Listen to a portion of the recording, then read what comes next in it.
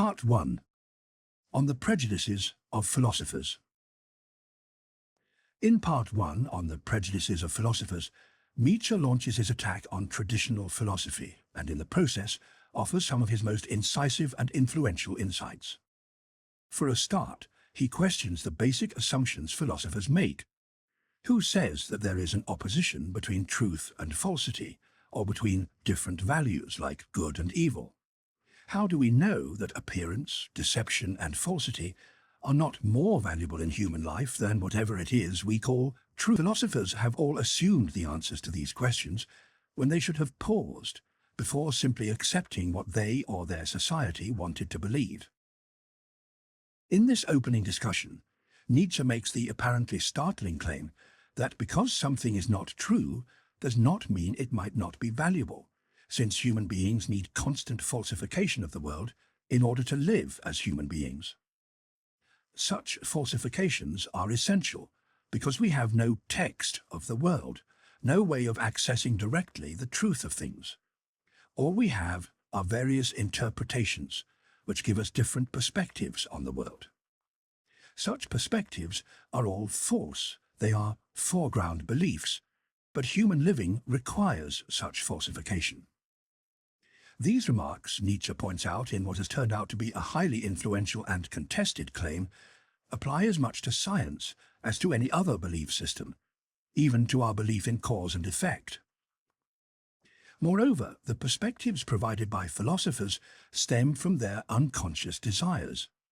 In effect, they create a system which answers to their unconscious needs and then invents the reasons after the fact and proclaim that they have discovered the truth.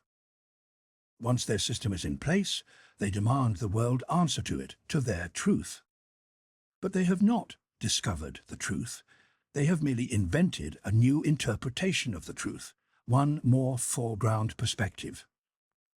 Here, Nietzsche is applying his extremely subtle understanding of human psychology to unmask the truth claims philosophers make, and it's worth noting just how astute Nietzsche's command of modern psychological ideas is, and this is well before the work of Sigmund Freud. This astuteness is clear too in Nietzsche's discussion of thinking and willing, his dismissal of immediate certainties, and of the free and unfree will. Philosophers have assumed they know that thinking and willing are simple, voluntary activities governed by an I, an error encouraged by the accidental characteristics of grammar. But the simplest introspection reveals that this basic assumption does not answer to the facts. And the existence of the personal pronoun I in our grammar is no sufficient reason for establishing the truth of the soul or the autonomous agent of thinking and willing. Nietzsche ends this section by paying tribute to the importance of psychology once it has freed itself from moral beliefs. Before making assertions about what the human mind is and how it works, philosophers from now on will need to understand the full complexity of what they are talking about. 1. The will to truth, which is still going to tempt us to many a daring exploit, that celebrated truthfulness of which all philosophers up to now have spoken with respect, what questions this will to truth has already set down before us. What strange, serious, dubious questions. There is already a long history of that, and yet it seems that this history has scarcely begun. Is it any wonder that we finally become mistrustful, lose patience, and, in our impatience, turn ourselves around and learn from this Sphinx to ask questions for ourselves? Who is really asking us questions here? What is it in us that really wants the truth? In fact, we paused for a long time before the question about the origin of this will, until we finally remained completely and utterly immobile in front of an even more fundamental question. We asked about the value of this will. Suppose we want truth, why should we not prefer untruth and uncertainty, even ignorance? The problem of the value of truth stepped up before us, or are we the ones who stepped up before the problem? Who among us here is Oedipus? Who is the Sphinx? It seems to be a tryst between questions, and question marks. And was it possible to believe that we are finally the ones to whom it seems as if the problem has never been posed up to now, as if we are the first ones to see it, to fix our eyes on it, and to dare confront it? For there is a risk involved in this. Perhaps there is no greater risk. 2. How could something arise out of its opposite? For example, truth out of error, or the will to truth out of the will to deception, or selfless action out of self-seeking, or the pure sunny look of the wise man out of greed. Origins like these are impossible. Anyone who dreams about them is a fool, even worse. Things of the highest value must have another appropriate origin. They cannot be derived from this ephemeral, seductive, deceptive, trivial world, from this confusion of madness and desire. Their basis must lie, by contrast, in the womb of being, in the immortal, in hidden gods, in the thing in itself, and nowhere else. This way of shaping an opinion creates the typical prejudice which enables us to recognize once more the metaphysicians of all ages. This way of establishing values stands behind all their logical procedures. From this belief of theirs, they wrestle with their knowledge, with something which is finally, in all solemnity, christened the truth. The fundamental belief of the metaphysicians is the belief in the opposing nature of values. Even the most careful among them has never had the idea of raising doubts right here on the threshold, where such doubts are surely most essential, even when they praise themselves for believing de omnibus dubitandum. It is necessary to doubt everything. For we can doubt, first, whether such an opposition of values exists at all, and second, whether that popular way of estimating worth and that opposition of values, on which the metaphysicians have imprinted their seal, are perhaps only evaluations made in the foreground, only temporary perspectives, perhaps even a view from a corner, perhaps from underneath, a frog's viewpoint, as it were, to borrow an expression familiar to painters. For all the value which the true, genuine, unselfish man may be entitled to, it might be possible that a higher and more fundamental value for everything in life must be ascribed to appearance, the will for deception, self-interest, and desire. It might even be possible that whatever creates the value of those fine and respected things exists in such a way that it is, in some duplicitous way, related to, tied to, intertwined with, perhaps essentially the same as those undesirable, apparently contrasting things. Perhaps. But who is willing to bother with such a dangerous perhaps? For that, we must really await the arrival of a new style of philosopher, the kind who has a different taste and inclination, the reverse of philosophers so far, in every sense, philosophers of the dangerous perhaps. And speaking in all seriousness, I see such new philosophers arriving on the scene. 3. After examining philosophers between the lines with a sharp eye for a sufficient length of time, I tell myself the following. We must consider even the greatest part of conscious thinking among the instinctual activities. Even in the case of philosophical thinking, we must relearn here, in the same way we relearned about heredity and what is innate. Just as the act of birth merits little consideration in the procedures and processes of heredity, so there's little point in setting up consciousness in any significant sense as something opposite to what is instinctual. The most conscious thinking of a philosopher is led on secretly and forced into particular paths by his instincts. Even behind all logic and its apparent dynamic authority stand evaluations of worth, or, putting the matter more clearly, physiological demands for the preservation of a particular way of life. For example, that what is certain is more valuable than what is uncertain, that appearance is of less value than the truth. Evaluations like these could, for all their regulatory importance for us, still be only foreground evaluations, a particular kind of niaisery, stupidity, necessary for the preservation of beings precisely like us. That's assuming, of course, that not just man is the measure of things. 4. For us, the falsity of a judgment is still no objection to that judgment. That's where our new way of speaking sounds perhaps most strange. The question is the extent to which it makes demands on life, sustains life, maintains the species, perhaps even creates species. And as a matter of principle, we are ready to assert that the falsest judgments, to which a priori synthetic judgments belong, are the most indispensable to us. That without our allowing logical fictions to count, without a way of measuring reality against the purely invented world of the unconditional and self-identical, without a constant falsification of the world through numbers, human beings could not live. That if we managed to give up false judgments, it would amount to a renunciation of life, a denial of life. To concede the fictional nature of the conditions of life means, of course, taking a dangerous stand against the customary feelings about value.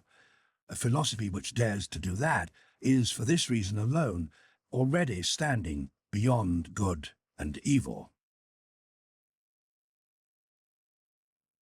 5. What's attractive about looking at all philosophers in part suspiciously and in part mockingly is not that we find again and again how innocent they are, how often and how easily they make mistakes and get lost, in short, how childish and childlike they are, but that they are not honest enough in what they do, while, as a group, they make huge, virtuous noises as soon as the problem of truthfulness is touched on, even remotely. Collectively, they take up a position as if they had discovered and reached their real opinions through the self-development of a cool, pure, godlike, disinterested dialectic, in contrast to the mystics of all ranks who are more honest than they are and more stupid with their talk of inspiration. While basically they defend, with reasons sought out after the fact, an assumed principle, an idea, an inspiration, for the most part some heartfelt wish which has been abstracted and sifted. They are all advocates who do not want to call themselves that.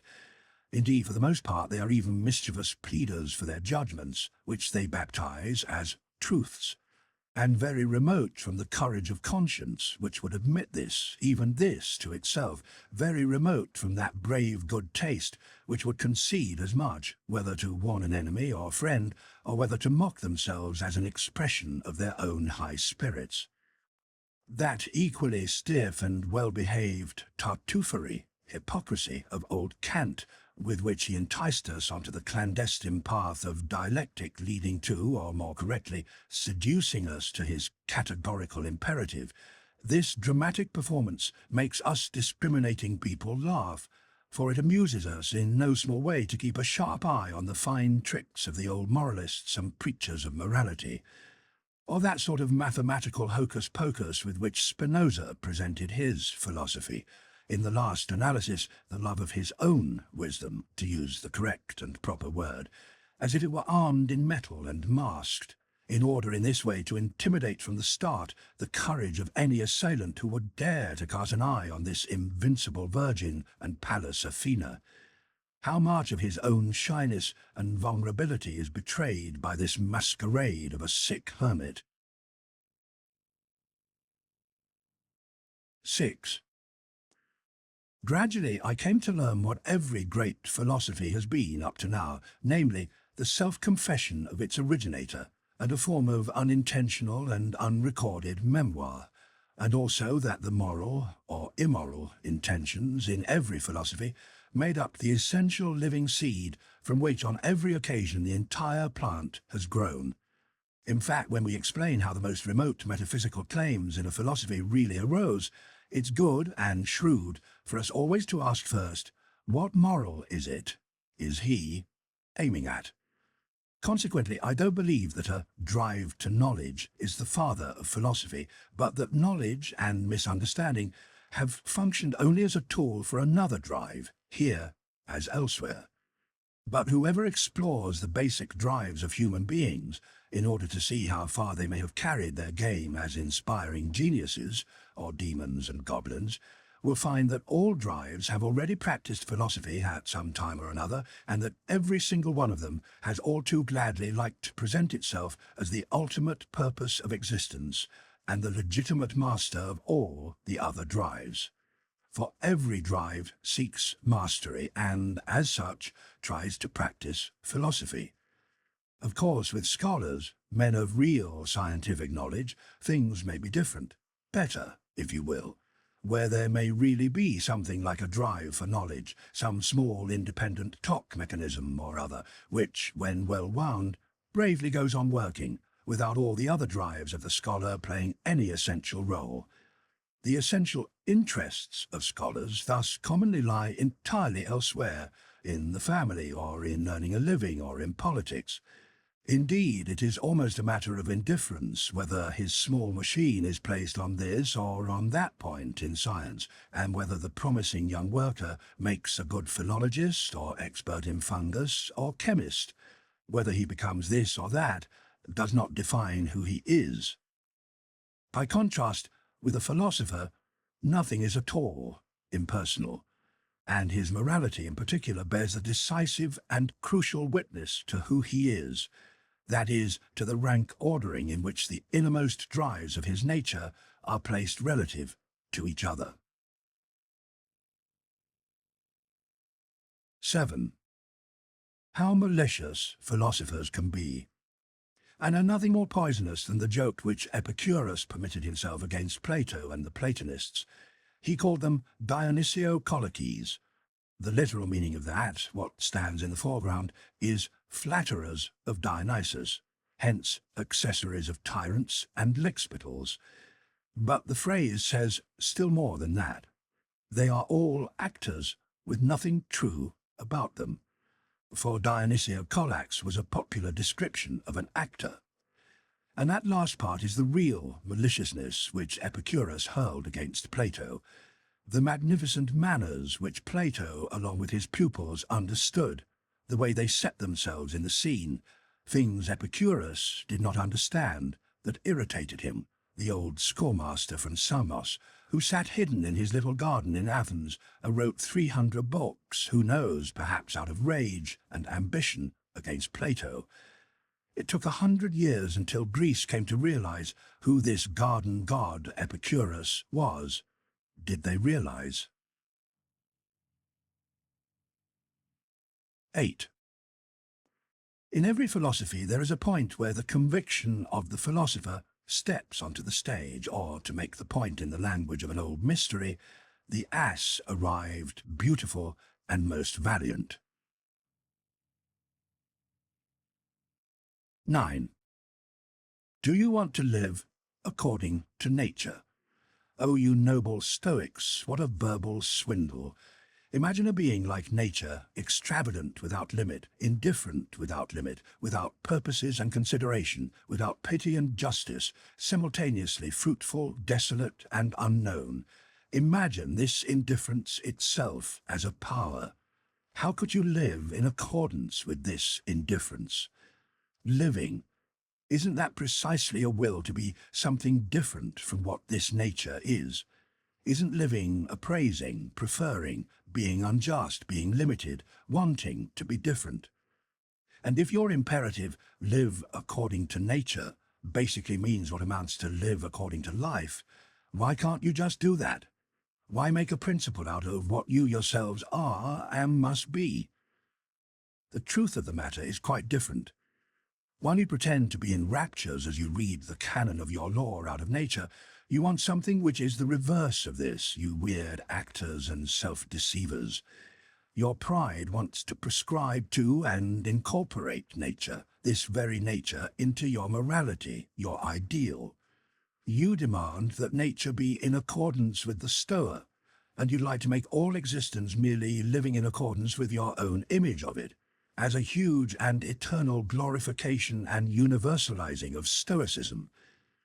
With all your love of truth, you have forced yourselves for such a long time and with such persistence and hypnotic rigidity to look at nature falsely, that is, stoically, until you're incapable of seeing nature as anything else anymore, and some abysmal arrogance finally inspires you with the lunatic hope that, because you know how to tyrannize over yourselves, Stoicism is self-tyranny, nature also allows herself to be tyrannized.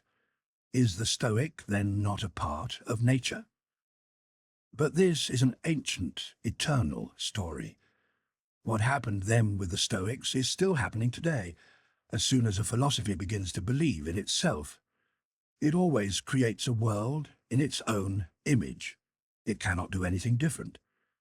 Philosophy is this tyrannical drive itself, the spiritual will to power, to a creation of the world, to the causa prima, first cause. 10. The enthusiasm and the delicacy, I might even say the cunning, with which people everywhere in Europe today go at the problem of the true and the apparent world, make one think and listen.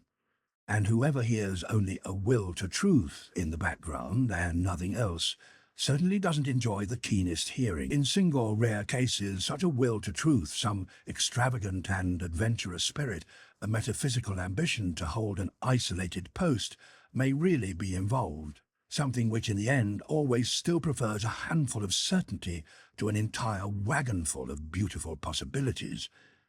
There may even be Puritan fanatics of the conscience who prefer to lie down and die on a certain nothing than on an uncertain something.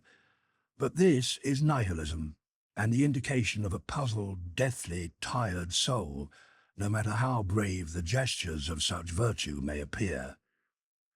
But among stronger thinkers, more full of life, still thirsty for life, it appears to be something different.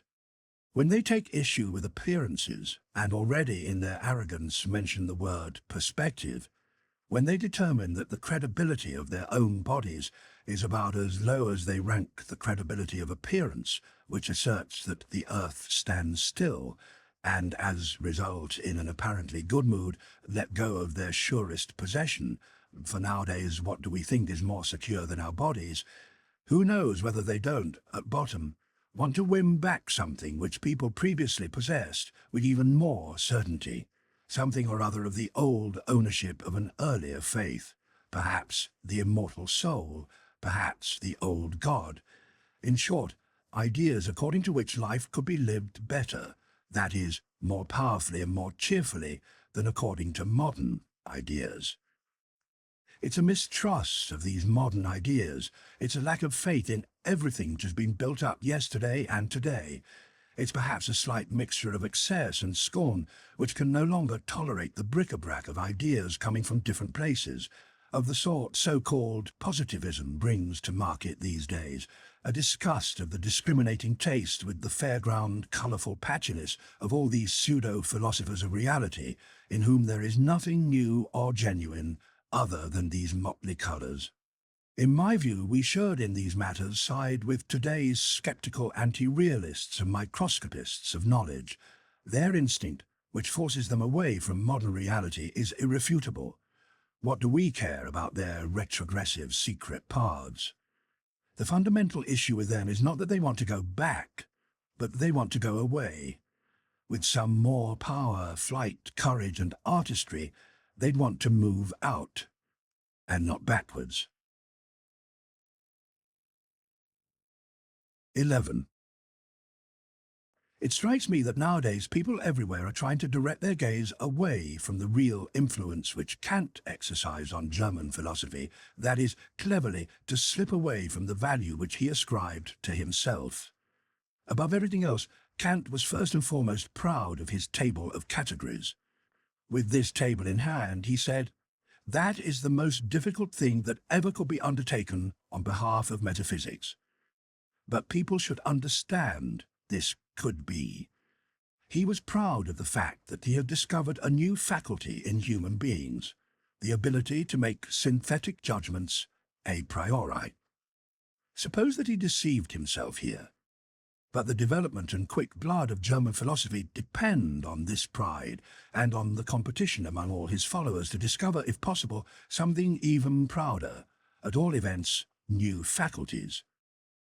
But let's think this over. It's time we did. How are synthetic judgments a priori possible? Kant asked himself. And what did his answer essentially amount to? Thanks to a faculty. However, Unfortunately, he didn't answer in 4 words, but so laboriously, venerably, and with such an expenditure of German profundity and curlicues that people failed to hear the comical niaiserie allemande, German stupidity, inherent in such an answer. People even got really excited about this new faculty, and the rejoicing reached its height when Kant discovered yet another additional faculty, a moral faculty, in human beings. For then the Germans were still moral, and not yet at all political realists. That was a honeymoon of German philosophy. All the young theologians of the Tübingen seminary went off right away into the bushes, all looking for faculties. And what didn't they find in that innocent, rich, still youthful time of the German spirit, in which romanticism, that malicious fairy, played her pipes and sang, a time when people did not yet know how to distinguish between finding and inventing, above all, a faculty for the supersensory. Schelling christened this intellectual contemplation, and in so doing complied with the most heartfelt yearnings of his Germans, whose cravings were basically pious. The most unfair thing we can do to this entire rapturously enthusiastic movement, which was adolescent, no matter how much it boldly dressed itself up in grey and antique ideas, is to take it seriously and treat it with something like moral indignation. Enough. People grew older. The dream flew away. There came a time when people rubbed their foreheads. People are still rubbing them today. They had dreamed, first and foremost, the old Kant. By means of a faculty, he had said, or at least meant. But is that an answer, an explanation? Or is it not rather a repetition of the question? How does opium make people sleep? By means of a faculty, namely the virtus dormitiva, sleeping virtue, answered that doctor in Molière. Because it has the sleeping virtue whose nature makes the senses sleep. But answers like that belong in comedy, and the time has finally come to replace the Kantian question, how are synthetic judgments a priori possible, with another question. Why is the belief in such judgments necessary? That is, to understand that for the purposes of preserving beings of our type, we must believe that such judgments are true, although, of course, they could still be false judgments. Or to speak more clearly, crudely, and fundamentally, synthetic judgments a priori should not be possible at all. We have no right to them. In our mouths they are nothing but false judgments. Of course, it's true that a belief in their truth is necessary as a foreground belief and appearance which belong in the perspective optics of living. In order, finally, to recall the immense influence which German philosophy, you understand, I hope it's right to quotation marks, has exercised throughout Europe, there shall be no doubt that a certain virtus dormitiva, virtue of making people sleep, was a part of that. People, among them noble loafers, the virtuous, the mystics, artists, three-quarter Christians, and political obscurantists of all nations, were delighted to have, thanks to German philosophy, an antidote to the still overpowering sensuality which flowed over from the previous century into this one. In short, to have a sensus assupere, way of putting the senses to sleep. 12. So far as the materialistic atomism is concerned, it belongs with the most effectively refuted things we have, and perhaps nowadays in Europe no scholar remains so unscholarly that he still ascribes a serious meaning to it, other than for convenient hand and household use, that is, as an abbreviated way of expressing oneself, thanks primarily to that Pole Boskowicz who, together with the Pole Copernicus, has so far been the greatest and most victorious opponent of appearances. For while Copernicus convinced us to believe, contrary to all our senses, that the earth did not stand still, Boskowicz taught us to renounce the belief in the final thing which made the earth stand firm, the belief in stuff, in material, in what was left of the earth, in atomic particles. It was the greatest triumph over the senses which has ever been achieved on earth so far. But we must go even further and also declare war, a relentless war to the bitter end, against the atomistic need, which still constantly carries on in a dangerous afterlife in places where no one suspects, like that celebrated metaphysical need. We must at the start also get rid of that other and more disastrous atomism which Christianity has taught best and longest, the atomism of the soul. With this phrase, let me be permitted to designate the belief which assumes that the soul is something indestructible, eternal, indivisible, like a monad, like an atomon. We should rid scientific knowledge of this belief. Just between us, it is not absolutely necessary to get rid of the soul itself and to renounce one of the oldest and most venerable hypotheses, as habitually happens with the clumsiness of the naturalists who hardly touch upon the soul without losing it.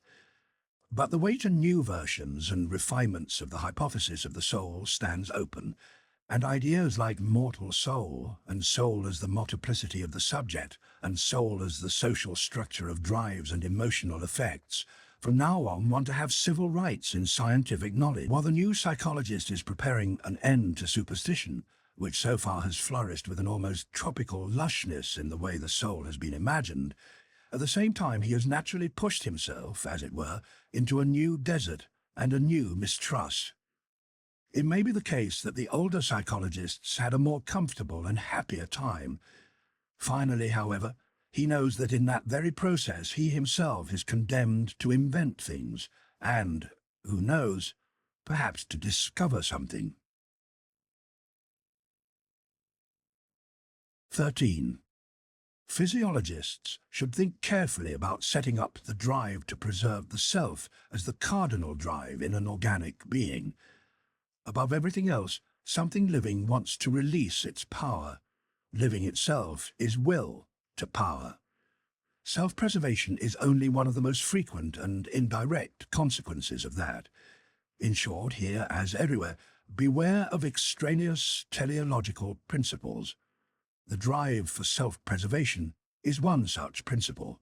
We have Spinoza's inconsistency to thank for it.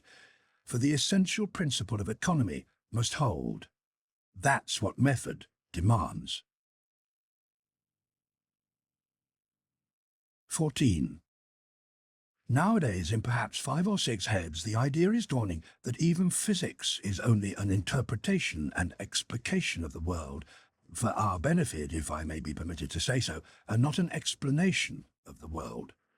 But to the extent it rests upon a faith in the senses, it counts for more and must continue to count for more for a long time yet, that is, as an explanation.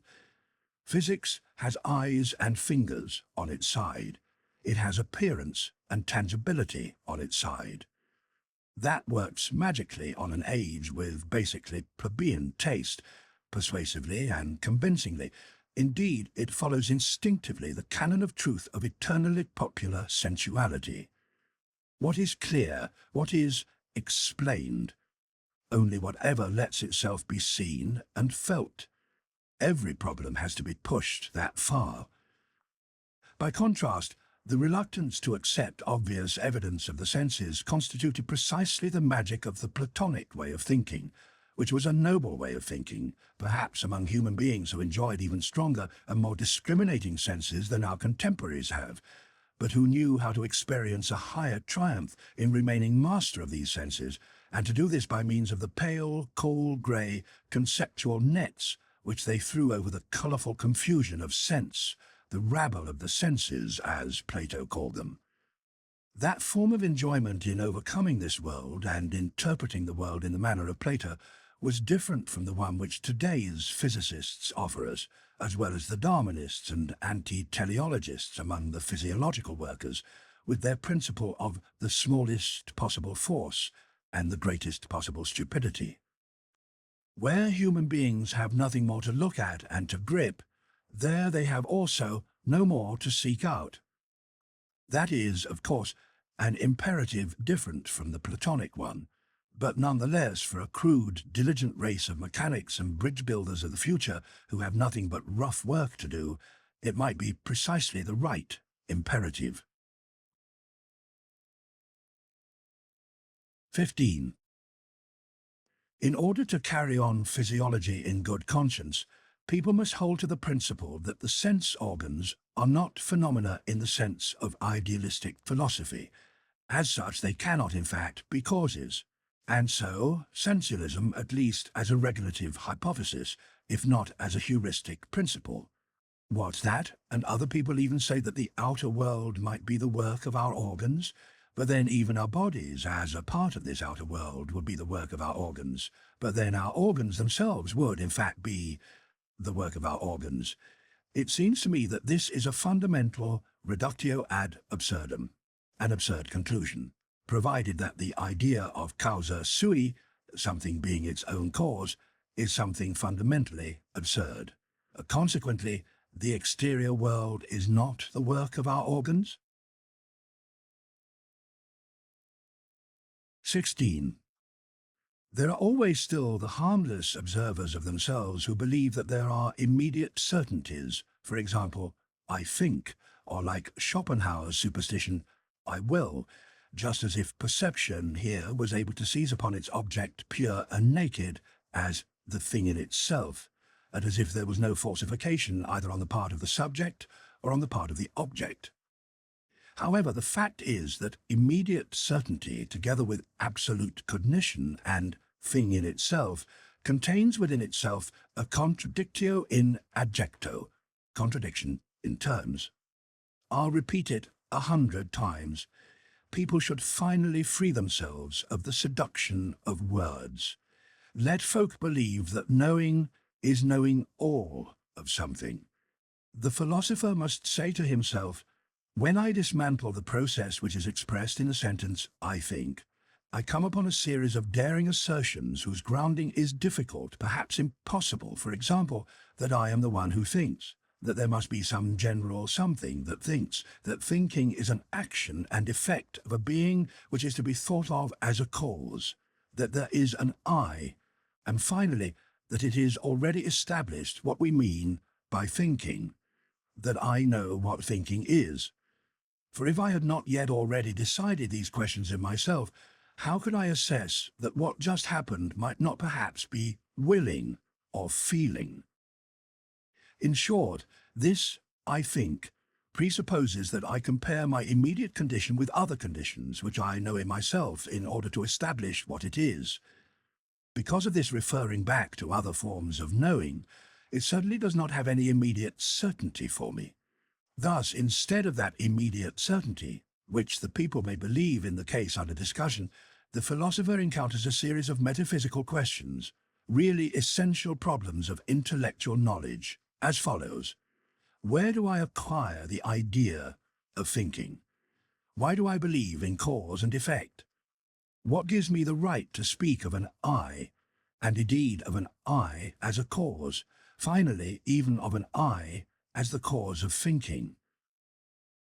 Anyone who dares to answer those metaphysical questions right away with an appeal to some kind of intuitive cognition, as does the man who says, I think and know that at least this is true, real and certain, such a person nowadays will be met by a philosopher with a smile and 2 question marks. My dear sir, the philosopher will perhaps give him to understand, it is unlikely that you are not mistaken, but why such absolute truth? 17.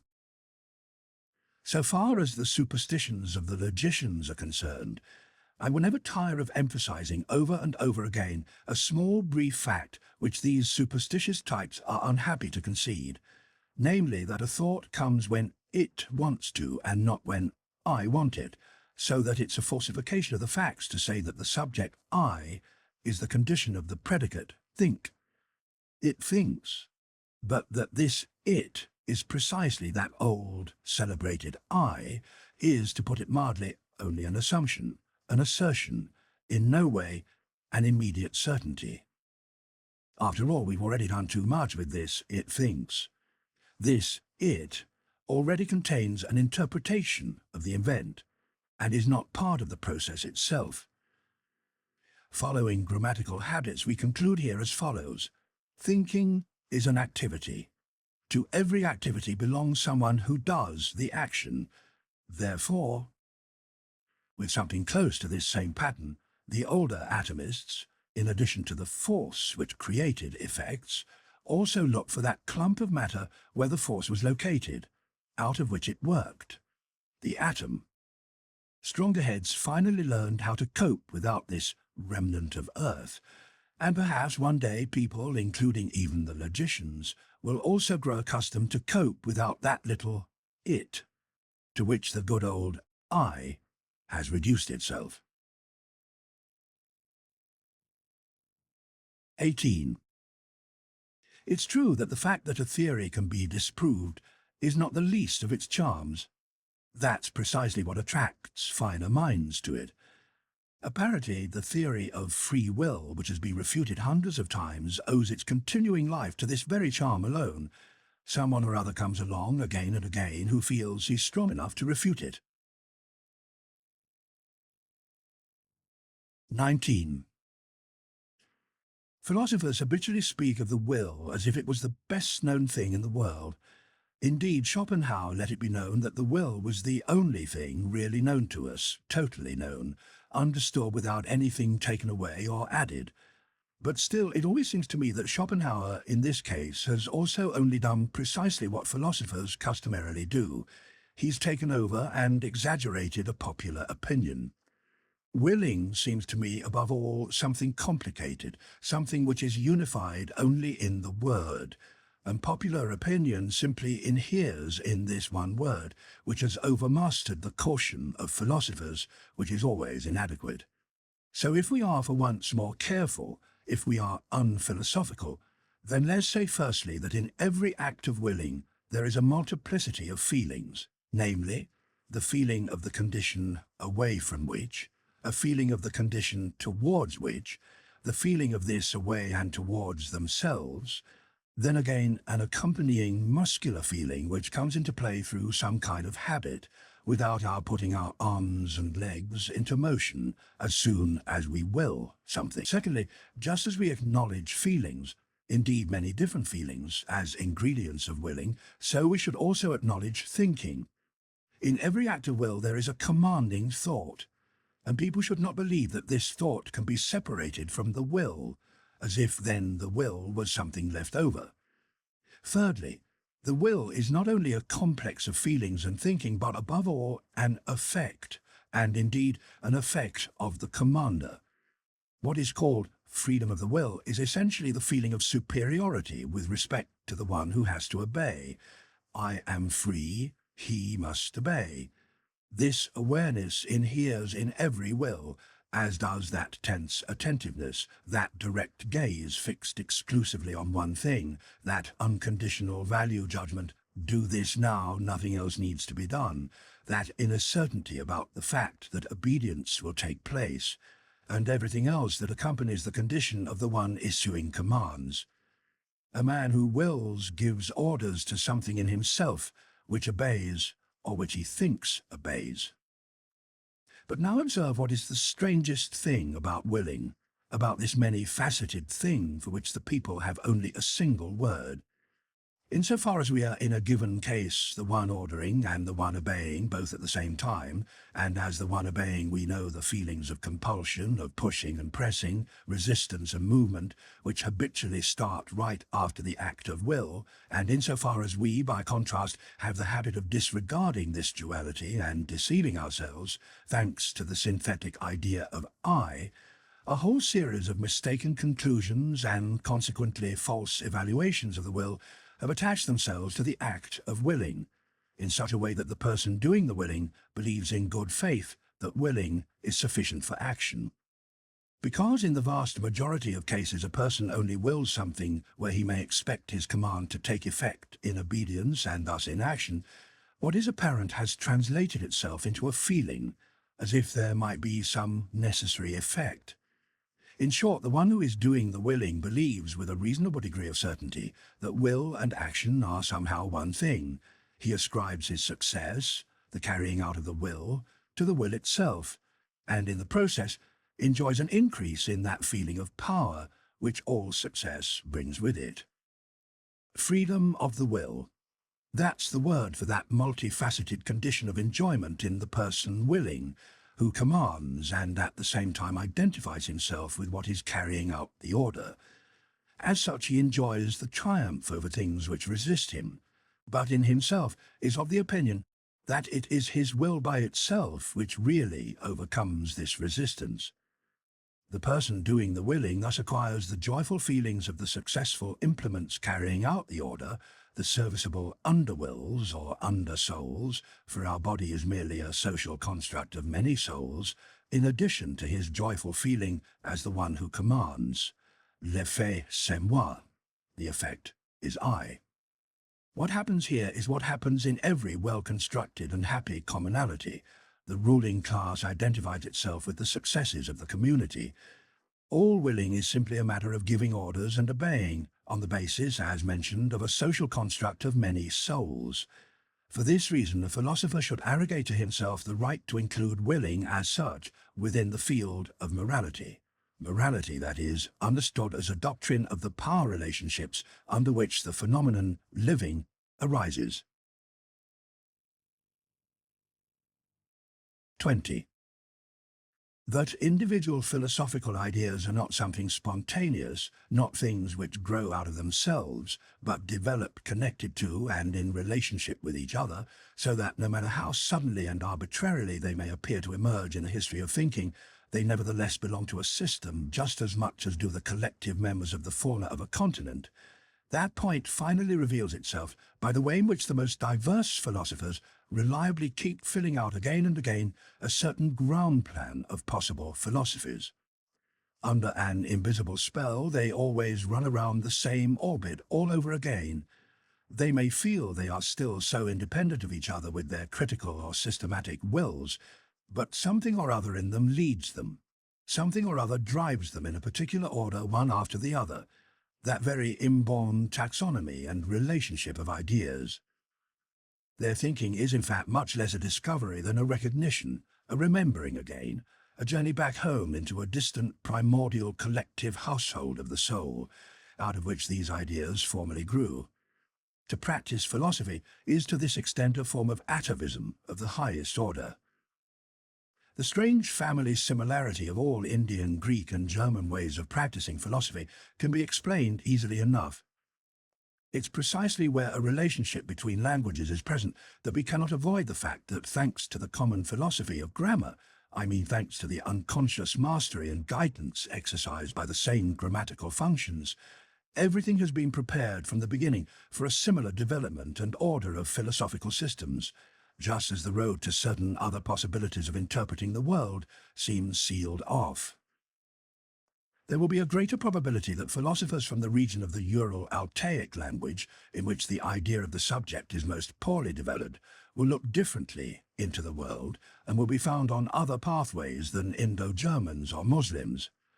The spell of particular grammatical functions is, in the final analysis, the spell of physiological judgments of value and racial conditions. So much for the repudiation of Locke's superficiality in connection with the origin of ideas. 21. The causa sui, something being its own cause, is the best self-contradiction which has been thought up so far, a kind of logical rape and perversity.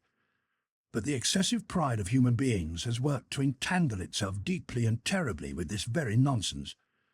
The demand for freedom of the will, in that superlative metaphysical sense, as it unfortunately still constantly rules in the heads of the half-educated, the demand to bear the entire final responsibility for one's actions oneself, and to relieve God, the world, ancestors, chance, and society of responsibility for it, is naturally nothing less than this very causa sui, and an attempt to pull oneself into existence out of the swamp of nothingness by the hair, with more audacity than Munchausen. Suppose someone in this way gets behind the boorish simplicity of this famous idea of the free will and erases it from his head. Then I would invite him to push his enlightenment still one step further and erase also the inverse of this idea of free will from his head.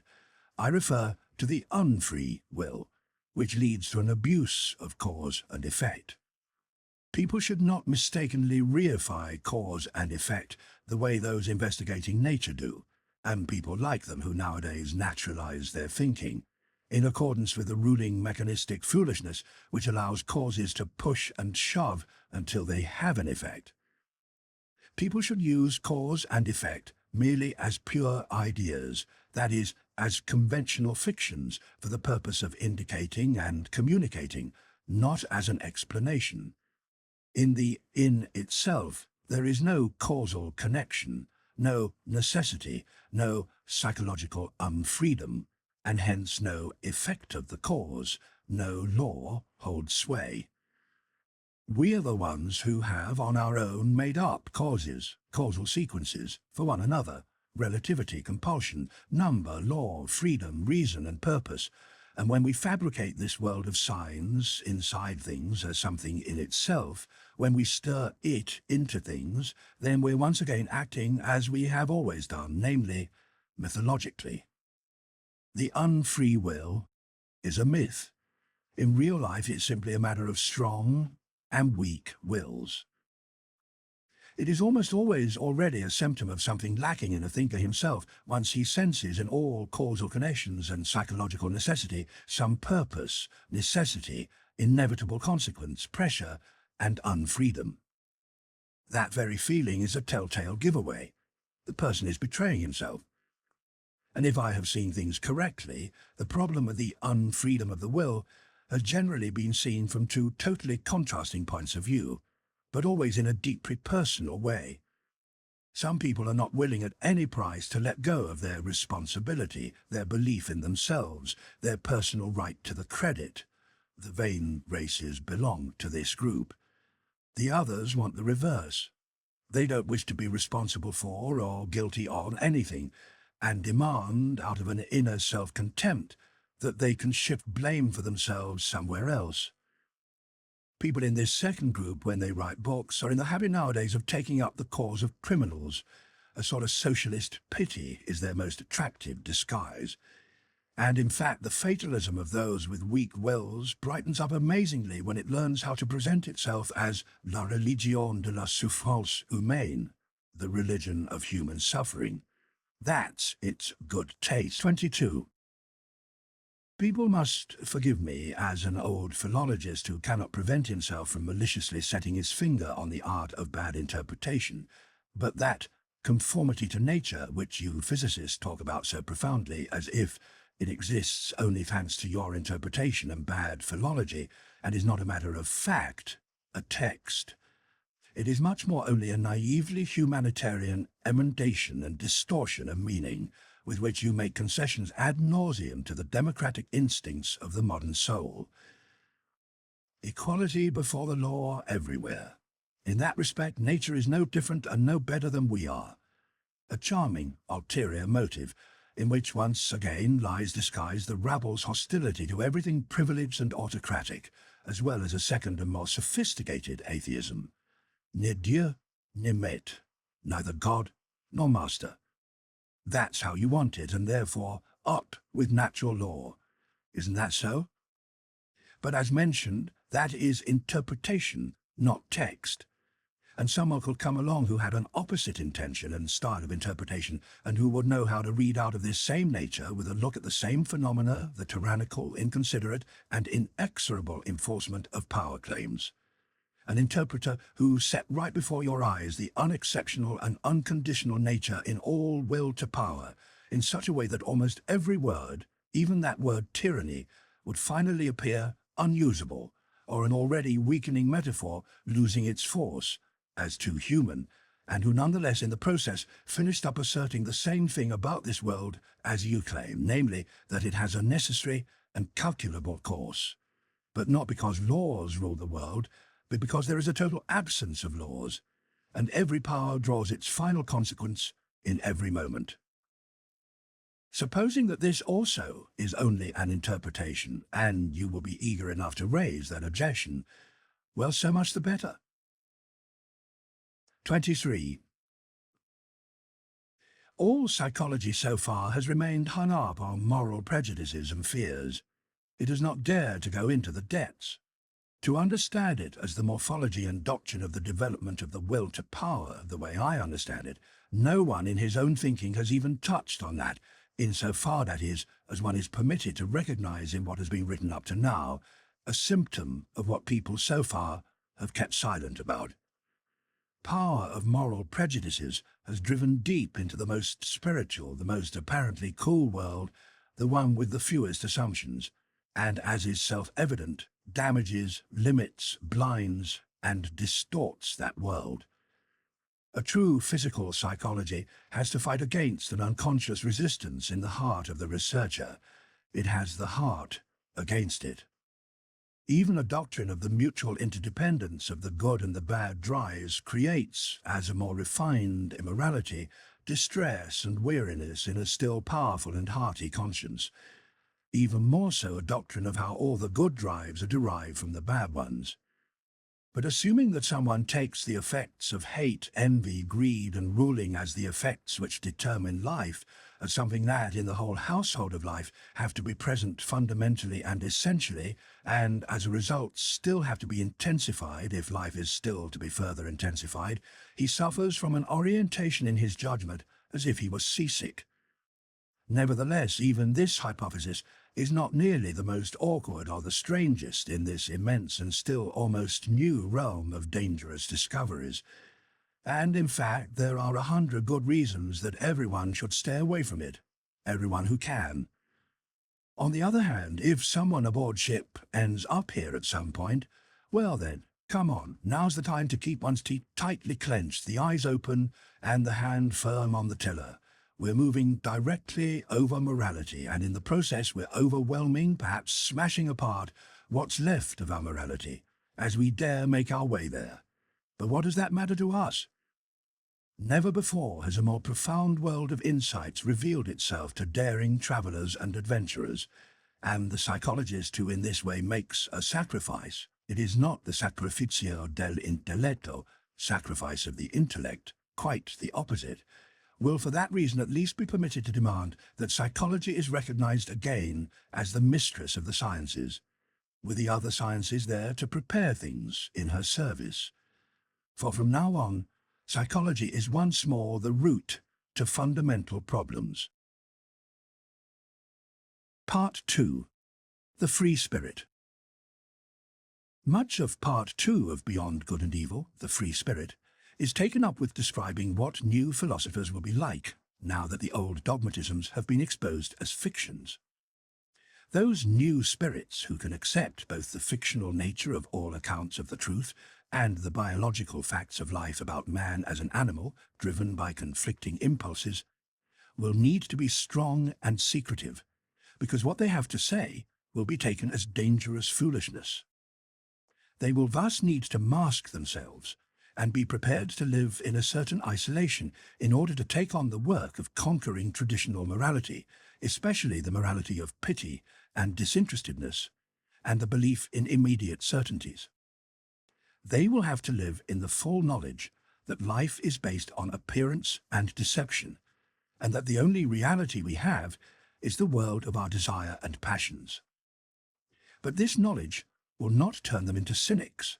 It will emancipate them, making them truly free creative spirits, able to generate new insights. Nietzsche here also offers as his hypothesis the possibility that we might be able to trace this world of desires and passions back to a single will, what he calls the will to power, and that this will to power might well form a useful explanatory principle. It's worth noting how firmly Nietzsche's assumptions about human beings are rooted in biology and the biological facts about human instincts, rather than in any assumptions about human free will or spiritual essence or rationality. The strongest and most independent human beings, according to Nietzsche, are those who can act on their will to power. They will not subscribe to anyone else's system of thought. Instead, they will constantly experiment, creating their own truths, without any desire to impose these on other people. And thus they will be uniquely free individuals.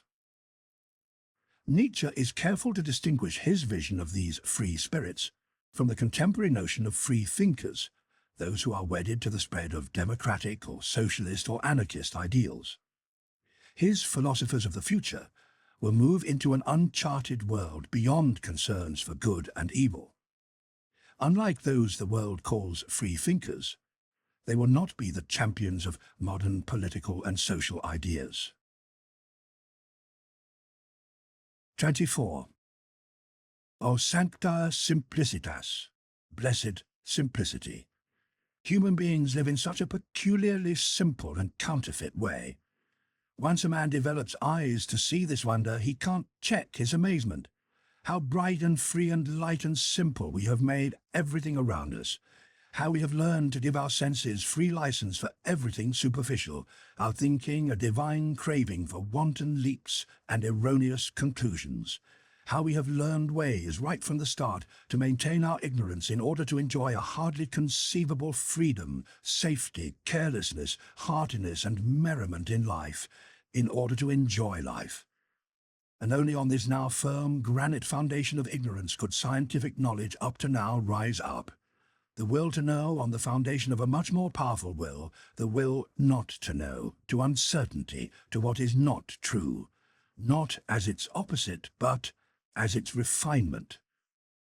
For if language, here as elsewhere, does not cast off its clumsiness and continues to speak about opposites, where there are only degrees and many subtleties of gradation, and similarly, if inveterate tartuffery, hypocrisy, immorality, which nowadays belongs to our invincible flesh and blood, turns the words even of us knowledgeable people around in our mouths, here and there we understand that and laugh about how it's precisely the best scientific knowledge that most wants to hold us in this simplified, completely artificial, appropriately created and appropriately falsified world, how it loves error, voluntarily and involuntarily, because, as something alive, it loves life.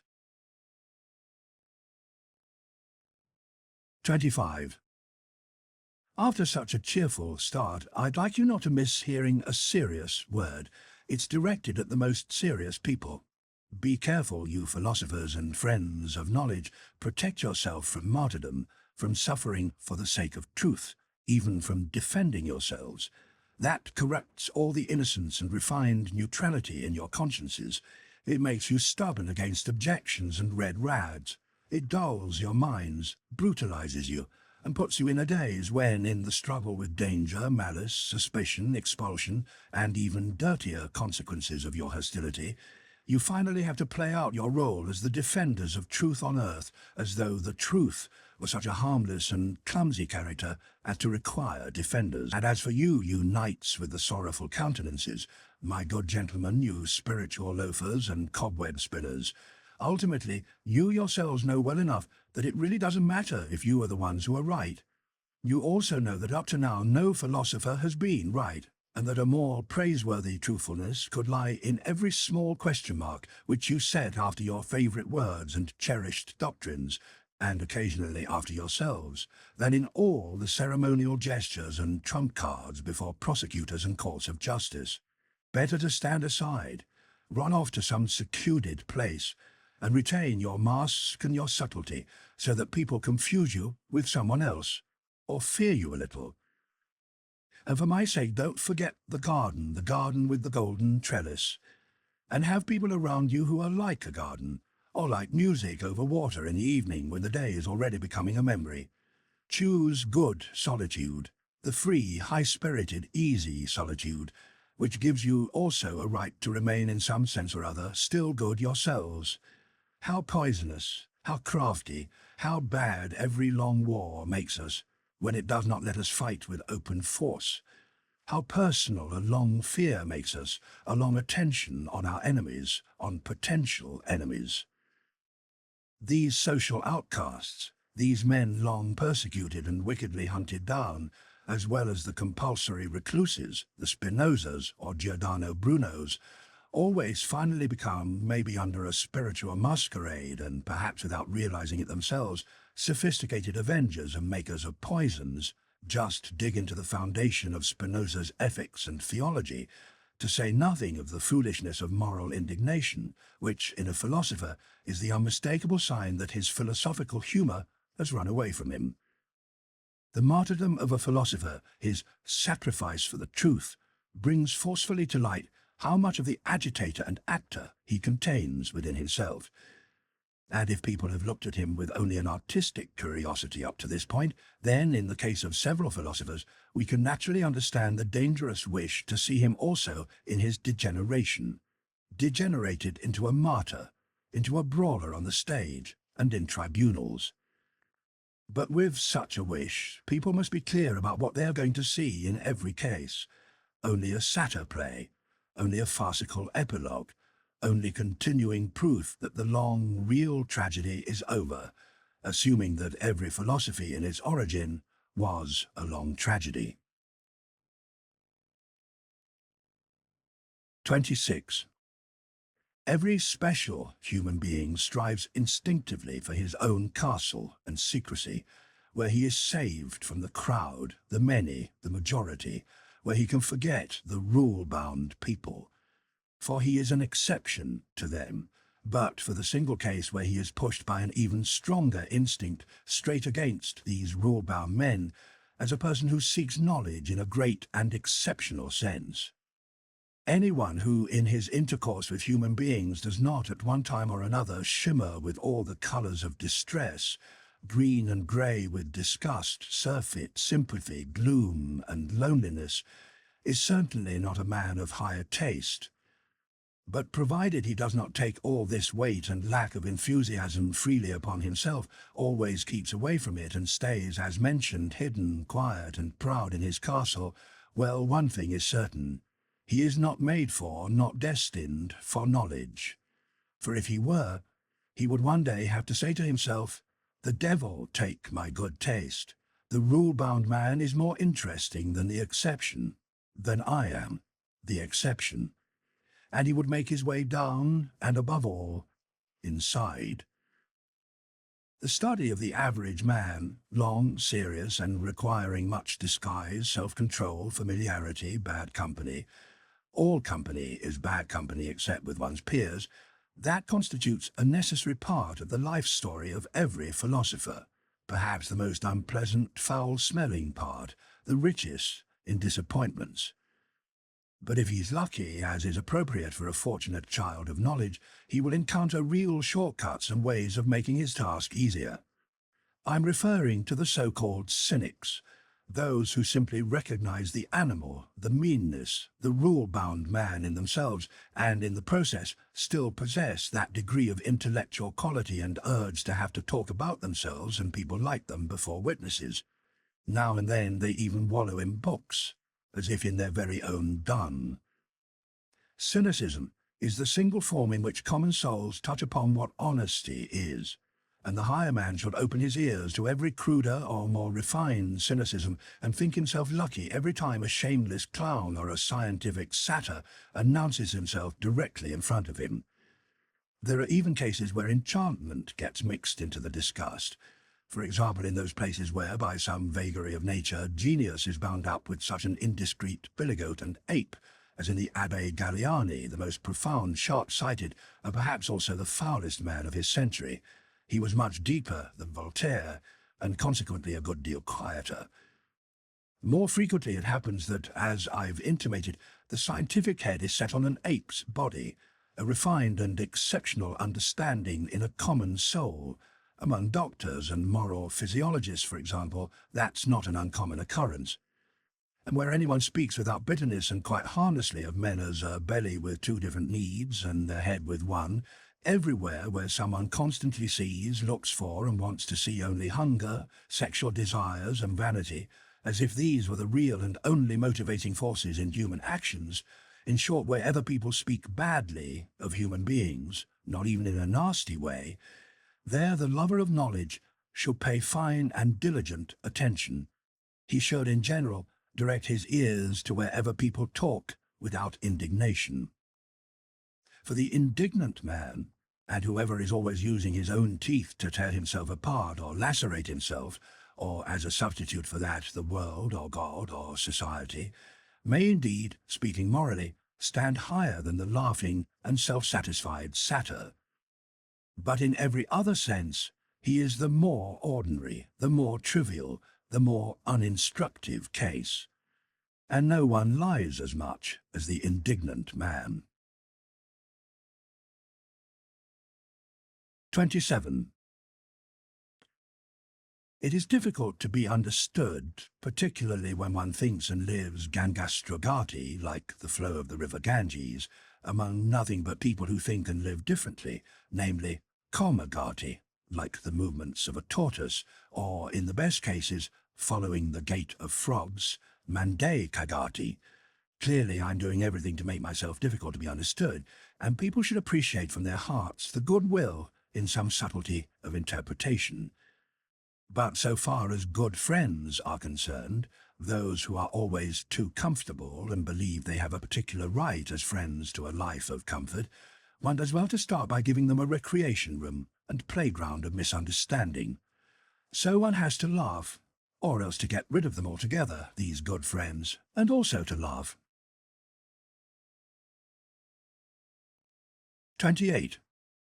The most difficult thing about translating from one language into another is the tempo of its style, which is rooted in the character of the race, physiologically speaking, in the average tempo of its metabolism.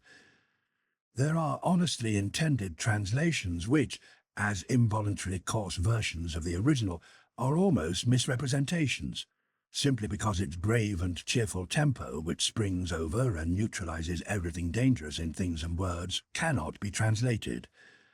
A German is almost incapable of presto, quick tempo, in his language, and thus, as you can reasonably infer, is also incapable of many of the most delightful and most daring nuances of free and free-spirited thinking. Just as the buffoon and satyr are foreign to him in body and conscience, so Aristophanes and Petronius are untranslatable for him. Everything solemn, slow-moving, ceremonially massive, all lengthy and boring varieties in style, are developed among the Germans in a lavish diversity. You must forgive me for the fact that even Goethe's prose, with its mixture of stiffness and daintiness, is no exception, as a mirror image of the good old time to which it belongs, and as an expression of German taste at a time when there still was a German taste, a Rococo taste, in moribus et artibus, in customs and the arts. Lessing is an exception, thanks to his play-actor's nature, which understood a great deal and knew how to do many things. He was not the translator of Bayle for nothing, and was happy to take refuge in Diderot's or Voltaire's company, and even happier among the Roman writers of comic drama. In tempo, Lessing also loved free-spiritedness, the flight from Germany. But how could the German language, even in the prose of a Lessing, imitate the tempo of Machiavelli, who in his Prince allows one to breathe the fine dry air of Florence, and cannot help presenting the most serious affairs in a boisterous allegrissimo, very quick tempo, perhaps not without a malicious artistic feeling about what a contrast he was risking, long, difficult, hard, dangerous ideas, at a galloping tempo and the very best, most high-spirited of moods. Finally, who could even dare a German translation of Petronius, who was the master of the presto, more so than any great musician so far, in invention, ideas, words? Ultimately, what is so important about all the swamps of the sick, nasty world, even the ancient world, when someone like him has feet of wind, drive and breath, the liberating scorn of a wind which makes everything healthy, as he makes everything run? And so far as Aristophanes is concerned, that transfiguring, complementary spirit for whose sake we excuse all Hellenism for having existed, provided that we have understood in all profundity everything that needs to be forgiven and transfigured, I don't know what allows me imaginatively to explore Plato's secrecy and sphinx-like nature more than that petit fait, small fact, which fortunately has been preserved, that under the pillow on his deathbed, people found no Bible, nothing Egyptian, Pythagorean, or Platonic, but something by Aristophanes. How could even a Plato have endured life, a Greek life, to which he said no, without an Aristophanes? 29. It's the business of very few people to be independent. That is a right of the strong. And whoever attempts it, even with the best right to it, but without being compelled to, shows by that action that he is probably not only strong, but exuberantly daring. He is entering a labyrinth. He is increasing 1,000-fold the dangers which life already brings with it, not the least of which is the fact that no one's eyes see how and where he goes astray, gets isolated, and is torn to pieces by some cavern-dwelling minotaur of conscience. Suppose such a person comes to a bad end, that happens so far away from men's understanding that they feel nothing and have no sympathy, and he cannot go back any more. He cannot even go back to human pity. 30. Our loftiest insights must and should ring out like foolishness under some circumstances like crimes, when in some forbidden way they come to the ears of those for whom they are not suitable and who are not predestined to hear them. The exoteric and the esoteric views, as people earlier differentiated them among philosophers, with Indians as with Greeks, Persians and Muslims, in short, wherever people believed in a hierarchy and not in equality and equal rights. This differentiation does not arise so much from the fact that the exoteric view stands outside and looks, assesses, measures and judges from the outside, not from the inside. The more essential point is that the exoteric view sees the matter looking up from underneath, but the esoteric sees it looking down from above. There are heights of the soul viewed from which even tragedy ceases to work its tragic effect. And if we gathered all the sorrow of the world into one sorrow, who could dare to decide if a glance at it would necessarily seduce and compel us to pity, and thus to a doubling of that sorrow? What serves the higher kind of men as nourishment or refreshment must be almost poison to a very different and lower kind of man. The virtues of the common man will perhaps amount to vices and weaknesses in a philosopher. It could be the case that a higher kind of person, if he is degenerating and nearing his end, only then acquires characteristics for whose sake people in the lower world into which he has sunk find it necessary to honour him as a saint from now on. There are books which have an opposite value for the soul and for health, depending on whether the lower soul, the lower vitality, or the higher and more powerful soul makes use of them. With the first group, the books are dangerous, shattering, disintegrating.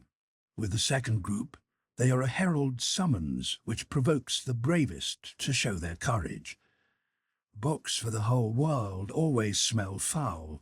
The stink of small people clings to them. Where the folk eat and drink, even where they worship, the place usually stinks. One shouldn't go into churches if one wants to breathe clean air. 31. In their young years, people worship and despise still without that art of subtlety which constitutes the greatest gain in life. And it's reasonable enough that they must atone with some difficulty for having bombarded men and things in such a way with yes and no.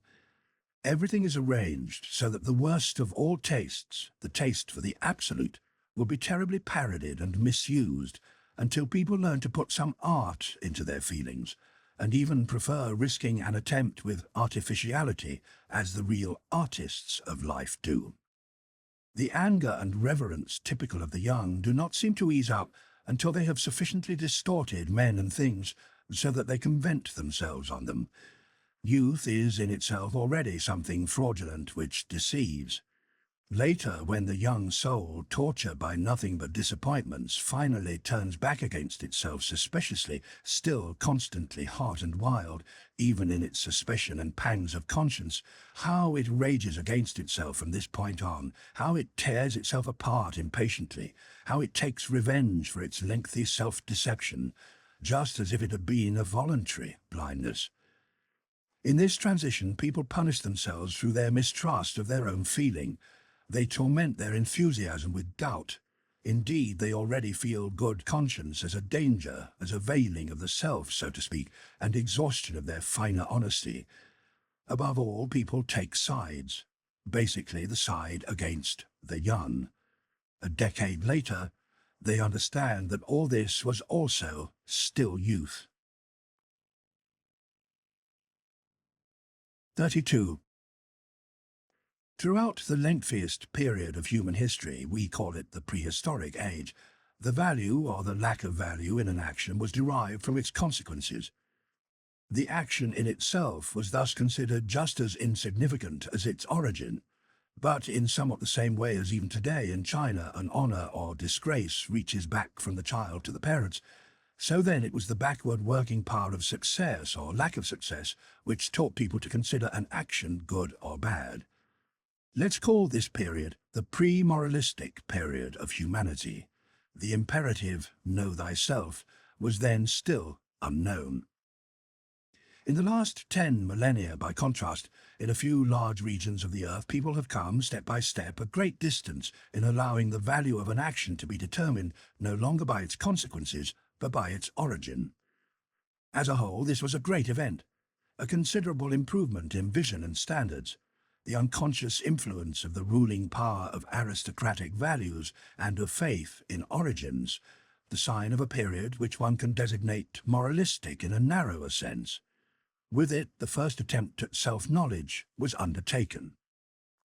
Instead of the consequences, the origin. What a reversal of perspective. And this reversal was surely attained only after lengthy battles and variations. Of course, in the process, a disastrous new superstition, a peculiar narrowing of interpretation, gained control. People interpreted the origin of an action in the most particular sense as an origin from an intention. People became unanimous in believing that the value of an action lay in the value of the intention behind it. The intention as the entire origin and prehistory of an action. In accordance with this bias, people on earth have, almost right up to the most recent times, given moral approval, criticized, judged, and also practiced philosophy. But today, shouldn't we have reached the point where we must once again make up our minds about a reversal and fundamental shift in values, thanks to a further inward contemplation and profundity in human beings? Are we not standing on the threshold of a period which we might at first designate negatively as beyond morality? Today, where, at least among us immoralists, the suspicion stirs that the decisive value of an action may lie precisely in what is unintentional in it, and that all its intentionality, everything which we can see in it, know, become conscious of, still belongs to its surface layer and skin, which, like every skin, indicates something, but conceals even more. In short, we believe that the intention is only a sign and a symptom, something which still needs interpretation, and furthermore a sign which carries too many meanings and thus, by itself, means almost nothing. We think that morality, in the earlier sense, that is, a morality based on intentions, has been a prejudice, something rash and perhaps provisional, along the lines of astrology and alchemy, but in any case, something that must be overcome. The overpowering of morality, in a certain sense even the self-conquering of morality, let that be the name for that long, secret work which remains reserved for the finest and most honest, and also the most malicious consciences nowadays, as the living touchstones of the soul. 33. That is the only way. We must mercilessly put in question and bring before the court feelings of devotion, sacrificing for one's neighbour, the entire morality of self-renunciation, as well as the aesthetic of disinterested contemplation, according to which the castration of art, seductively enough, tries these days to create a good conscience for itself. There is much too much magic and sweetness in those feelings for others, not for myself, for as not to find it necessary to grow doubly mistrustful here and to ask, are these not perhaps seductions? The fact that those feelings please the person who has them and the one who enjoys their fruits, as well as the one who merely looks on, still provides no argument for them. On the contrary, that demands immediate caution. So let's be cautious. 34. No matter what philosophical standpoint people may adopt nowadays, from every point of view the falsity of the world in which we think we live is the most certain and firmest thing which our eyes are still capable of apprehending. For that we find reason after reason, which would like to entice us into conjectures about a fraudulent principle in the essence of things. But anyone who makes our very thinking, that is, the spirit, responsible for the falsity of the world, an honourable solution which every conscious or unconscious advocatus Dei, pleader for God, uses, whoever takes this world, together with space, time, form, and movement, as a false inference, such a person would have at least good ground finally to learn to be distrustful of all thinking. Wouldn't it be the case that thinking has, up to this point, played the greatest of all tricks on us? And what guarantee would there be that thinking would not continue to do what it has always done?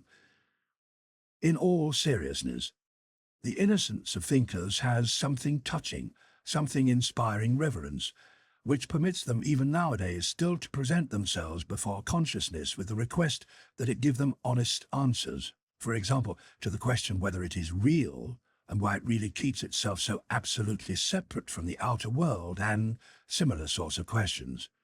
The belief in immediate certainties is a moral naivety which brings honour to us philosophers. But we should not be merely moral men.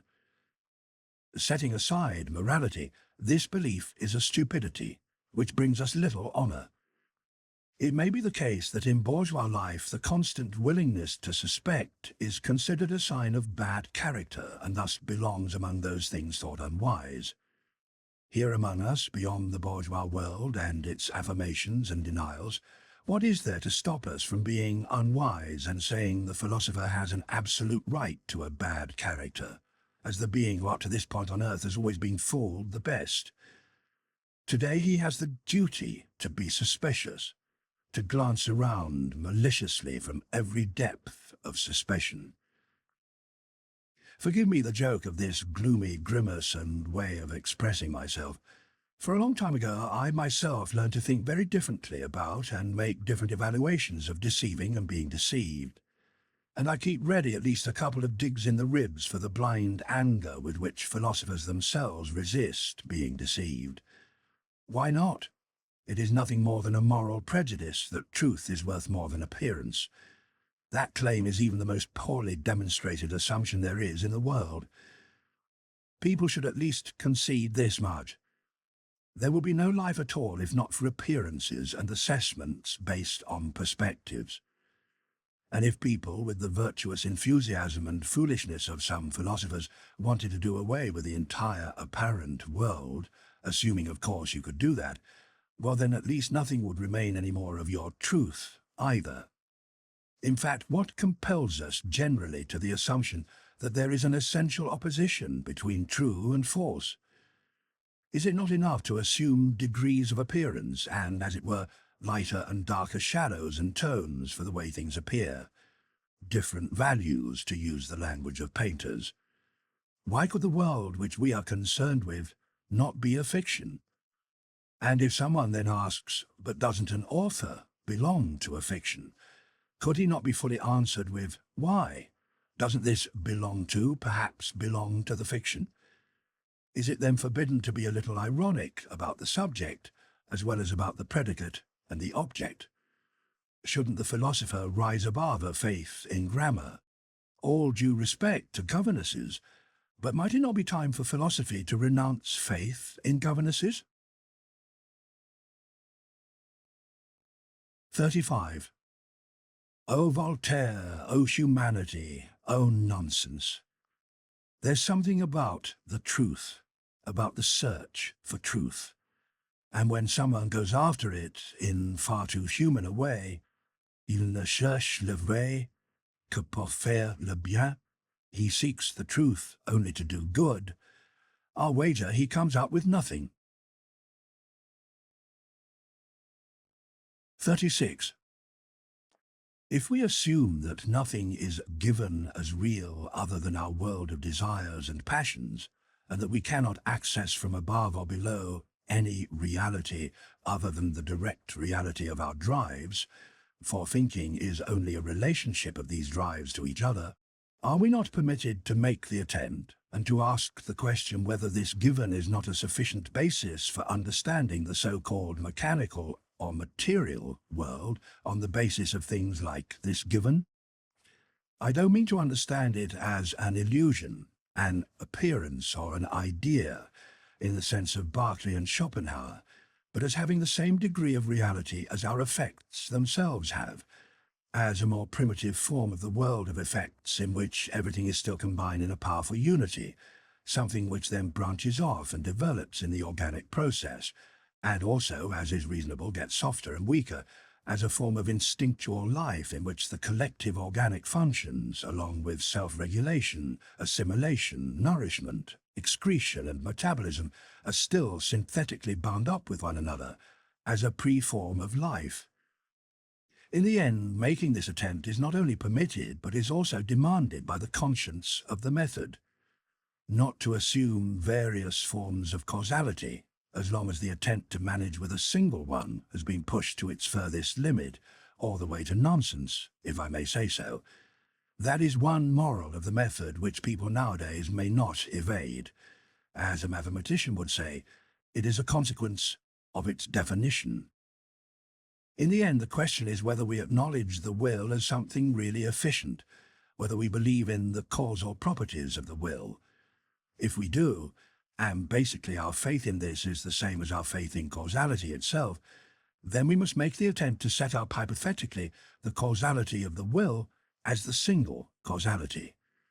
Of course, will can work only on will, and not on stuff, not, for example, on nerves. Briefly put, we must venture the hypothesis whether, in general, wherever we recognize effects, will is not working on will, and whether every mechanical event, to the extent that a force is active in it, is not force of will, an effect of the will. Suppose, finally, that we were to succeed in explaining our entire instinctual life as a development and branching off of a single fundamental form of the will, that is, in a word, of the will to power. And suppose we could trace back all organic functions to this will to power, and locate in it the solution to the problem of reproduction and nourishment. That is one problem. Then we would have in the process earned the right to designate all efficient force unambiguously as will to power. Seen from inside, the world defined and described according to its intelligible character would be will to power and nothing else. 37.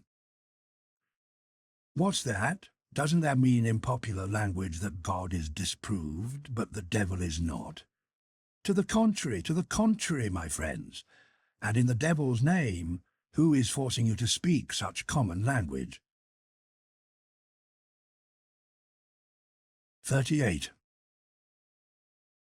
What happened only very recently in all the brightness of modern times with the French Revolution, that ghastly and considered closely superfluous farce, which, however, noble and rapturous observers from all Europe have interpreted from a distance for so long and so passionately according to their own outrage and enthusiasm, until the text disappeared under the interpretation.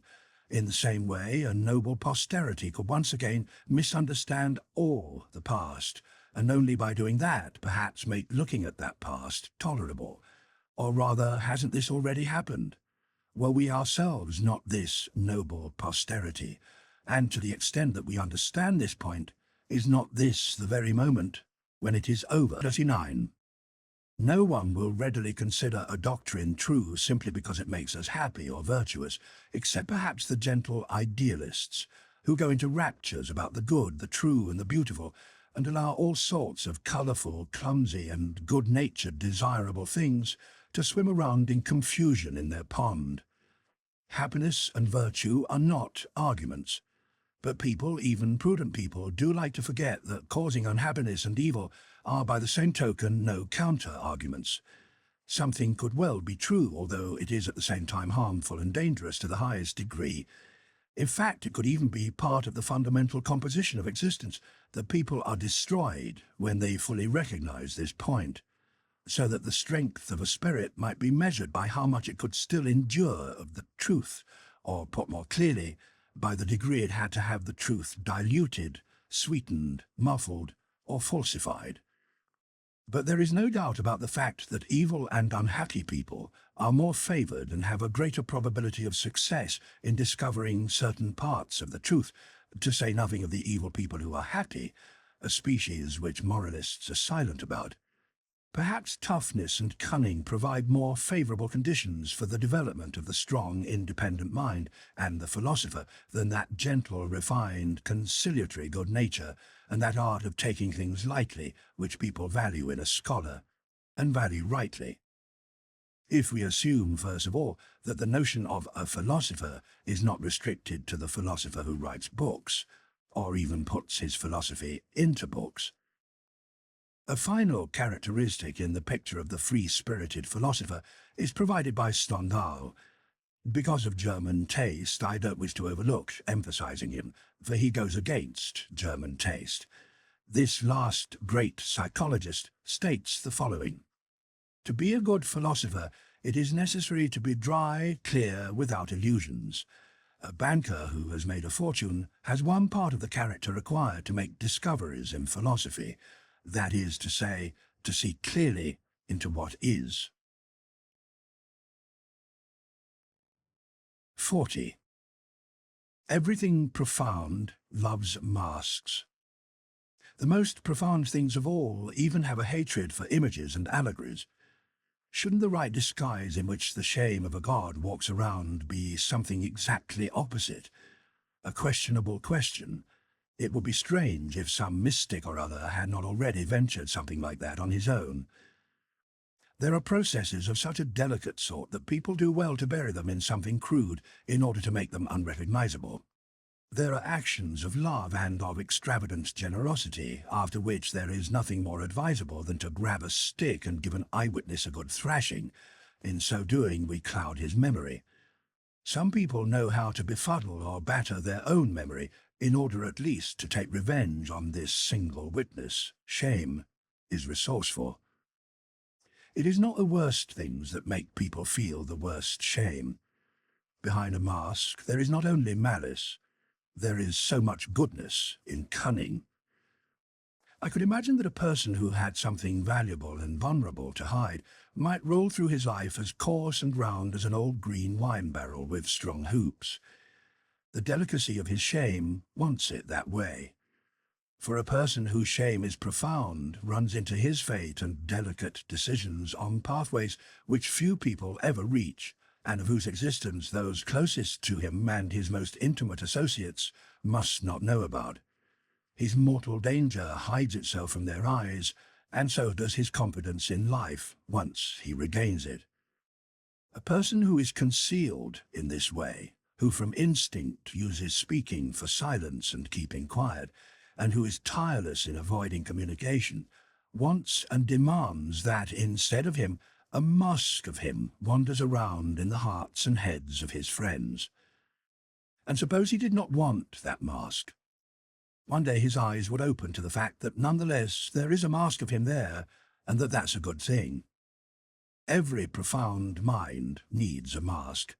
Even more, around every profound mind a mask is continuously growing, thanks to the constant false, that is, the shallow interpretation of every word, every step, every sign of life he gives. 41. A person has to test himself, to see that he is meant for independence and command, and he must do this at the right time. He should not evade his tests, although they are perhaps the most dangerous game he can play, tests which in the end are made only with ourselves as witnesses and with no other judges. Not to get stuck on a single person, not even on the someone one loves the most. Every person is a prison, a cranny as well. And don't remain stuck on one's fatherland, not even if it is enduring the greatest suffering and in the greatest need of assistance. It is less difficult to disentangle one's heart from a victorious fatherland. Don't get stuck on pity, even in the case of higher men whose rare torment and helplessness some fortuitous circumstance has allowed us to see.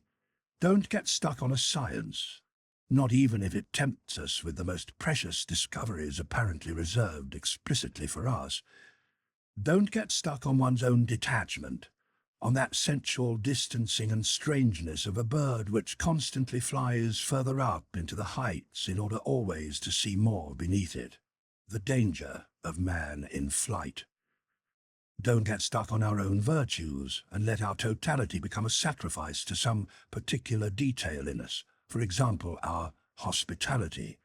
The danger of dangers for lofty and rich souls who spread themselves around lavishly, almost indifferently, and push the virtue of liberality into a vice. One must learn to preserve oneself, the sternest test of independence. 42. A new sort of philosopher is emerging. I venture to baptize them with a name which is not without danger, as I figure them out, to the extent that they let themselves be figured out, for it belongs to their type to want to remain something of an enigma. These philosophers of the future may have a right, perhaps also a wrong, to be described as attempters.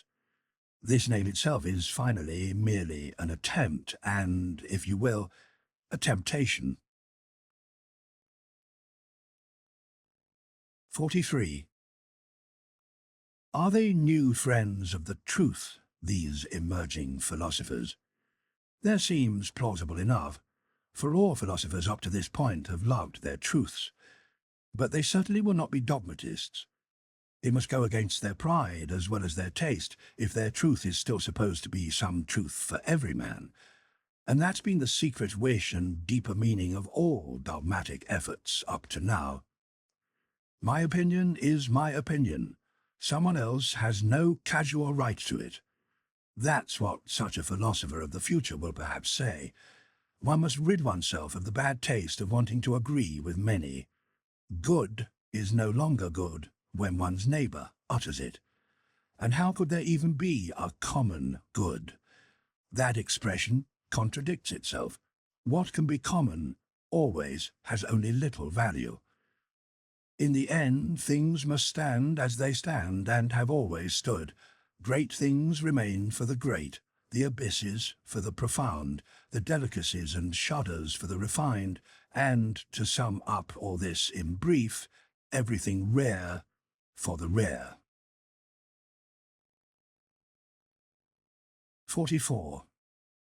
Do I need, after all that, still expressly to state that they will also be free, very free spirits, these philosophers of the future, although it's also certain that they will not be merely free spirits, but something more, higher, greater, and fundamentally different, that does not wish to be misunderstood and confused with something else. But as I say this, I feel a duty almost as much to them as to us, who are their heralds and precursors, we free spirits, a duty to blow away an old stupid prejudice and misunderstanding about us both, something which for too long has made the idea free spirit as impenetrable as a fog. In all the countries of Europe and in America as well, there is now something which drives people to misuse this name, a very narrow, confined, chained-up type of spirits, which want something rather like the opposite to what lies in our intentions and instincts. To say nothing of the fact that, so far as these emerging new philosophers are concerned, such spirits definitely must be closed windows and bolted doors. To put the matter briefly and seriously, they belong with the levellers, these falsely named free spirits, as eloquent and prolific writing slaves of democratic taste and its modern ideas, collectively people without solitude, without their own solitude, coarse, brave lads whose courage or respectable decency should not be denied. But they are unfree and ridiculously superficial, above all with their basic tendency to see in the forms of old societies up to now the cause for almost every human misery and failure, a process which turns the truth happily on its head. What they would like to strive for with all their powers is the universal green pasture happiness of the herd, with security, absence of danger, comfort, an easing of life for everyone. The two songs and doctrines they sing most frequently are called equality of rights and pity for all things that suffer, and they assume that suffering itself is something we must do away with. We who are their opposites, we who have opened our eyes and consciences for the question where and how up to now the plant man has grown most powerfully to the heights, we think that this has happened every time under the opposite conditions. That for that to happen, the danger of his situation first had to grow enormously. His power of invention and pretense, his spirit, had to develop under lengthy pressure and compulsion into something refined and audacious. His will for living had to intensify all the way into an unconditional will for power. We think that hardness, violence, slavery, danger in the alleys and in the hearts, seclusion, stoicism, the art of attempting, and devilry of every kind, that everything evil, fearful, tyrannical, predatory, snake-like in human beings, serves well for the ennobling of the species man as much as its opposite does. In fact, when we say only this much, we have not said enough. And we find ourselves at any rate with our speaking and silence at a point at the other end of all modern ideology and things desired by the herd, perhaps as their exact opposites. Is it any wonder that we free spirits are not the most talkative spirits? That we do not want to give away every detail of what a spirit can free itself from and in what direction it may then perhaps be driven? And so far as the meaning of the dangerous formula beyond good and evil is concerned, with which we at least protect ourselves from being confused with others, we are something other than libre penseur, liberi pensatori, Freidenker, and whatever else all these good advocates of modern ideas love to call themselves. Having been at home in many countries of the spirit, or at least guessed, having slipped away again and again from the musty, comfortable corners into which preference and prejudice, youth, dissent, contingencies of men and books, or even exhaustion from wandering around seem to have banished us, full of malice against the enticement of dependency, which lies hidden in honours, or gold, or offices, or sensuous enthusiasm, thankful even for poverty and richly changing sickness, because they always free us from some rule or other and its prejudice, thankful to God, devil, sheep, and worminess, curious to a fault, researchers all the way to cruelty, with fingers spontaneously working for the unimaginable, with teeth and stomachs for the most indigestible things, ready for any job which demands astuteness and keen senses, ready for any exploit, thanks to an excess of free will, with front souls and back souls whose final intentions no one can easily see, with foregrounds and backgrounds which no thought may move through to the end, hidden under a cloak of light. Conquerors, whether we appear like heirs and spendthrifts, stewards and collectors from dawn to dusk, miserly with our wealth and our crammed drawers, economical in learning and forgetting, resourceful in coming up with schemes, sometimes proud of tables of categories, sometimes pedants, sometimes night owls at work, even in broad daylight, in fact, when necessary, even scarecrows, and nowadays that's necessary. That is, to the extent that we are born the sworn jealous friends of loneliness, of our own most profound midnight and noon loneliness. We are that kind of men, we free spirits. And perhaps you also are something like that? You who are coming, you new philosophers? Part 3. The Religious Nature. In Part 3, The Religious Nature, Nietzsche directs his attention at how for centuries religion, and especially Christianity, has made human beings sick by demanding the sacrifice of their pride, freedom, and their most important human qualities. Fear of the instinctual life has led people to demand untruth at any price. and has thus turned Europeans into herd animals. People have supported each other in their weaknesses rather than encouraging human strength in exceptional individuals.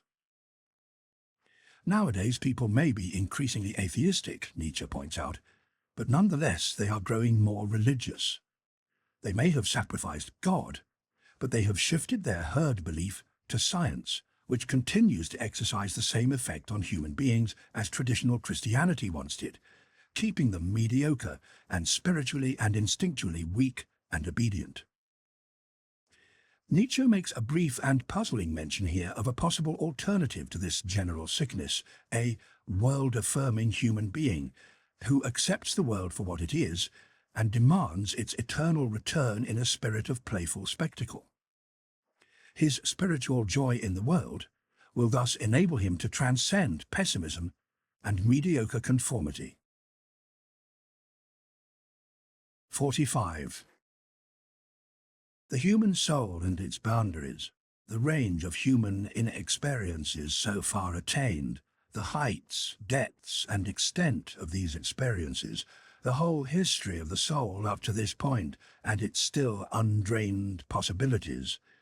For a born psychologist and lover of the great hunt, that is the predestined hunting ground. But how often must such a man say to himself in despair, "I'm just one man, alas, only one man, and this is a huge wood, a primordial forest." And so he wishes he could have few hundred helpers in the hunt, and finely trained hunting dogs, which he could drive into the history of the human soul, in order to corner his wild animal there. A vain hope. He experiences over and over again, thoroughly and bitterly, how difficult it is to find helpers and hounds for all things which appeal to his curiosity. The worst thing about sending scholars out into new and dangerous hunting grounds, where courage, intelligence, and a refinement of every sense are necessary, is that that's precisely the place where scholars are no longer useful, where the great hunt, but also the great danger begins. Right there they lose their eyes and noses for hunting. In order to ascertain and to establish, for example, what sort of history the problem of knowledge and conscience in the soul of the homines religiosi, religious men, has had up to now, the individual would himself perhaps have to be as profound, as wounded, and as monstrous as the intellectual conscience of Pascal, and then it would still be necessary to have that expansive heaven of bright, malicious spirituality capable of surveying this teeming mass of dangerous and painful experiences from above, of ordering it and of forcing it into formulas. But who would perform this service for me? And who would have time to wait for such servants? It's clear they arise too rarely. In all ages they are so unlikely. In the end, a person must do everything himself in order to know a few things himself. That means that one has much to do. But at all events, a curiosity of the sort I have remains the most pleasant of all burdens. Forgive me, I wanted to say this. The love of the truth has its reward in heaven and even on earth. 46. The faith demanded and not rarely attained by early Christianity in the midst of a sceptical and southern world of free spirits that had behind and within it a centuries-long battle among philosophical schools, in addition to the education in tolerance provided by the Imperium Romanum, Roman Empire, this faith is not that naive and gruff faith of the subordinate, something like the faith with which a Luther or a Cromwell, or some other northern barbarian of the spirit hung on to his God and his Christianity. That earlier faith resonates much more with Pascal's belief, which looks, in a terrifying way, something like a constant suicide of reason, a tenacious, long-lived, worm-like reason, which cannot be killed once and for all with a single blow. From the start, Christian faith has been a sacrifice of all freedom, all pride, all inherent certainty about one's own spirit, and at the same time slavery and self-mockery, self-mutilation. There is cruelty and a religious Phoenicianism in this faith, which one expects in a crumbling, multi-layered and very spoilt conscience. Its assumption is that the subjection of the spirit is indescribably painful, that the entire past and the habits of such a spirit resist the absurdissimum, the most extreme absurdity, which is how he encounters this faith. Modern people, with their insensitivity to all Christian nomenclature, don't sense any more the ghastly superlative that lay in the paradox of the formula God on the cross for the taste of classical antiquity. To this point, there has never yet been anywhere such an audacious reversal, anything as dreadful, questioning and questionable as this formula. It promised an inversion of all ancient values. It is the Orient, the deep Orient. It is the Oriental slave who in this way took his revenge on Rome and its noble and frivolous tolerance, on the Roman Catholicity of faith. And what always enraged the slaves about their masters and against their masters was not their faith, but their freedom from faith, that half-stoic, smiling lack of concern about the seriousness of belief. Enlightenment fills people with rage. For the slave wants something absolute. He understands only the tyrannical, even in morality. He loves as he hates, without subtlety, to the depths, to the point of pain, to the point of sickness. His many hidden sufferings grow incensed against the noble taste which seems to deny suffering. The skepticism against suffering, basically only an attitude of aristocratic morality, was also not the most insignificant factor in the origin of the last great slave revolt, which began with the French Revolution. 47. Up to this point, wherever religious neurosis has appeared on earth, we find it tied up with three dangerous dietary rules: isolation, fasting, and sexual abstinence, although it would not be possible to determine with certainty what in this may be cause and what may be effect, and whether there might be in general a relationship between cause and effect here. This final doubt is justified by the fact that among its most regular symptoms, both with savage and docile peoples, belongs also the most sudden and most dissolute sensuousness, which then, just as suddenly, turns into spasms of repentance and a denial of the world and of the will. We could interpret both, perhaps, as masked epilepsy. But nowhere should people resist interpretations more than here. About no type up to this point has such a glut of absurdity and superstition proliferated. No other type so far seems to have interested human beings, even the philosophers, more than this one. It's high time to become a little cool on this issue, to learn caution, or better yet, to look away, to go away.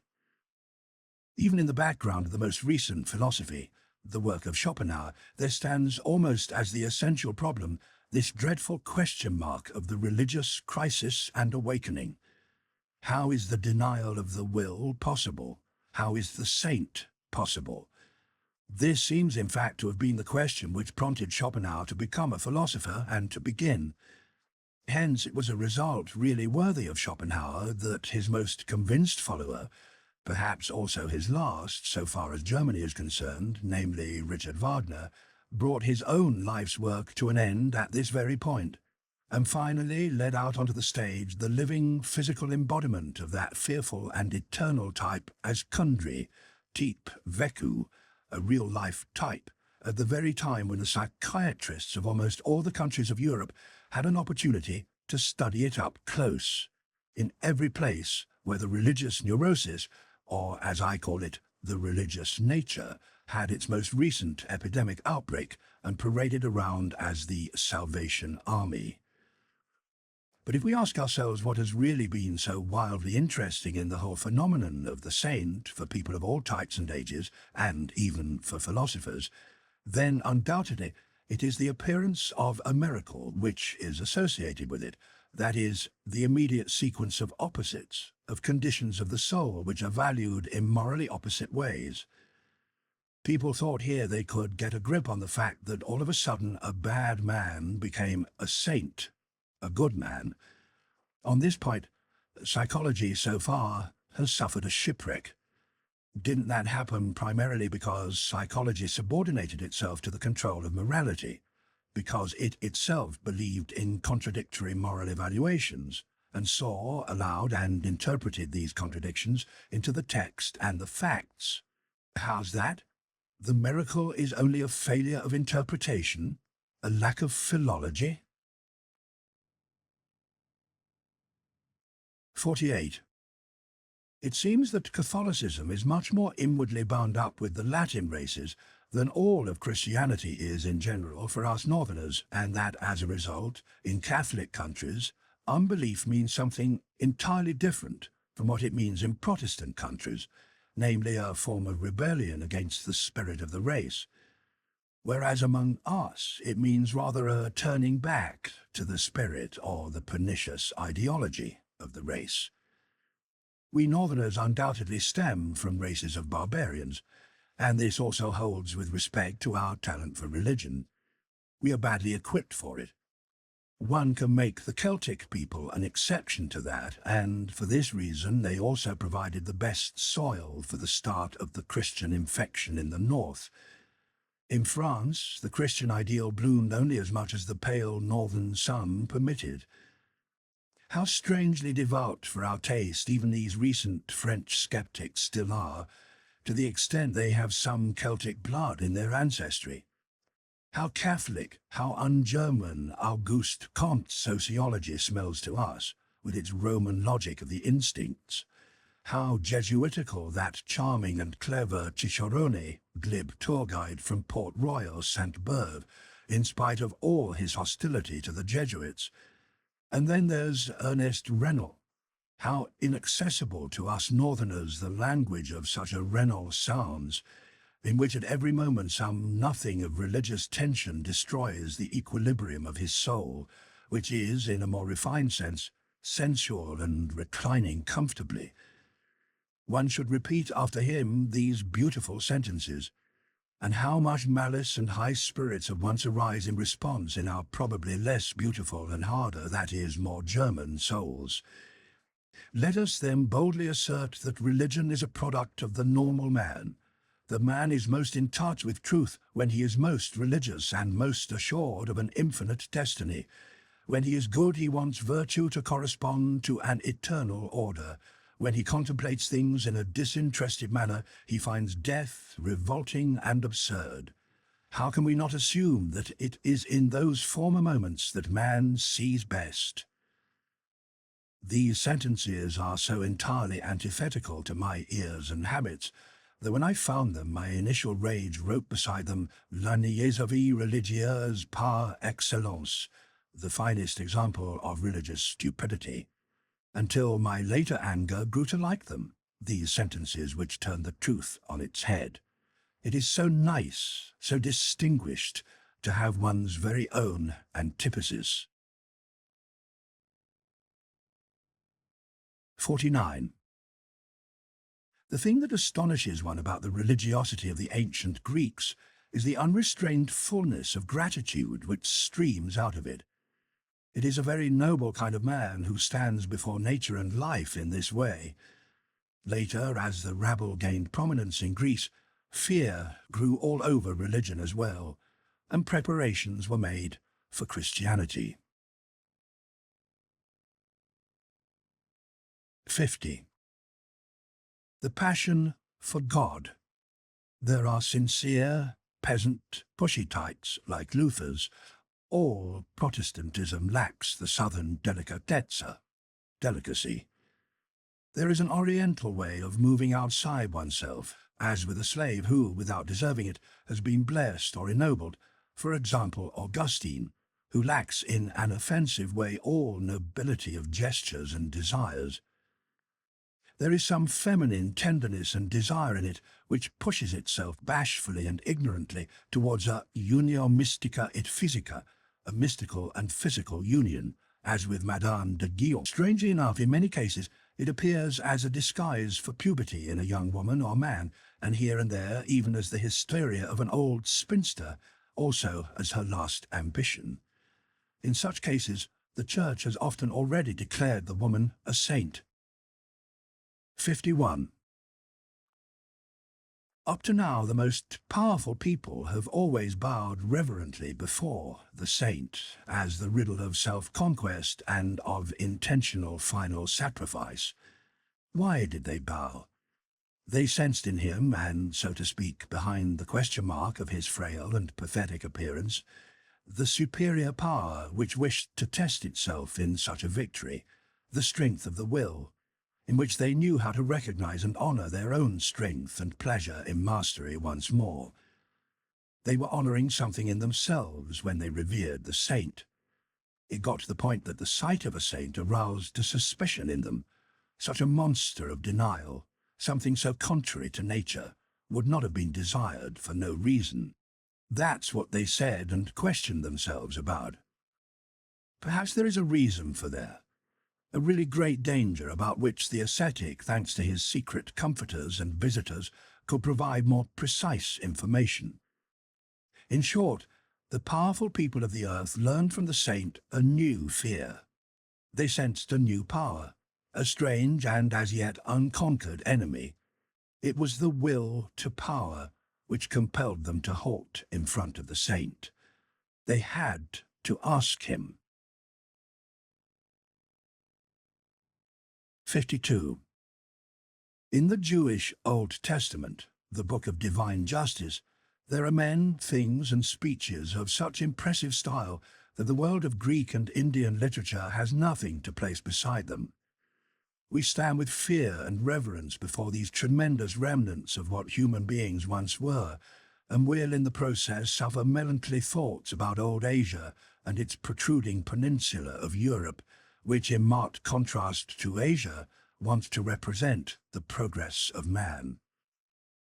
Naturally, whoever is in himself only a weak, tame, domestic animal, and who knows only the needs of domestic animals, like our educated people nowadays, including the Christians of educated Christianity, among these ruins such a man finds nothing astonishing or even anything to be sad about.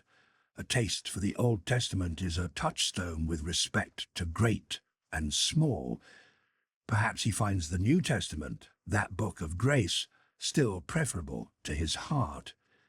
In it there is a good deal of the really tender, stifling smell of over-pious and small-souled people.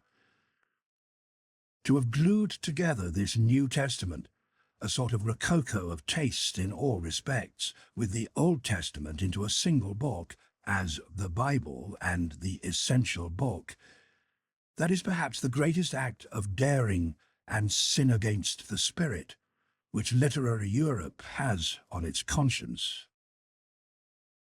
53. Why atheism today? The Father, in God, has been fundamentally disproved, as well as the judge, the rewarder. Together with his free will, he is not listening, and if he did hear, he wouldn't know how to help anyway. The worst thing is this. He appears incapable of communicating clearly. Is he indistinct? From a number of different conversations, asking and listening, this is what I have unearthed as the cause of the decline of European theism. It seems to me that the religious instinct is, in fact, growing powerfully, but that it is rejecting, with profound distrust, theistic satisfaction. 54. When you get down to it, what is all recent philosophy doing? Since Descartes, and in fact more in defiance of him than on the basis of what he had done before, all philosophers are trying to assassinate the old idea of the soul under the appearance of a critique of the idea of the subject and predicate. That means an attempt to kill the basic assumption of Christian teaching. More recent philosophy, as an epistemological skepticism, is, in a concealed or open manner, anti-Christian, although, and this is heard for more refined ears, in no way anti-religious. Formerly, that is, people believed in the soul as they believed in grammar and the grammatical subject. One said, I is the condition, think is the predicate and conditioned. Thinking is an activity for which a subject must be thought of as cause. Now people tried with an admirable tenacity and trickery to see whether they could get out of this net, whether perhaps the opposite might not be true. Think as the condition, I, the conditioned, thus I is only a synthesis which is itself created by thinking. Basically, Kant wanted to show that if we started with the subject, we could not prove the subject, nor the object. The possibility of an apparent existence of the subject, hence the soul, might not have always been alien to him. That thought which, as Vedanta philosophy, was once before present with enormous power on earth. 55.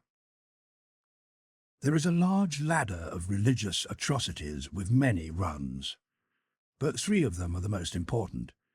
First, people sacrifice human beings to their gods, perhaps even the ones whom they love best. Here belong the sacrifices of the firstborn in all prehistoric religions, also the sacrifice of Emperor Tiberius in the grotto to Mithras on the island of Capri, that most terrible of all Roman anachronisms. Then, in the moral ages of humanity, people sacrificed to their gods the strongest instincts which man possessed, his nature. This celebratory joy sparkles in the cruel glance of the ascetic, the enthusiastic, anti-natural man. Finally, what was still left to sacrifice? Didn't people finally have to sacrifice everything comforting, holy, healing, all hope, all belief in a hidden harmony, in future blessedness and justice? Didn't people have to sacrifice God himself, and, out of cruelty against themselves, worship stone, stupidity, gravity, fate, nothingness? To sacrifice God for nothingness, this paradoxical mystery of the last act of cruelty, is saved for the generation which is coming along right now. We already know something about this. 56.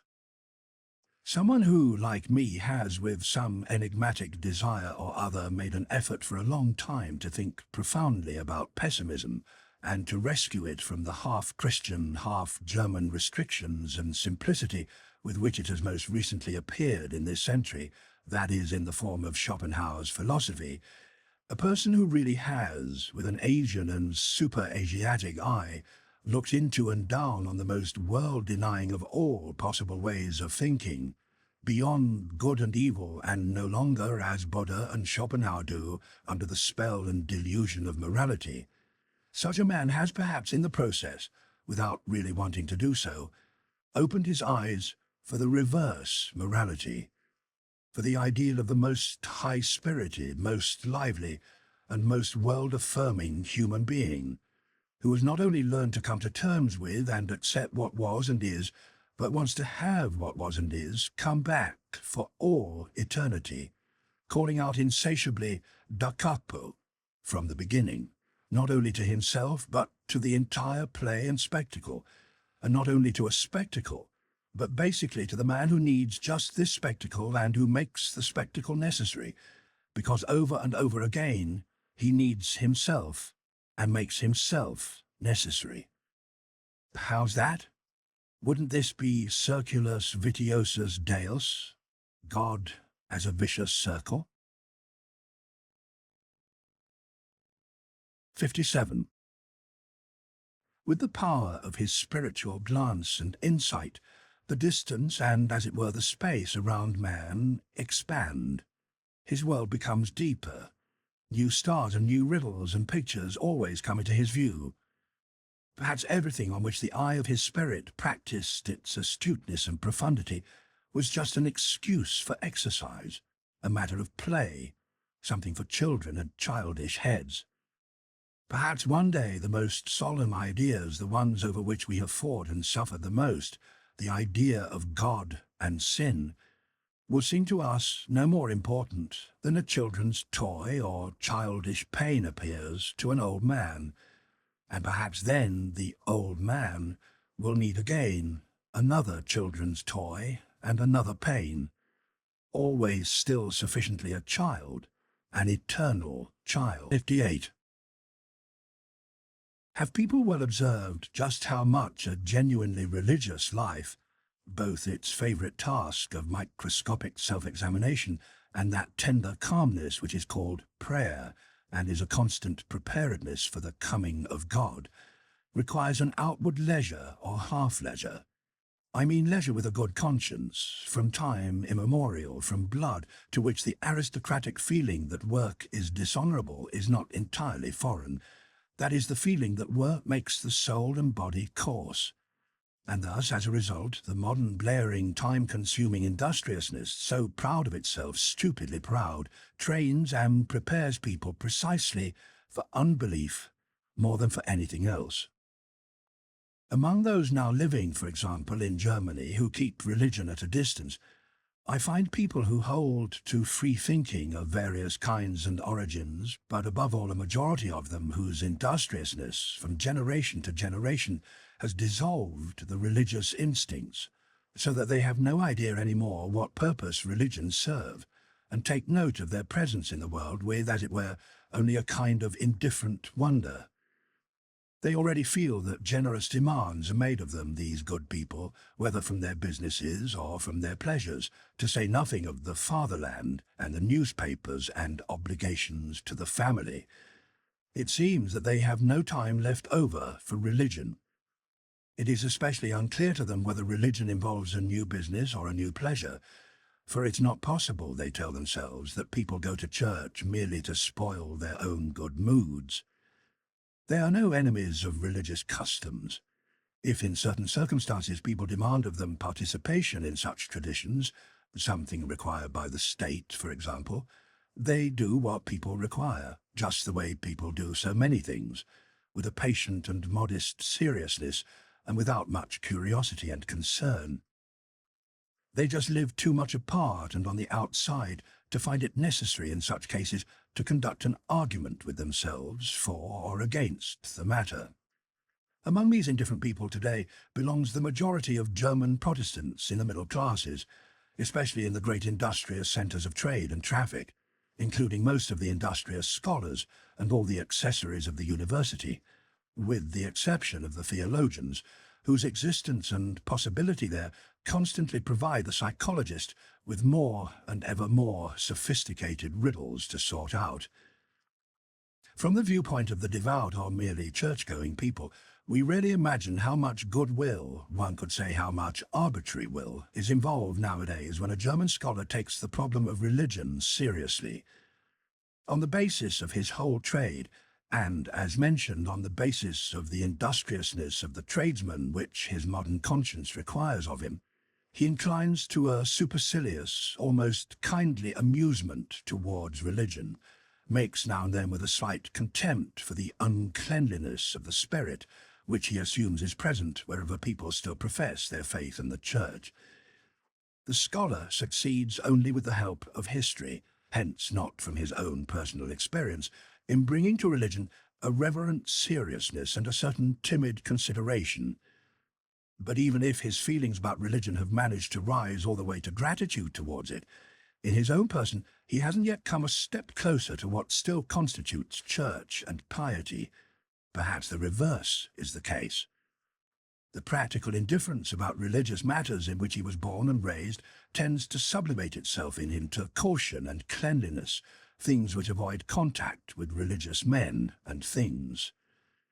And it could well be the very depth of his tolerance and humanity which tells him to stay out of the way of complex emergencies which tolerance brings with it.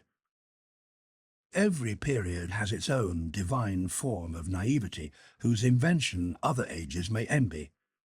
And how much naivety, respectful, childish, and boundlessly foolish naivety lies in this belief of the scholar in his own superiority, in the good conscience of his toleration, in the unsuspecting, unsophisticated certainty with which his instinct treats the religious man as a less worthy and lower type, above whom he himself has grown up, out, and away from, the scholar, the small, presumptuous dwarf and member of the rabble, the diligent and nimble head and hand worker of ideas, modern ideas. 59. Whoever has looked deep into the world will readily guess what wisdom exists in the fact that men are superficial. It is their preserving instinct which teaches them to be changeable, light and false. Here and there we find a passionate and exaggerated adoration of pure forms among philosophers as well as among artists. No one should doubt that whoever requires the cult of surfaces that much has at some time or another grasped beneath those surfaces with unhappy results. Perhaps with respect to these scorched children, the born artists, who still find the good things of life only in the intention to falsify its image, as it were in a prolonged revenge against life, there is even a rank ordering. We could derive the degree to which life has been spoiled for them by the extent to which they wish to see its image falsified, diluted, transcended, deified. Among the artists, we could count the homines religiosi, men of religion, as their highest rank. It is the deep, suspicious fear of an incurable pessimism which compels entire millennia to sink their teeth into a religious interpretation of existence. The fear of that instinct which has a premonition that people could grasp the truth too early, before man has become strong enough, hard enough, artistic enough. From this point of view, piety, the life in God, could appear as the most refined and final spawn of the fear of truth, as an artist's worship and intoxication in the face of the most logical of all falsifications, as the will to the reversal of the truth, to untruth at any price.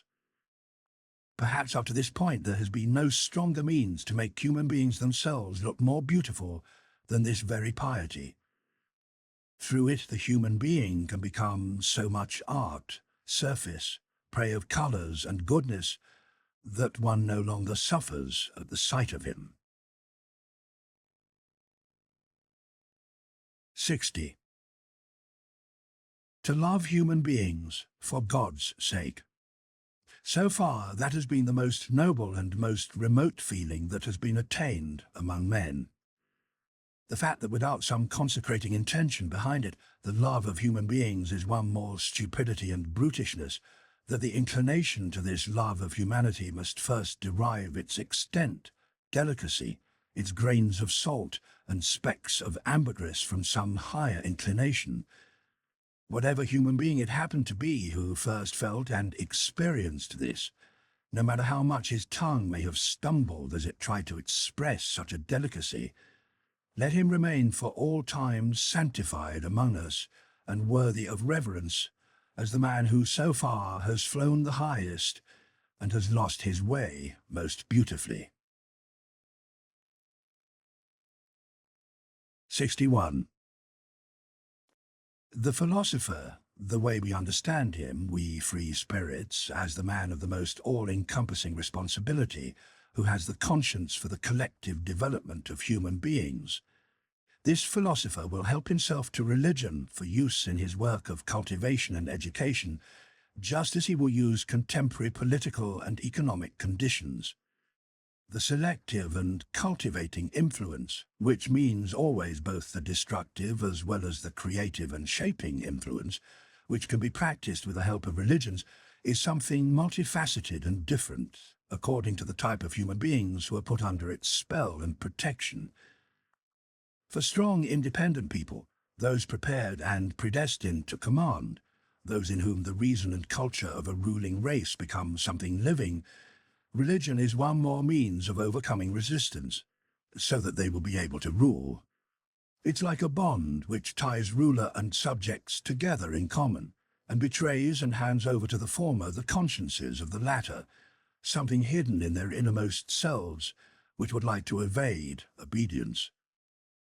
And in the event a few individual natures of such noble descent, because of their high-mindedness, feel drawn towards a more secluded and more peaceful life, and reserve for themselves only the most refined form of ruling over some chosen disciples or brethren in some order, then religion itself can be used as a means to create some peace for oneself from the noise and hardship of the cruder forms of ruling, and cleanliness from the dirt, which necessarily comes with all political action. That something the Brahmin, for example, understood. With the help of a religious organization, they arrogated to themselves the power to appoint a king for the people, while they held themselves apart and outside, sensing that they were human beings with higher purposes, something beyond kingship. Meanwhile, religion also provides instruction for some of the ruled, and an opportunity to prepare themselves for ruling and obeying in future, those slowly ascending classes and groups, that is, those in which, because of fortunate marriage traditions, the force and desire of the will to rule oneself, is always rising. To these people, religion offers sufficient stimuli and temptations to travel the route to a higher spirituality, to test the feelings of great self-conquest, of silence and solitude. Asceticism and Puritanism are almost indispensable means for educating and ennobling people when a race wishes to become master of its origins from the rabble and works its way up towards future ruling power.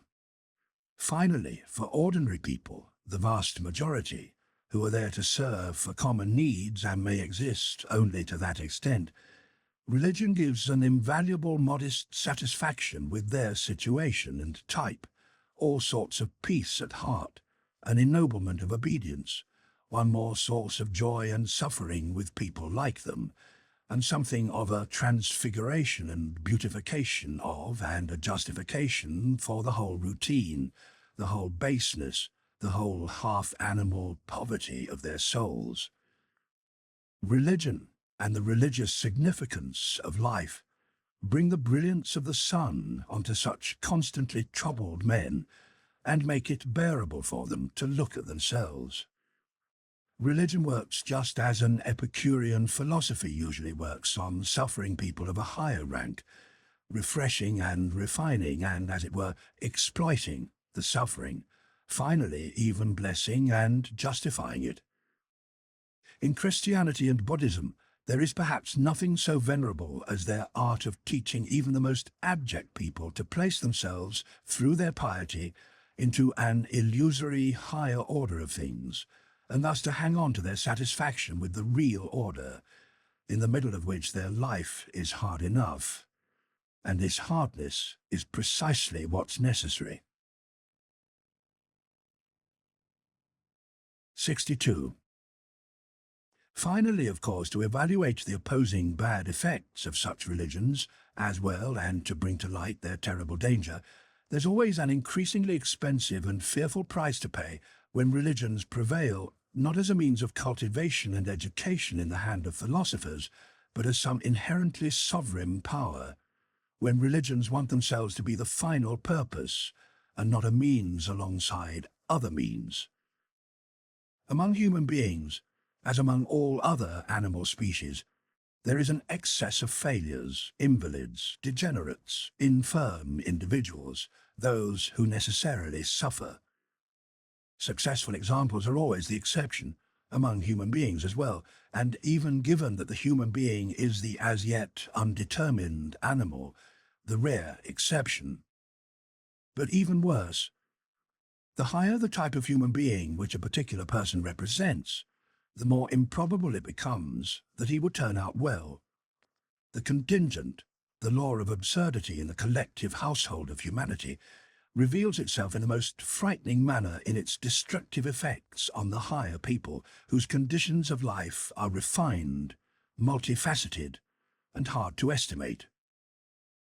Now, how do the two greatest religions mentioned above stand in relation to this excess of unsuccessful cases? They seek to preserve, to maintain alive, anything which merely allows itself to be preserved. In fact, they basically side with these unsuccessful cases as religions for those who are suffering. They agree with all those who suffer from life as from some illness, and they would like to see to it that every other feeling of life was judged false and became impossible.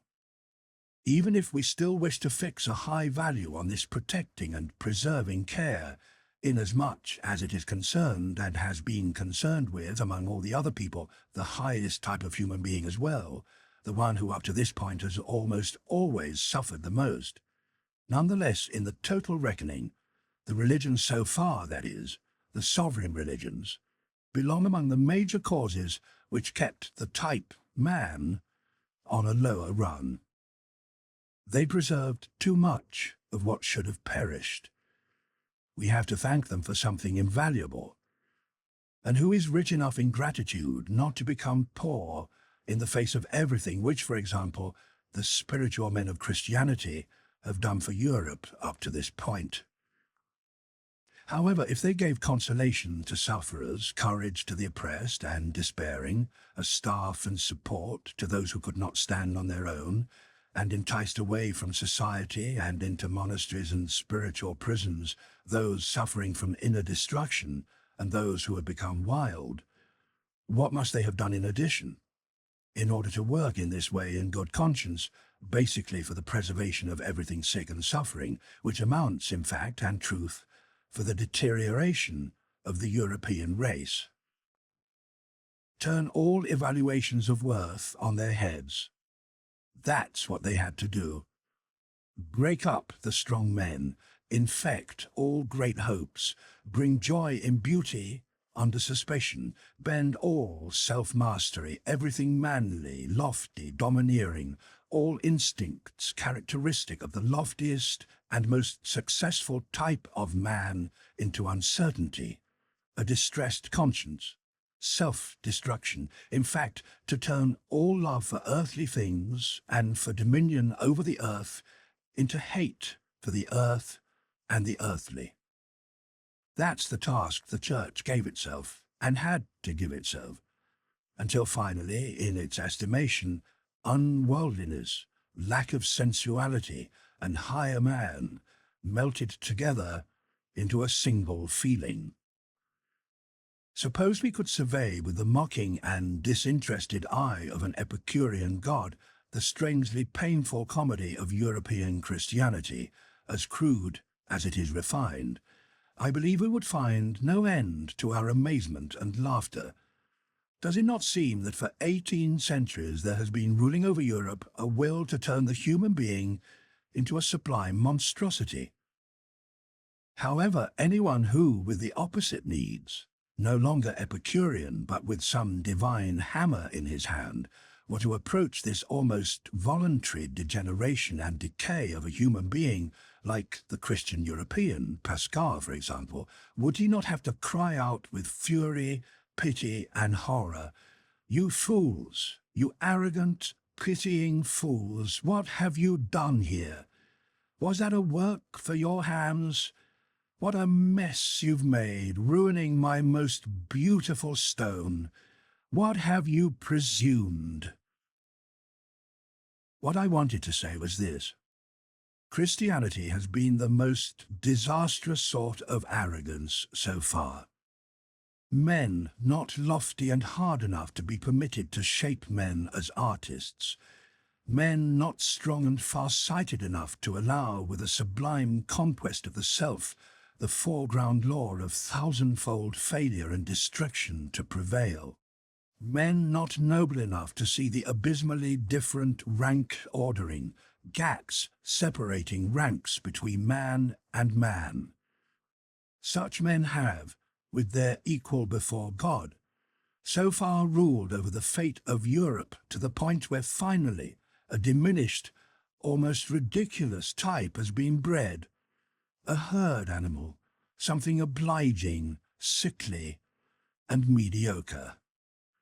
The contemporary European. Part 4. Aphorisms and Interludes. Part 4 gives us a series of Nietzsche's aphorisms, a form of writing he particularly favours. These short observations enable him to be both provocative and enigmatic. Collectively, these aphorisms help to reinforce our sense of Nietzsche's interest in and aptitude for observations about the complex psychology of human behaviour. 63.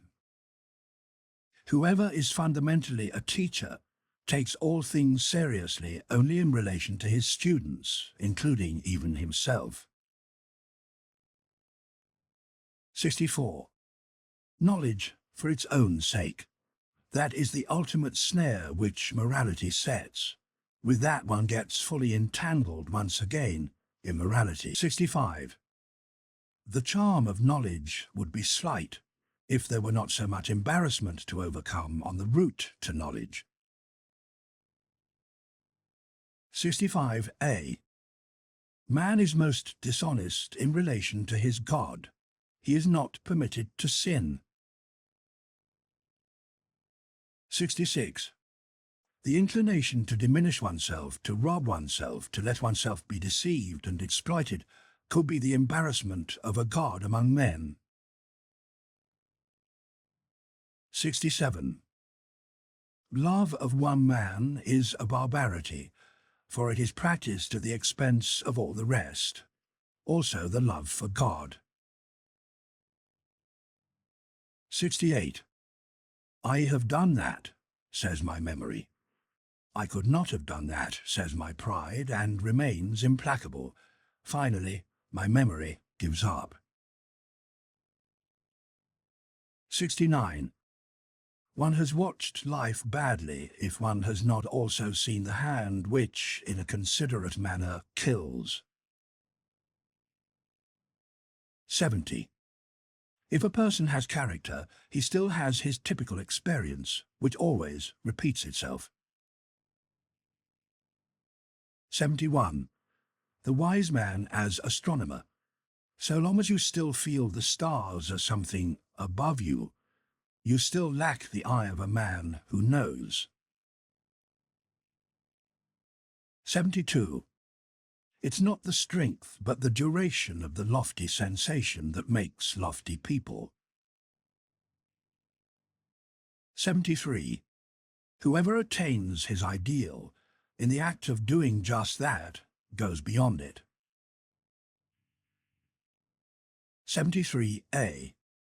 Some peacocks hide their peacock's tails from all eyes, and call that their pride.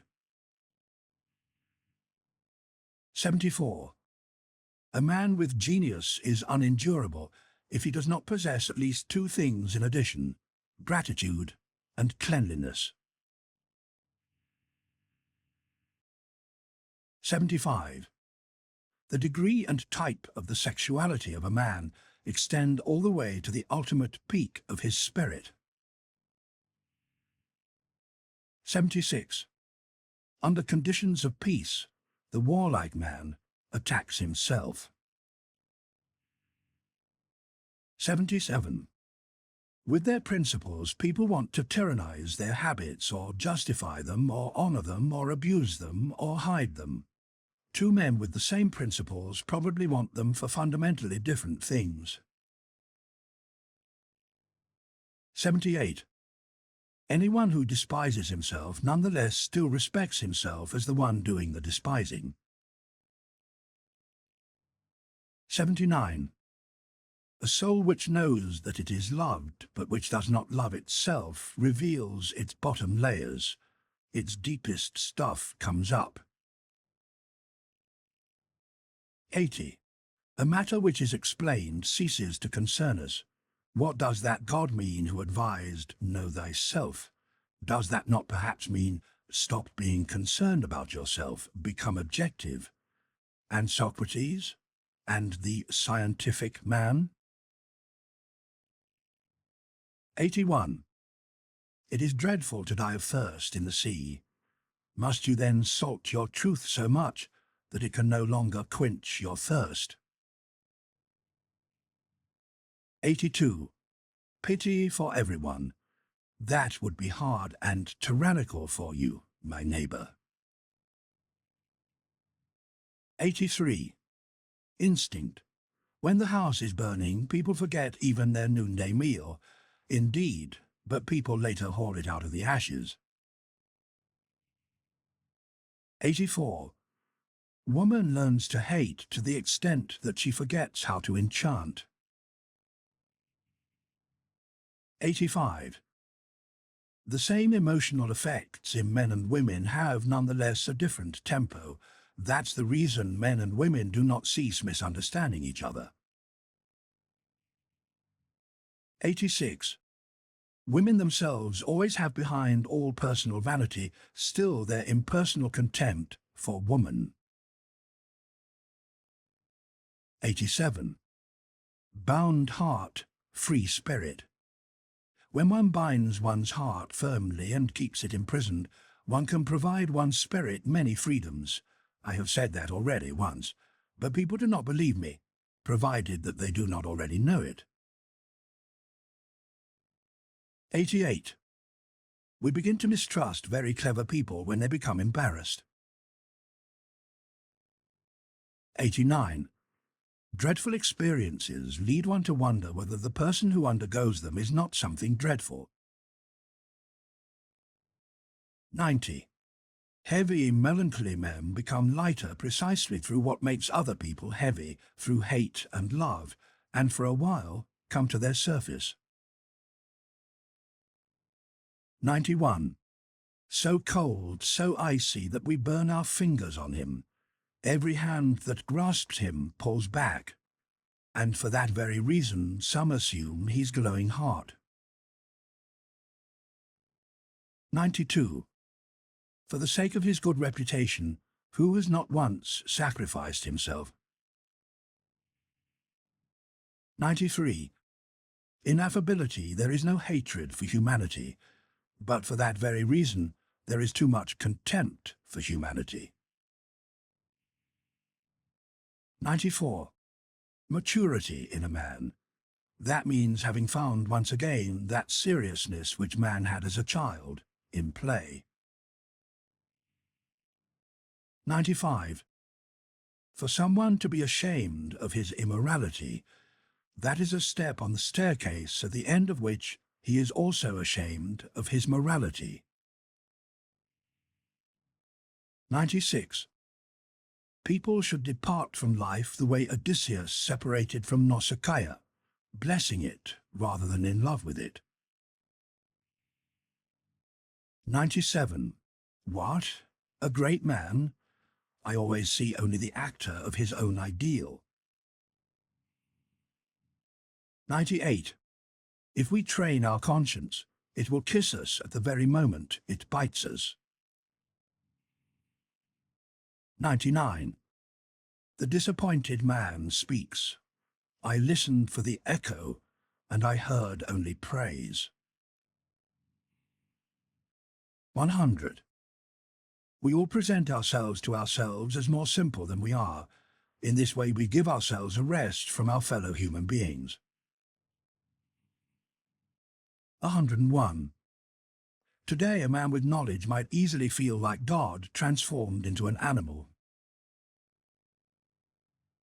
102. To discover that one is loved in return should really bring the lover down about his beloved. How's that? Is this person modest enough to love even you? Or stupid enough? Or... 103. The danger in happiness. Now everything is turning out the best for me. Now I love every destiny. Who feels like being my destiny? 104. It is not their love of humanity, but the impotence of their love of humanity that prevents today's Christians from burning us. 105. For the free spirit, the pious man of discovery, the pia fraus, pious fraud, is even more contrary to his taste, against his piety, than the impia fraus, impious fraud. Hence his deep lack of understanding of the Church, the sort that is associated with the type free spirit, his unfreedom. 106. Thanks to music, the passions enjoy themselves. 107. Once the decision has been made to shut your ears even to the best counter-arguments, a sign of a strong character, also an occasional will to stupidity. 108. There are no moral phenomena at all, but only a moral interpretation of phenomena. 109. The criminal is often enough not equal to his action. He diminishes and disparages it. 110. The lawyers for a criminal are rarely sufficiently artistic to turn the beautiful terror of his action to the benefit of the person who did it. 111. Our vanity is most difficult to injure at the very point where our pride has just been hurt. 112. Anyone who feels himself predestined to observe and not to believe finds all those who believe too noisy and pushy. He fends them off. 113. Do you want to win him over for yourself? Then make yourself embarrassed in front of him. 114. The immense expectation concerning sexual love and the shame in this expectation ruin all perspective in women from the beginning. 115. Where the game has neither love nor hate, woman plays indifferently. 116. The great epochs of our lives occur when we acquire the courage to rename our evil quality our best quality. 117. The will to overcome an emotional effect is ultimately only the will of another emotional effect or of several other emotional effects. 118. There is an innocence in admiration. Such innocence belongs to the man who does not yet have any idea that he, too, could at some point be admired. 119. The disgust with filth can be so great that it prevents us from cleansing ourselves, from justifying ourselves. 120. Sensuality often makes the growth of love too fast, so that the root remains weak and easy to rip out. 121. There's something fine about the fact that God learned Greek when he wanted to become a writer, and that he did not learn it better. 122. To be happy over praise is with some men only a courtesy of the heart, and exactly the opposite of vanity of the spirit. 123. Even concubinage has been corrupted by marriage. 124. The man who still rejoices while being burned at the stake is not triumphing over the pain, but over the fact that he feels none of the pain which he expected. A parable. 125. When we have to change our minds about anyone, we hold the awkwardness which he has thus created for us very much against him. 126. A people is nature's detour to produce 6 or 7 great men. Yes, and then to get around them. 127. Science offends the modesty of all real women. With it they feel as if someone wanted to peek under their skin, or even worse, under their dress and finery.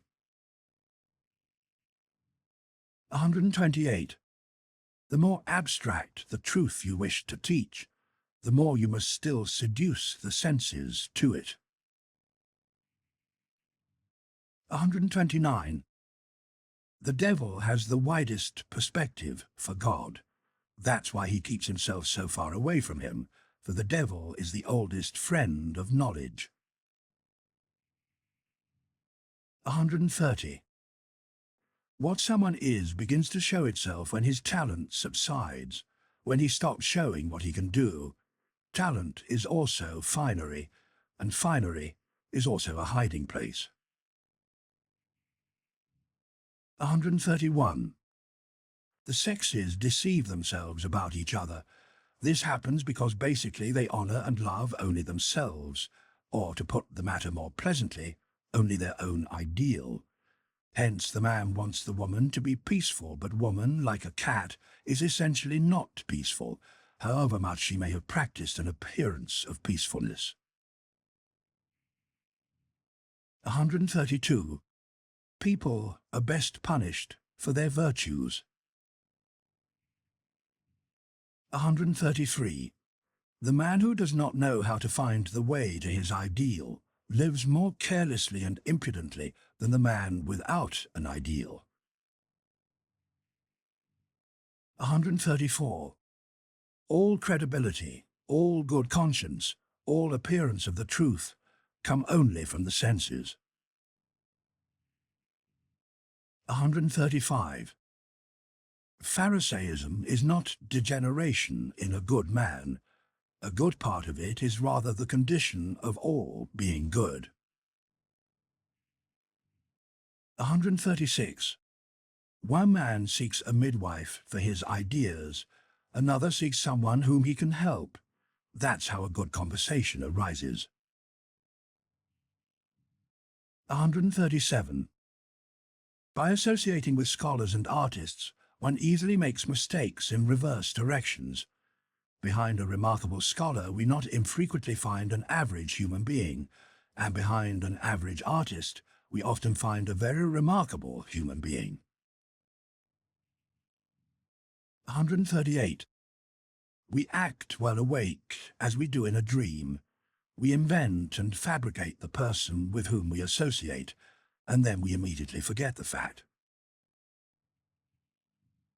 139. In revenge and love, woman is more barbaric than man. 140. Advice as riddle. If the bond is not to break, you must first bite down on it.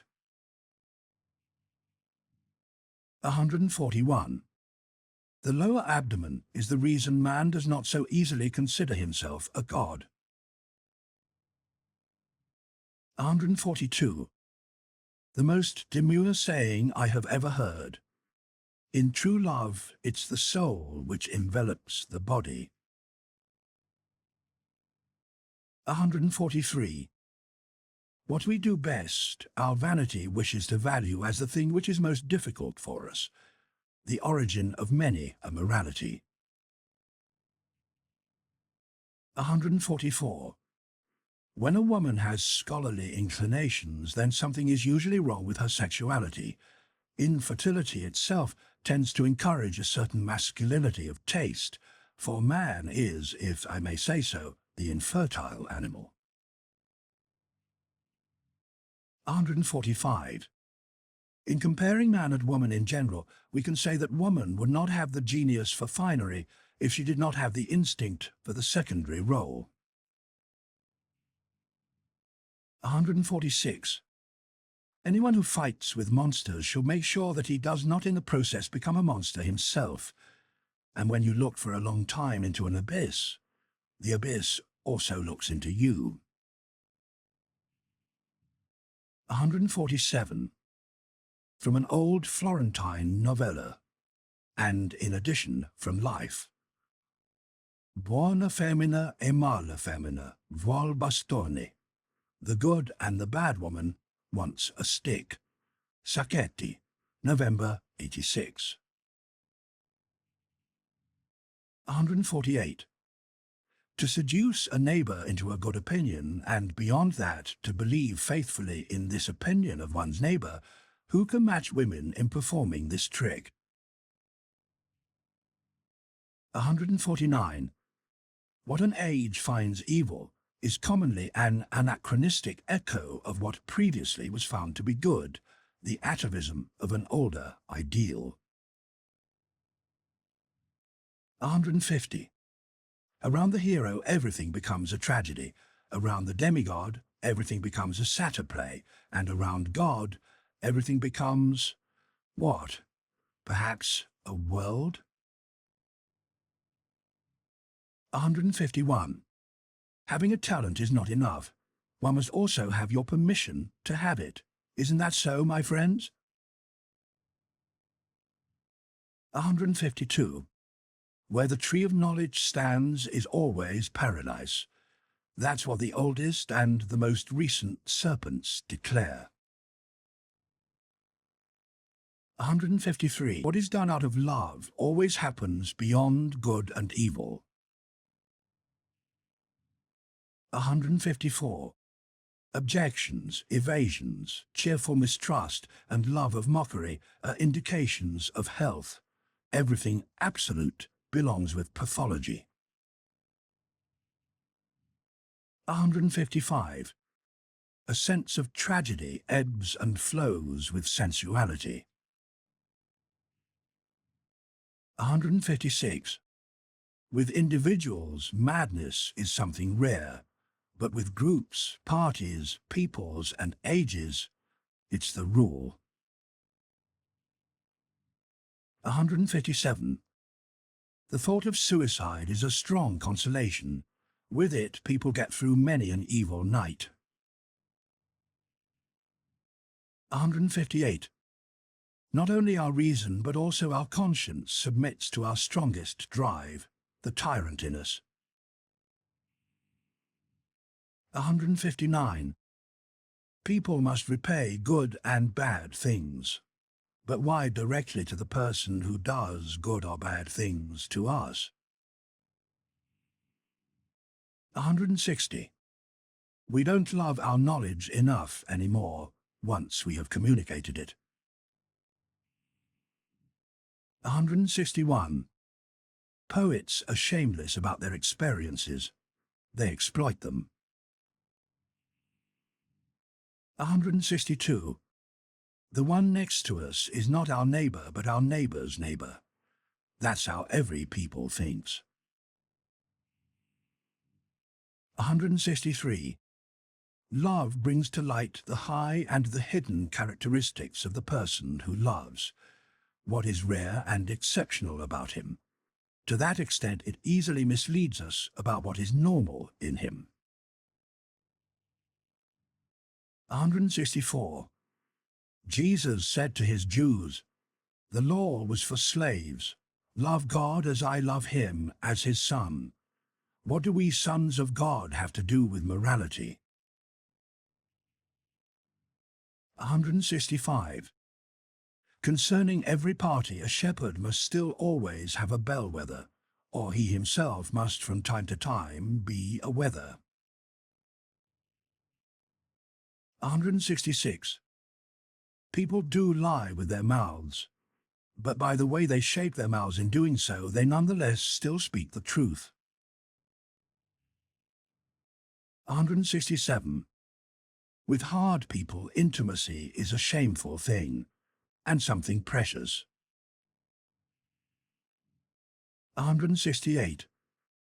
Christianity gave Eros poison to drink, but he didn't die from that. He degenerated into a vice. 169. To talk a lot about oneself can also be a means of hiding oneself. 170. In praise there is more pushiness than in blame. 171.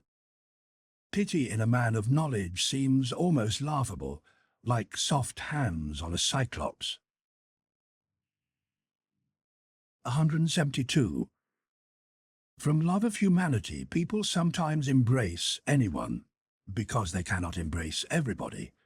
But that's something they cannot reveal to this anyone. 173.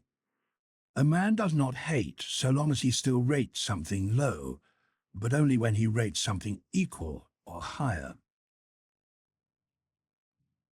174. You utilitarians, you also love everything useful only as a cart to carry your inclinations, and you too find the noise of its wheels really unbearable. 175.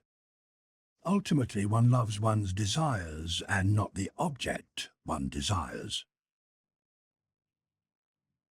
176. The vanity of others offends our taste only when it offends our vanity. 177. Concerning what truthfulness is, perhaps no one has yet been sufficiently truthful. 178. We do not believe in the foolishness of clever men. What a loss of human rights. 179. The consequences of our actions grab us by the hair, extremely indifferent to whether we have improved in the meantime. 180. There is an innocence in lying which is the sign of good faith in something. 181. It is inhuman to bless where a man is cursed. 182. The familiarity of a superior person embitters because it cannot be returned. 183. Not that you lied to me, but that I no longer believe you has shaken me. 184. There is a high-spirited goodness which looks like malice. 185. I dislike him. Why? I'm no match for him. Has a human being ever answered in this way? Part 5. A Natural History of Morals. In Part 5, A Natural History of Morals, Nietzsche makes clear his objections to traditional morality. Philosophers who have written about morality have been largely ignorant about the history of moralities and have thus missed the essential question. They believed they could ground morality in reason, but they all failed and ended up creating their systems in response to their own desires. Nietzsche makes clear he is not objecting to morality because he wants to promote freedom for people to do whatever they want. Discipline and obedience, he insists, are essential for the creation of anything valuable. But the highest natures must be free to impose discipline on themselves, so that their will to power can express itself outwardly in the most creative way, as happens in the case of artists who, when they create, answer to the stern demands of their imaginations in a manner that is anything but free. Moral and religious systems which impose themselves on everyone, insisting that everyone must answer to the same morality, prevent this form of creativity by suppressing the individuality of the highest and best forms of humanity. This tendency is fostered too by our tendency to subsume all experience into familiar patterns, so that we have an inherent inability to recognize something very new, or to look at something and recognize its uniquely distinctive features. In this section, Nietzsche also offers a quick historical overview on one of his favorite topics, the development of slave morality. This occurs when a society originally founded by noble masters, aristocratic, free, savage creatures without morality, becomes so secure that it no longer needs those noble qualities to protect itself from external threat. Then those who have to obey become afraid of their master's qualities, invert values so that the qualities of the masters become evil and the qualities of the ruled become good, and impose these values on everyone. Nietzsche gives the credit and blame for this to the Jews. The result of this inversion has been the development of a debased humanity, what Nietzsche calls the herd, and a demand that the desires of the herd, especially its need for obedience, should be imposed on everyone in the name of democracy, science, socialism and progress. To those who can understand this process, the prospect is extremely painful. 186. Moral feeling in Europe is now just as refined, old, multifaceted, sensitive and sophisticated as the science of morality associated with it is still young, amateurish, awkward and fumbling, an attractive contrast which now and then even becomes visibly incorporated in the person of a moralist. Even the phrase science of morals is, so far as what it designates is concerned, much too arrogant and contrary to good taste, which tends always to prefer more modest terms. we should in all seriousness admit to ourselves what we have needed to do for a long time and still need to do.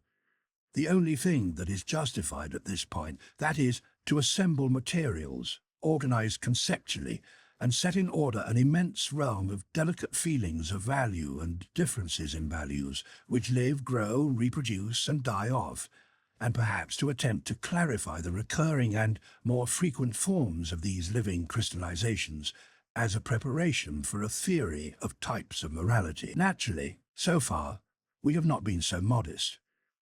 As soon as philosophers busied themselves with morality as a science, they collectively have demanded from themselves, with a formal seriousness which makes one laugh, something very much higher, more ambitious, more solemn. They've been looking for the rational basis of morality, and every philosopher so far has believed that he has provided such a rational grounding for morality. But morality itself has been considered something given. How distant from their stodgy pride lay that apparently unspectacular task, left in the dust and mould of a description, although for that task the subtlest hands and senses could hardly be subtle enough. The very fact that the moral philosophers had only a crude knowledge of the moral facts, in an arbitrary selection or an accidental abbreviation, something like the morality of their surroundings, their class, their church, the spirit of their age, their climate and region of the world, the very fact that they were poorly educated and not even very curious with respect to peoples, ages and past events, meant that they never confronted at all the essential problems of morality, all of which come to the surface only with a comparison of several moralities. In all the science of morality up to this point, what is still lacking, odd as it may sound, is the problem of morality itself. What's missing is the suspicion that here there may be something problematic. What the philosophers have called a rational grounding of morality and demanded from themselves was, seen in the right light, only a scholarly version of good faith in the ruling morality, some new way of expressing it, and thus itself an element in the middle of a determined morality, even indeed in the final analysis a form of denial that this morality could be grasped as a problem, and at any rate the opposite of a test, analysis, questioning, or vivisection of this particular belief. Listen, for example, to how even Schopenhauer presents his own task with such an almost admirable innocence, and make your own conclusions about the scientific nature of a science whose ultimate masters still talk like children and little old women. The principle, he says, on page 136 of the fundamental problem of morality, the basic assumption whose meaning all ethicists are essentially in agreement about, neminem laedi, immo omnes, quantum potes, juve, hurt no one, instead help everyone as much as you can. That is really the principle which all teachers of morality struggle to ground in reason, the essential foundation of ethics, which people have been seeking for thousands of years as the philosopher's stone. The difficulty of rationally grounding the principle quoted above may, of course, be great. As we know, it's not something even Schopenhauer was successful in doing, and whoever has once thoroughly understood just how tastelessly false and sentimental this principle is in a world whose essence is the will to power, may permit himself to recall that Schopenhauer, although a pessimist, really played the flute. Every day, after his meal. Just read his biographer on this point. And here's an incidental question. A pessimist, a man who denies God and the world, who stops in front of morality, who says yes to morality and blows his flute, the laedi neminem, hurt no one morality. How's that? Is that really a pessimist? 187. Even apart from the value of such claims as there is in us a categorical imperative, we can still always ask, what does such a claim express about the person making it? There are moralities which are intended to justify their creators before other people. Other moralities are meant to calm him down and make him satisfied with himself. With others, he wants to nail himself to the cross and humiliate himself. With others, he wants to practice revenge. With others, to hide himself. With others, to be transfigured and set himself above, high up and far away. This morality serves its originator so that he forgets. That morality so that he or something about him is forgotten. Some moralists may want to exercise their power and creative mood on humanity. Some others, perhaps even Kant as well, want us to understand with their morality. What is respectable about me is that I can obey, and things should be no different for you than they are for me. In short, moralities are also only a sign language of the feelings. 188. Every morality is, in contrast to laisser-aller, letting go, a part of tyranny against nature, also against reason. That is, however, not yet an objection to it. For to object, we would have to decree, once again on the basis of some morality or other, that all forms of tyranny and irrationality are not permitted. The essential and invaluable part of every morality is that it is a lengthy compulsion. To understand Stoicism or Port Royal or Puritanism, people should remember the compulsion under which every language so far has achieved strength and freedom. The metrical compulsion, the tyranny of rhyme and rhythm. In every people, how much trouble poets and orators have made for themselves, not excepting some contemporary prose writers in whose ears a relentless conscience dwells, for the sake of some foolishness, as utilitarian fools say, who think that makes them clever, out of obsequiousness to arbitrary laws, as the anarchists say, who think that makes them free, even free-spirited. The strange fact, however, is that everything there is or has been on earth to do with freedom, refinement, boldness, dance, and masterly certainty, whether it is in thinking itself or in governing, or in speaking and persuading, in arts just as much as in morals, developed only thanks to the tyranny of such arbitrary laws. And in all seriousness, the probability is not insignificant that this is nature and natural, and not that laisser-aller. Every artist knows how far from the feeling of letting himself go his most natural condition is. The free ordering, setting, disposing, shaping in moments of inspiration, and how strictly and subtly he obeys at that very moment the thousandfold laws which make fun of all conceptual formulations precisely because of their hardness and decisiveness. Even the firmest idea, by comparison, contains something fluctuating, multiple, ambiguous. The essential thing in heaven and on earth, so it appears, is, to make the point again, that there is obedience for a long time in one direction. In the process there comes, and always has come, eventually something for whose sake living on earth is worthwhile. For example, virtue, art, music, dance, reason, spirituality, something or other transfiguring, subtle, amazing, and divine. The long captivity of the spirit, the mistrustful compulsion in our ability to communicate our thoughts, the discipline which the thinker imposed on himself to think within the guiding principles of a church or court, or with Aristotelian assumptions, the long spiritual will to interpret everything which happens according to a Christian scheme, and to discover and justify the Christian God once again in every coincidence. All this powerful, arbitrary, hard, dreadful, anti-rational activity has turned out to be the means by which the European spirit cultivated its strength, its reckless curiosity, and its subtle flexibility. Admittedly, in the process a great deal of irreplaceable force and spirit must have been overwhelmed, crushed, and ruined as well.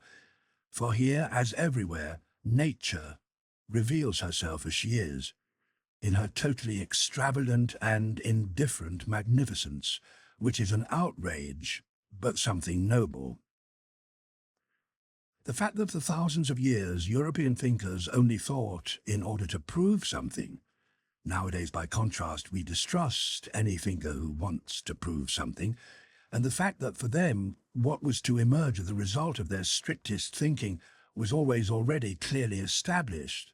Something like the Asiatic astrologers earlier, or like the harmless Christian moralistic interpretation of the most intimate personal experience for the honour of God or for the salvation of the soul still present today.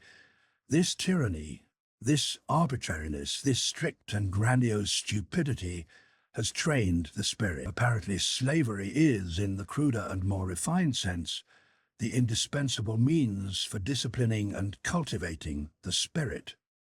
We can examine every morality in this way. Nature in it is what teaches hatred of the laissez-aller, of that all too great freedom, and plants the need for limited horizons, for work close at hand. It teaches the narrowing of perspective and also, in a certain sense, stupidity as a condition of living and growth. You are to obey someone or other and for a long time. Otherwise you perish and lose final respect for yourself. This seems to me to be the moral imperative of nature, which, of course, is neither categorical, as old Kant wanted the imperative to be, hence the otherwise, nor directed at the individual. What does nature care about individuals? But rather at peoples, races, ages, classes, but above all at the whole animal, man, at human beings. 189. The industrious races complain a great deal about having to tolerate idleness.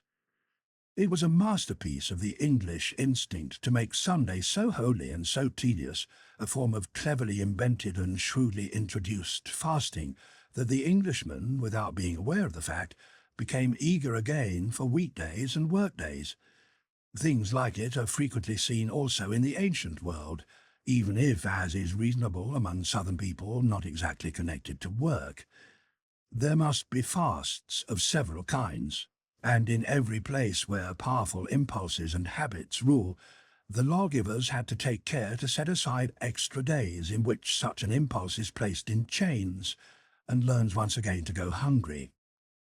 Seen from a higher viewpoint, the periods when entire races and ages get afflicted with some moral fanaticism or other look like such imposed times of compulsion and fasting, during which an impulse learns to cower down and abase itself, but also to cleanse itself and become sharper.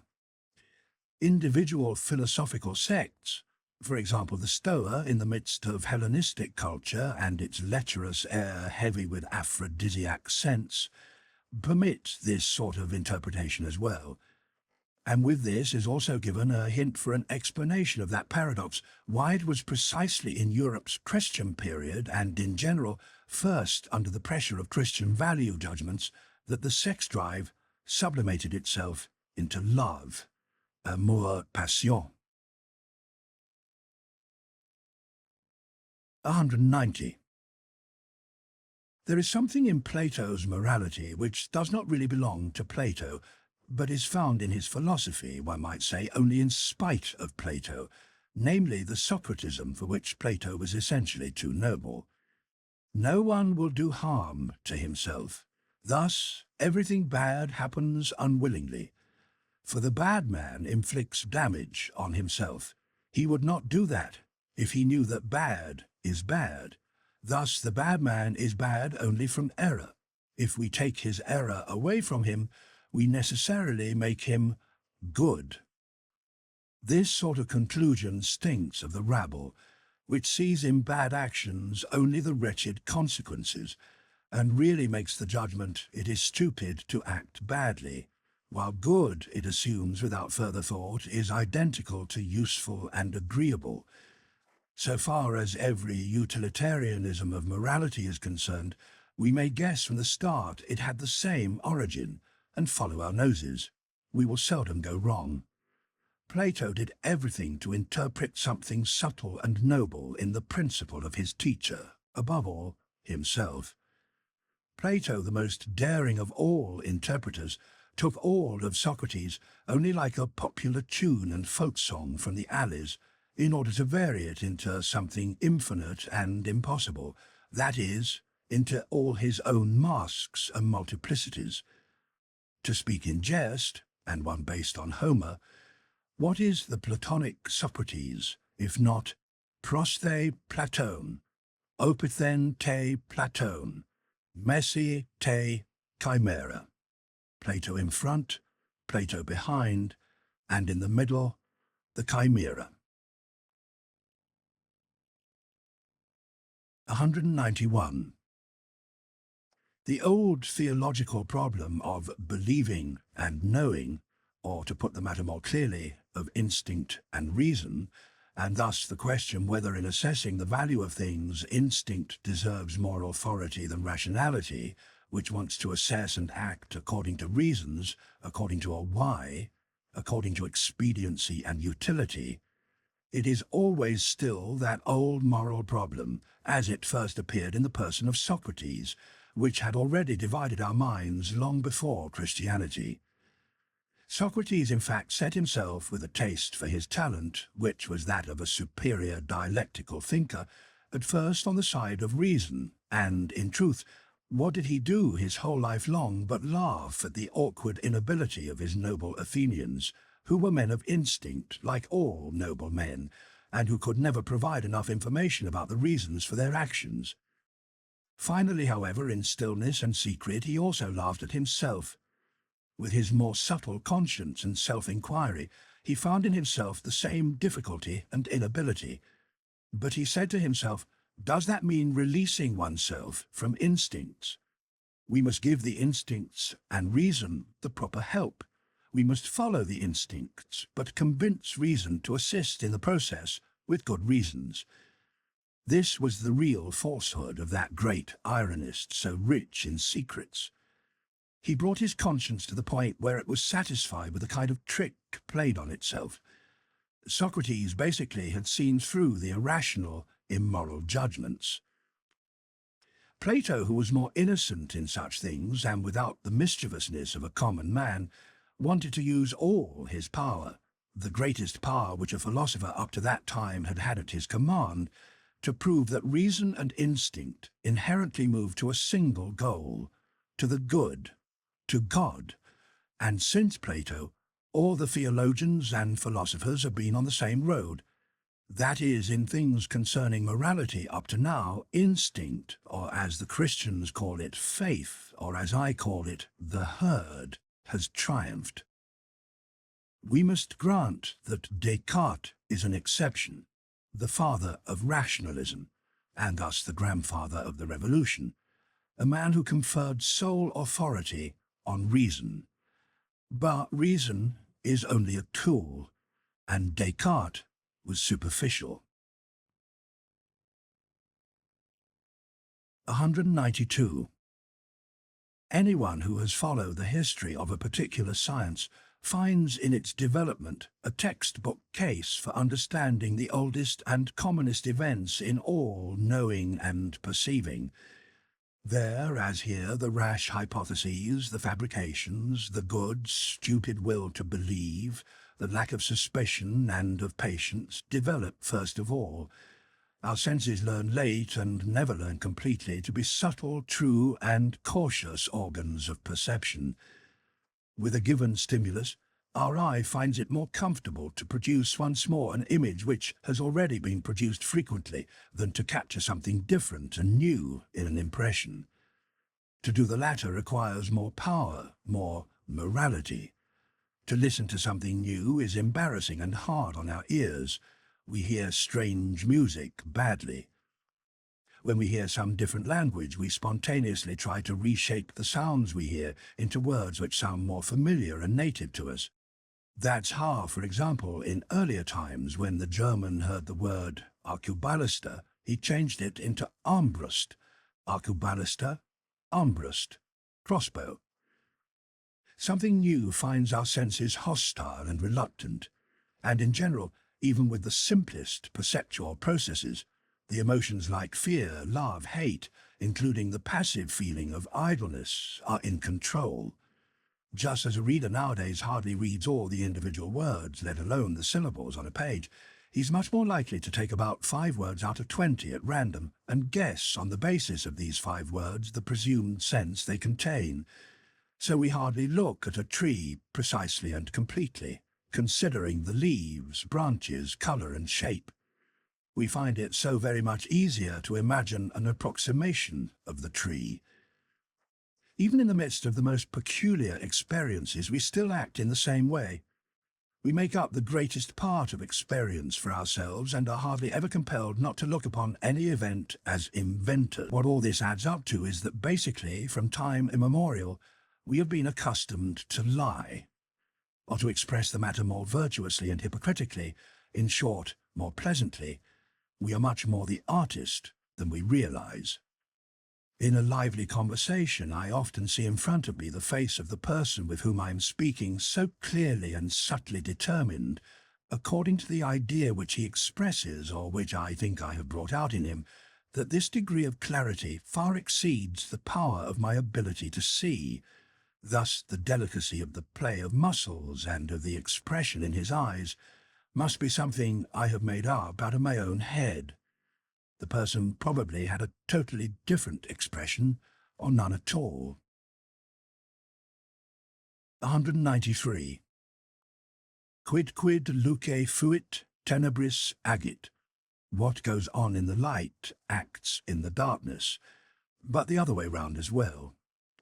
What we experience in a dream, provided we experience it frequently, finally is as much a part of the collective household of our souls as anything truly experienced. Thanks to this, we are richer or poorer, have one more need or one less, and finally, in the bright light of day and even in the brightest moments of our waking spirit, we are ordered around a little by the habits of our dreams. Suppose that an individual in his dreams has often flown and finally, as soon as he dreams, becomes aware of the power and art of flying as his privilege and also as his own enviable happiness. Such a man who believes he is capable of realizing every kind of curving or angled flight with the easiest impulse, who knows the feeling of a certain godlike carelessness, an upward without tension and compulsion, a downward without condescension and without humiliation, without gravity. How should a man with such dream experiences and dream habits not also finally discover in his waking day that the word happiness has a different colour and definition? How could he not want a different happiness? A swing upward, as described by poets, for him must be, in comparison with that flying, too earthbound, too muscular, too forceful, even too heavy. 194. The difference between men does not manifest itself only in the difference between the tables of the goods they possess, but also in the fact that they consider different goods worth striving for, and that they are at odds among themselves about what is more or less valuable, about the rank ordering of the commonly acknowledged goods. The difference becomes even clearer in what counts for them as really having and possessing something. And so far as a woman is concerned, for example, a more modest man considers having at his disposal her body and sexual gratification as a satisfactory and sufficient sign of having, of possession. Another man, with his more suspicious and more discriminating thirst for possessions, sees the question mark, the fact that such a possession is only apparent, and wants a more refined test, above all, to know whether the woman not only gives herself to him, but also for his sake gives up what she has or would like to have. Only then does he consider her possessed. A third man, however, is at this point not yet finished with his suspicion and desire to possess. He asks himself if the woman, when she gives up everything for him, is not doing this for something like a phantom of himself. He wants to be well known first, fundamentally, even profoundly, in order to be able, in general, to be loved. He dares to allow himself to be revealed. Only then does he feel that the loved one is fully in his possession, when she is no longer deceived about him.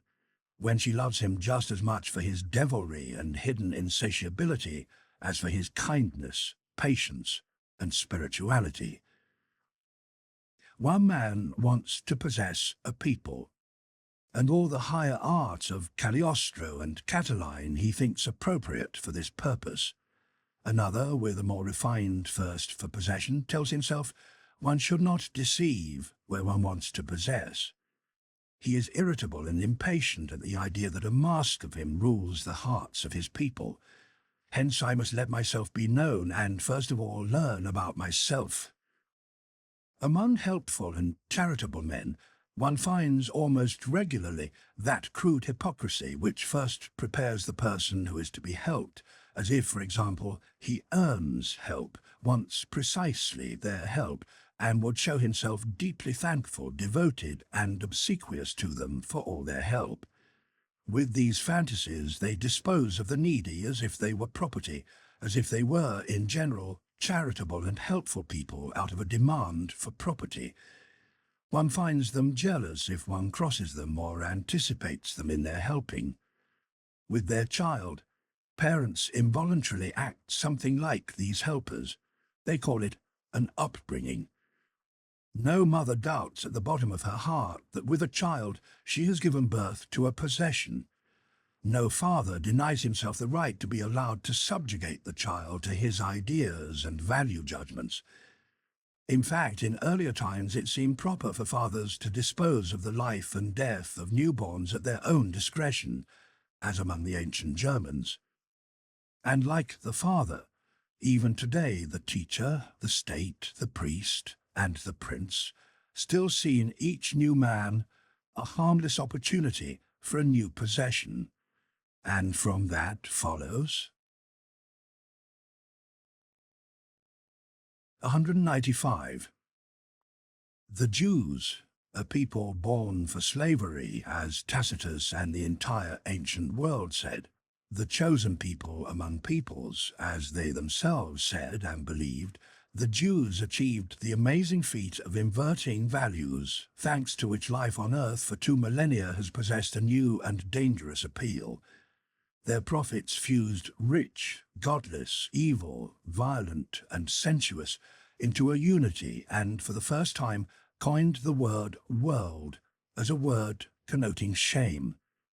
In this inversion of value, to which belongs the use of the word for poor as a synonym for holy and friend, lies the significance of the Jewish people.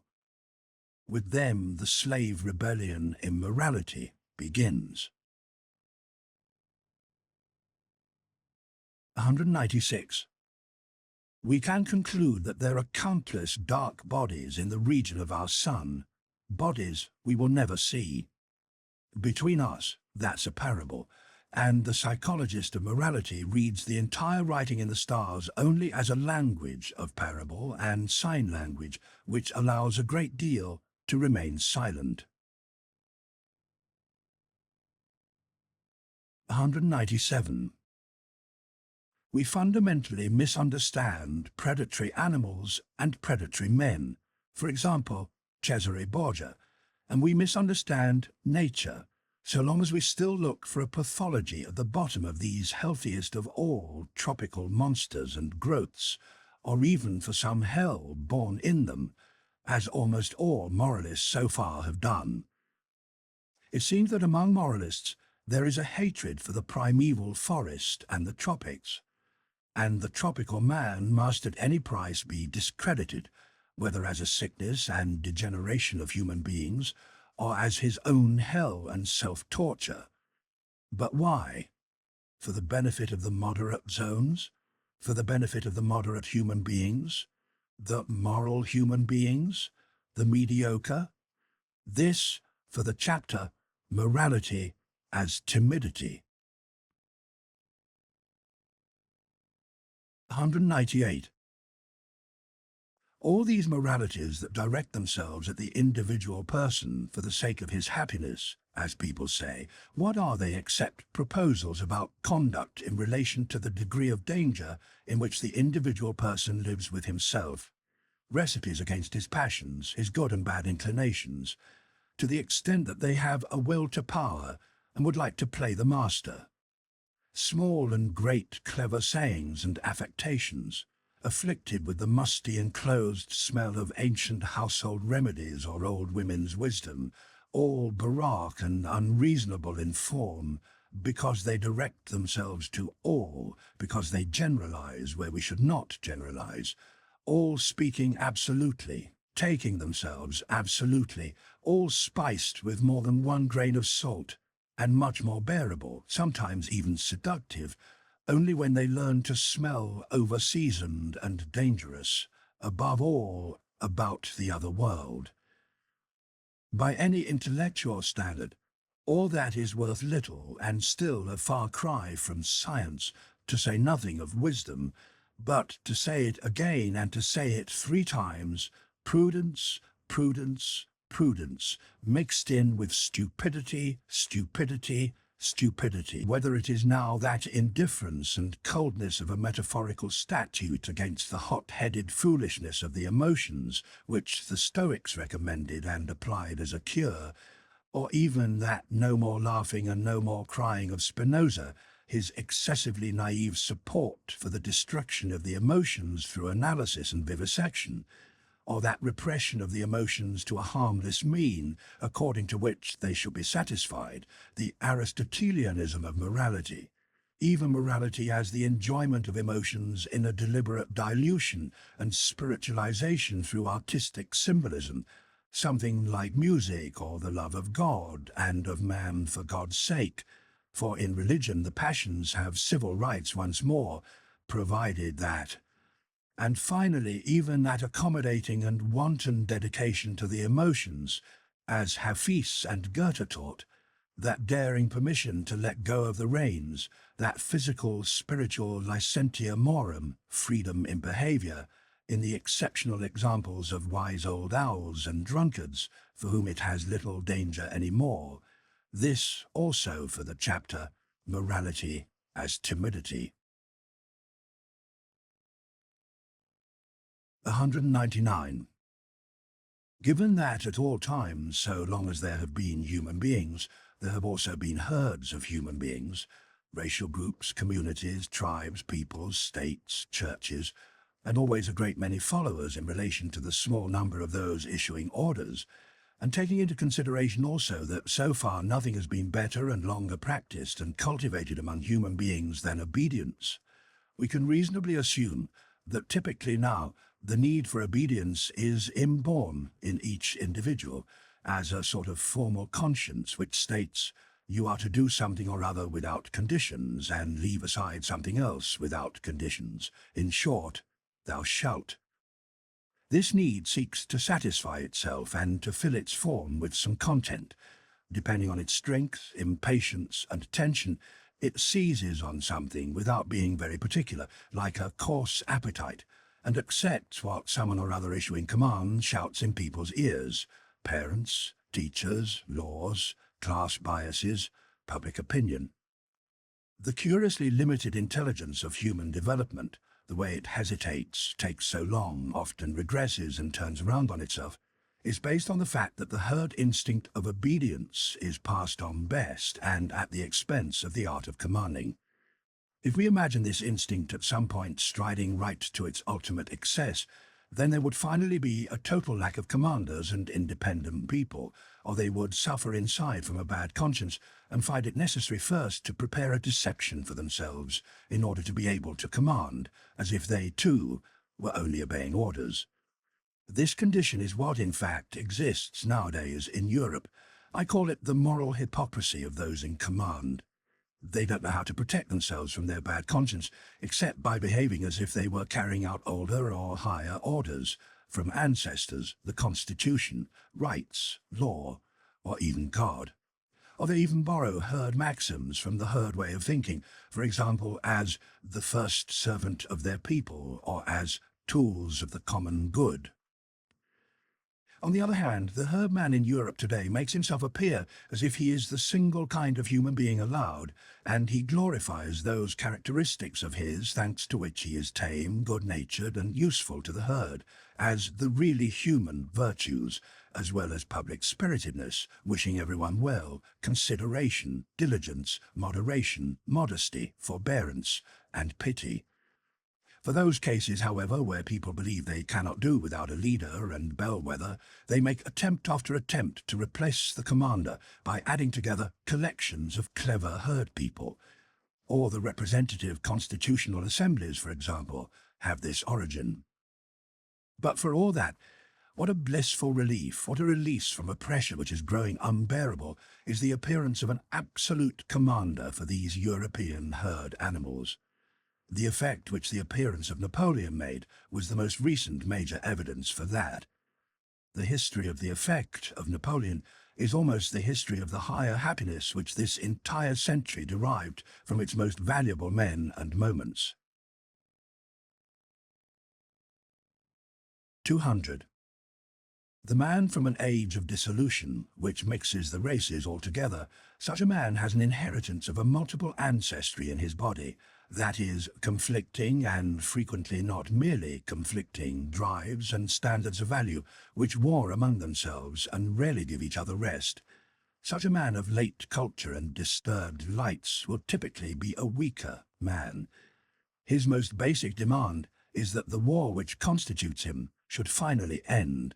Happiness seems to him in accordance with a calming medicine and way of thinking, for example, Epicurean or Christian, principally the happiness of resting, of having no interruptions, of smugness, of the final unity, as the Sabbath of Sabbaths, to use the words of the saintly rhetorician Augustine, who was himself such a man. But if the opposition and war in such a nature work like one more charm or thrill in life, and bring along, in addition to this nature's powerful and irreconcilable drives, also the real mastery and refinement in waging war with itself, and thus transmit and cultivate self-ruling and outwitting of the self, then arise those delightfully amazing and unimaginable people, those enigmatic men predestined for victory and temptation, whose most beautiful expressions are Alcibiades and Caesar.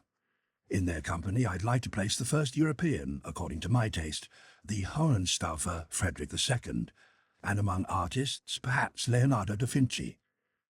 They appear precisely in the same ages when that weaker type, with its demands for quiet, steps into the foreground. Both types belong with one another and arise from the same causes. 201. As long as the utility which rules in moral value judgments is merely the utility of the herd, as long as our gaze is directed only at the preservation of the community, and what is precisely and conclusively immoral is sought in what appears dangerous to the survival of the community, there can be no morality of loving one's neighbour. Assuming there existed in society already a constant small habit of consideration, pity, fairness, kindness, and mutual assistance, assuming that in this condition of society all these drives were already active, which later were described with honourable names as virtues, and which finally were almost synonymous with the idea morality, at that time they are not at all yet in the realm of moral value judgments. They are still outside morality. For example, a compassionate action in the best Roman period was called neither good nor evil, neither moral nor immoral, and even if it was praised, this praise brought with it, at best, still a kind of reluctant disdain, as soon as it was compared with any other action which served the demands of the totality of the res publica, republic. Ultimately, the love of one's neighbour is always something of minor importance, partly conventional, arbitrary, and apparent in relation to the fear of one's neighbour. After the structure of society in its entirety is established and appears secure against external dangers, it is this fear of one's neighbour which creates once again new perspectives of moral value judgments. Certain strong and dangerous instincts like a love of enterprise, daring, desire for revenge, shiftiness, rapacity, desire for mastery, which up to this point not only were honoured in a sense useful to the community, under different names, of course, from those chosen here, but had to be enormously inculcated and cultivated, because people constantly needed them for the dangers to the totality against the enemy of that totality. These are now strongly experienced as doubly dangerous when there is a lack of diversionary channels for them, and they are gradually abandoned, branded as immoral and slanderous. Now the opposing impulses and inclinations acquire moral honor. The herd instinct draws its conclusions step by step. How much or how little something is dangerous to the community, dangerous to equality, in an opinion, in a condition and emotion, in a will, in a talent, that is now the moral perspective. Here also fear is once again the mother of morality. When the highest and strongest drives break out passionately and impel the individual far above and beyond the average and low level of the herd's conscience, the feeling of commonality in the community is destroyed. Its belief in itself, its spine, as it were, breaks. As a result, people brand these very drives and slander them most of all. The high independent spirituality, the will to stand alone, even powerful reasoning, are experienced as a danger. Everything which lifts the individual up over the herd and creates fear of one's neighbor, from now on is called evil. The proper, modest, conforming faith in equality and mediocrity and desire take on the names of morality and honor. Finally, under very peaceful conditions, there is an increasing lack of opportunity and need to educate the feelings in strength and hardness. Now every strength, even justice, begins to disrupt the conscience. A high and hard nobility and self-responsibility are almost an insult and awaken mistrust.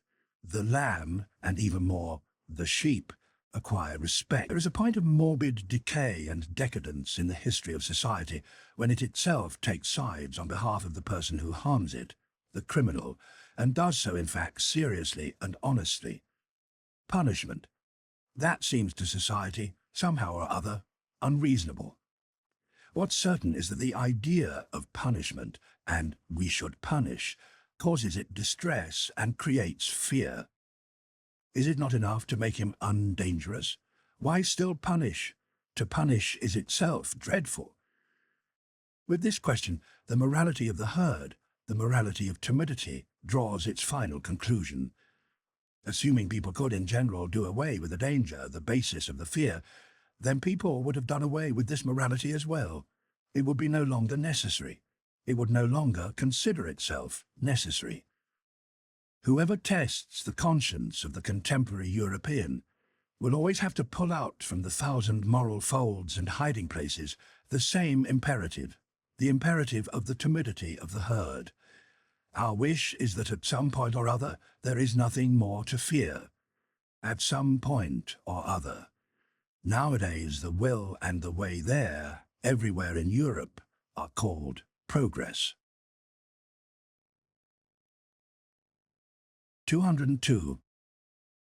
Let us state right away one more time what we have already said 100 times, for today's ears don't listen willingly to such truths, to our truths. We already know well enough how insulting it sounds when an individual reckons human beings in general, plainly and simply, and unmetaphorically, among the animals. But one thing will make people consider us almost guilty, the fact that we, so far as men of modern ideas are concerned, constantly use the terms herd instincts, and the like. What help is there? We cannot do anything else, for precisely here lies our new insight. We have found that in all major moral judgments, Europe, together with those countries where Europe's influence dominates, has become unanimous. People in Europe apparently know what Socrates thought he didn't know and what that famous old snake once promised to teach. Today, people know what good and evil are. Now, it must ring hard and badly on their ears when we keep claiming all the time that what here thinks it knows, what here glorifies itself with its praise and censure and calls itself good, is the instinct of the herd animal man, which has come to break through, to overpower, and to dominate other instincts, and continues increasingly to do so, in accordance with the growing physiological assimilation and homogeneity whose symptom it is. Morality today in Europe is the morality of the herd animal.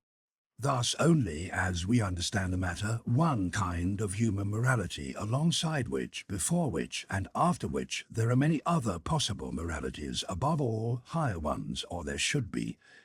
Against such a possibility, in opposition to such a should be, however, this morality defends itself with all its force. It says stubbornly and relentlessly, I am morality itself, and nothing outside me is moral. In fact, with the help of a religion which was willed by and which catered to the most sublime desires of the herd animal, it has reached the point where we find, even in the political and social arrangements, an always visible expression of this morality. The democratic movement has come into the inheritance of the Christian movement. But the fact is that its tempo is still much too slow and drowsy for the impatient, the sick, and those addicted to the above-mentioned instincts. Evidence for that comes from the wailing, which grows constantly more violent, and the increasingly open, snarling fangs of the anarchist hounds who now swarm through the alleys of European culture, apparently in contrast to the peacefully industrious democrats and ideologues of the revolution, even more to the foolish pseudo-philosophers and those ecstatic about brotherhood who call themselves socialists and want a free society. But in reality, these anarchists are at one with all of them in their fundamental and instinctive hostility to every other form of society than the autonomous herd, or the way to the rejection of the very idea of master and servant, ni Dieu ni maître, neither God nor master, is the way one socialist formula goes. At one in their strong resistance to all special claims, all special rights and privileges. That means, in the last analysis, every right, for when all people are equal, then no one needs rights anymore. At one in their mistrust of a justice which punishes, as if it were a violation of the weaker people, a wrong against the necessary consequences of all earlier society, and equally at one in the religion of pity, of sympathy, wherever there is mere feeling, living and suffering, right down to the animals, right up to God. The excessive outpouring of pity with God belongs to a democratic age. At one collectively in their cries for and impatience in their pity, in their deadly hatred for suffering generally, in their almost feminine inability to stand there as spectators, to let suffering happen. At one in their involuntary gloom and softness, under whose spell Europe seems threatened by a new Buddhism. At one in their faith in the morality of mutual pity, as if that was morality in and of itself, as the height, the attained height of humanity, the sole hope of the future, the means of consolation for the present, the great absolution from the guilt of earlier times. Altogether at one in their belief in the community as their saviour, thus in the herd, in themselves. 203.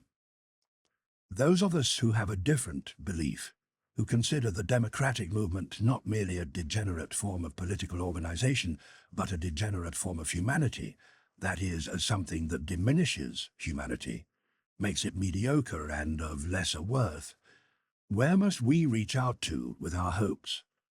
There's no choice.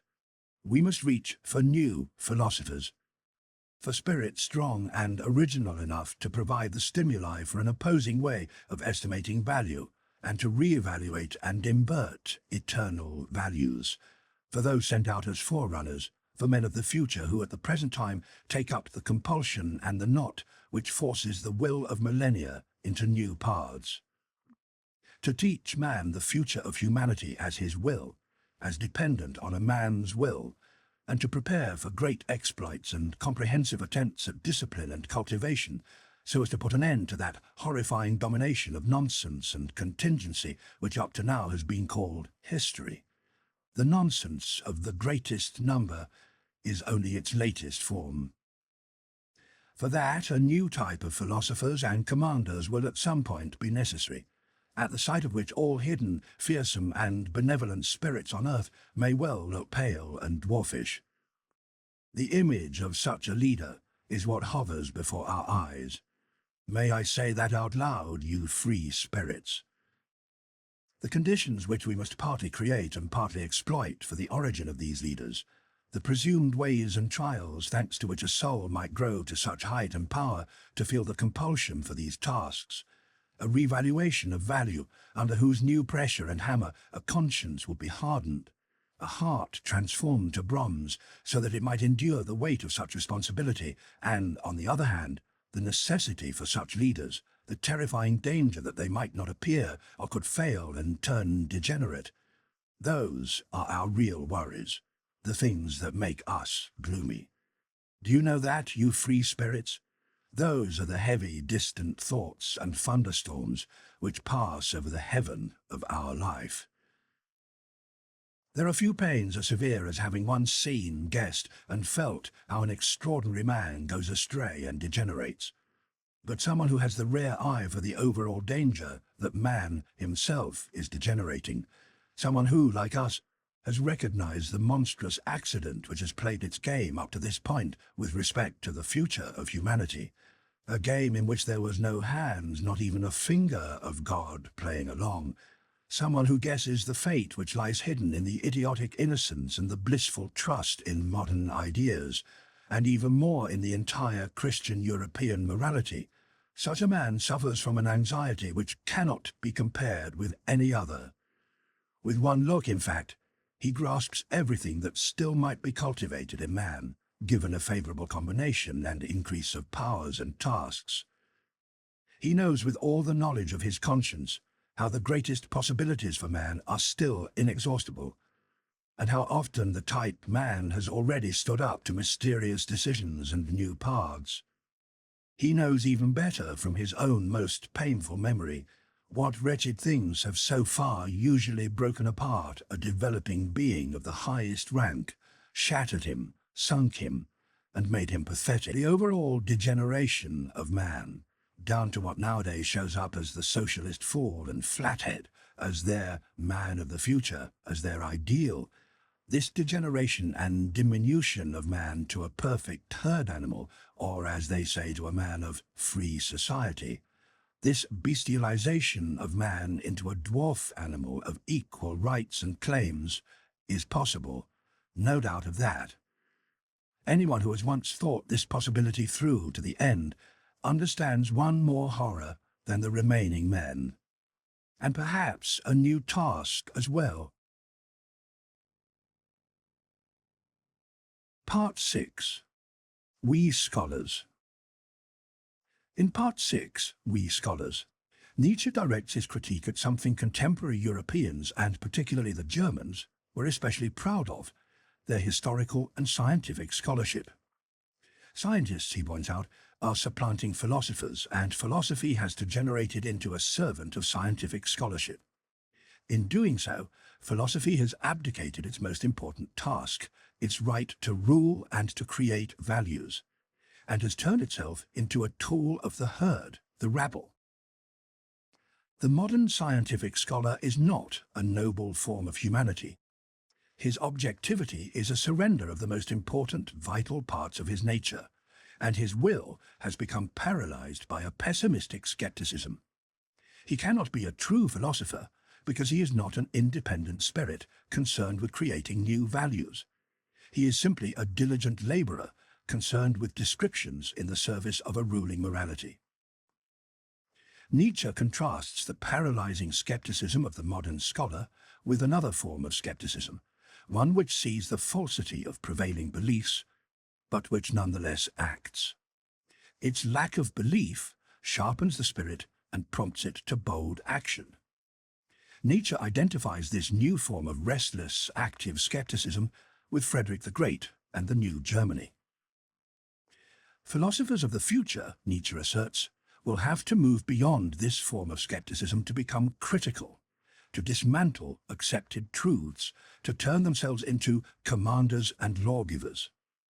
What this amounts to in practice is not particularly clear, but it involves fighting against the spirit of the age, against the herd, taking on the difficult, risky, and lonely creative task of shaping the future in a manner that will more fully realize the best human possibilities in certain individuals. 204. At the risk that moralizing here also will show itself to be what it always has been, that is, an unabashed montrer ses plaies, display of one's wounds, as Balzac says, I'd like to dare to stand up against an unreasonable and harmful shift in rank ordering which nowadays, quite unnoticed and, as if with the clearest conscience, threatens to establish itself between science and philosophy. I think that we must have a right on the basis of our experience. Experience means, as I see it, always bad experience, to discuss such a higher question of rank, so that we do not speak like blind men about colour or as women and artists do against science. Oh, this nasty science, their instinct and embarrassment sigh, it's always behind everything. The declaration of independence of the scientific man, his emancipation from philosophy, is one of the subtler effects of the order and confusion in democracy. Today, the self-glorification and self-exaltation of the scholar stands in full bloom everywhere and in their finest spring. But that is still not intended to mean that in this case self-praise smells very nice. Away with all masters. That's what the instinct of the rabble wants here too, and once science enjoyed its happiest success in pushing away theology, whose handmaiden it was for so long, now it has the high spirits and stupidity to set about making laws for philosophy and to take its turn, playing the master for once. What am I saying? Playing the philosopher. My memory, the memory of a scientific man, if you'll permit me to say so, is full to bursting with the naivety and the arrogance I have heard in remarks about philosophy and philosophers from young natural scientists and old doctors, not to mention from the most educated and most conceited of all scholars, the philologists and schoolmen, who are both of these thanks to their profession. Sometimes it was a specialist and the man who hangs around in corners who, in general, instinctively resists all synthetic tasks and capabilities. Sometimes the industrious worker, who had taken a whiff of the otium, leisure, and of the noble opulence within the spiritual household of the philosopher, things which make him feel restricted and diminished. Sometimes it was that colour-blindness of the utilitarian man who sees nothing in philosophy other than a series of refuted systems and an extravagant expense from which no one receives any benefit. Sometimes the fear of disguised mysticism and an adjustment to the boundaries of knowledge sprang up. Sometimes the contempt for particular philosophers had unwittingly been generalized into a contempt for philosophy. Finally, among the young scholars, I most frequently found behind the arrogant belittlement of philosophy the pernicious effect of a philosopher whom people had in general refused to follow, but without escaping the spell of his value judgments, rejecting other philosophers, something which brought about a collective irritation with all philosophy. For example, Schopenhauer's effect on the most modern Germany seems to me to be something like this. With his unintelligent anger against Hegel, he created a situation in which the entire last generation of Germans broke away from their connection with German culture, and this culture, all things well considered, was a high point in and a prophetic refinement of the historical sense. But Schopenhauer himself in this very matter was impoverished to the point of genius, unreceptive and un-German. From a general point of view, he may well have been, more than anything else, the human, all too human, in short, the paltriness of the newer philosophy itself, which most fundamentally damaged respect for philosophy and opened the gates to the instincts of the rabble. We should nonetheless confess the extent to which, in our modern world, the whole style of Heraclitus, Plato, Empedocles, and of whatever all those royal and splendid hermits of the spirit were called, is disappearing. Considering the sort of representatives of philosophy who nowadays, thanks to fashion, are just as much on top as on the very bottom. In Germany, for example, the two lions of Berlin, the anarchist Eugen Düring and the amalgamist Eduard von Hartmann, an honest man of science, may feel with some justice that he is of a better sort, with a better descent. In particular, the sight of these mishmash philosophers who call themselves reality philosophers or positivists is capable of throwing a dangerous mistrust into the soul of an ambitious young scholar. They are, in the best of cases, scholars and specialists themselves. That's clear enough. They are, in fact, collectively defeated, brought back under the rule of science. At some time or other they wanted more from themselves, without having any right to this more and to its responsibilities, and now, in word and deed, they represent in a respectable, angry, vengeful way the lack of faith in the ruling task and masterfulness of philosophy. But finally, how could it be anything different? Science nowadays is in bloom, and its face is filled with good conscience, while what all new philosophy has gradually sunk to, the rest of contemporary philosophy, is busy generating suspicion and ill humour against itself, if not mockery and pity. Philosophy reduced to theory of knowledge is, in fact, nothing more than a tentative division of philosophy into epochs and a doctrine of abstinence. A philosophy which does not venture a step over the threshold and awkwardly denies itself the right to enter. That is philosophy at death's door, an end, an agony, something pitiful. How could such a philosophy rule? 205. To tell the truth, there are so many varied dangers for the development of a philosopher today that we may well doubt whether this fruit can, in general, still grow ripe. The scope and the fortress building of the sciences have grown into something monstrous, and with it the probability that the philosopher has already grown tired while he is still learning, or has stopped somewhere and allowed himself to specialize, so that he no longer reaches his full height, that is, high enough for an overview, for looking round, for looking down. Or else he reaches that point too late, when his best time and power are already over, or he's become damaged, coarsened, degenerate, so that his glance, his comprehensive value judgment, means little any more. The very refinement of his intellectual conscience perhaps allows him to hesitate along the way and to delay. He's afraid of being seduced into being a dilettante, a millipede, something with 1,000 antennae. He knows too well that a man who has lost respect for himself may no longer give orders as a man of knowledge, may no longer lead. At that point he would have to be willing to become a great actor, a philosophical Cagliostro, and a spiritual Pied Piper, in short, a seducer. In the end it's a question of taste, even if it were not a question of conscience. Moreover, by way of doubling once again the difficulty for the philosopher, it comes to this. He demands from himself a judgment, a yes or no, not about the sciences, but about life and the worth of living. And he learns with reluctance to believe that he has a right or even a duty toward this judgment, and must seek his own path to that right and that belief only through the most extensive, perhaps most disturbing, most destructive experiences, often hesitating, doubting, saying nothing. As a matter of fact, the masses have for a long time mistaken and misidentified the philosopher, whether with the man of science and ideal scholar, or with the religiously elevated, desensitized, unworldly enthusiast drunk on God. If we hear anyone praised at all nowadays on the ground he lives wisely or like a philosopher, that means almost nothing other than prudently and on the sidelines. Wisdom. That seems to the rabble some kind of escape, a means or trick to pull oneself well out of a nasty game.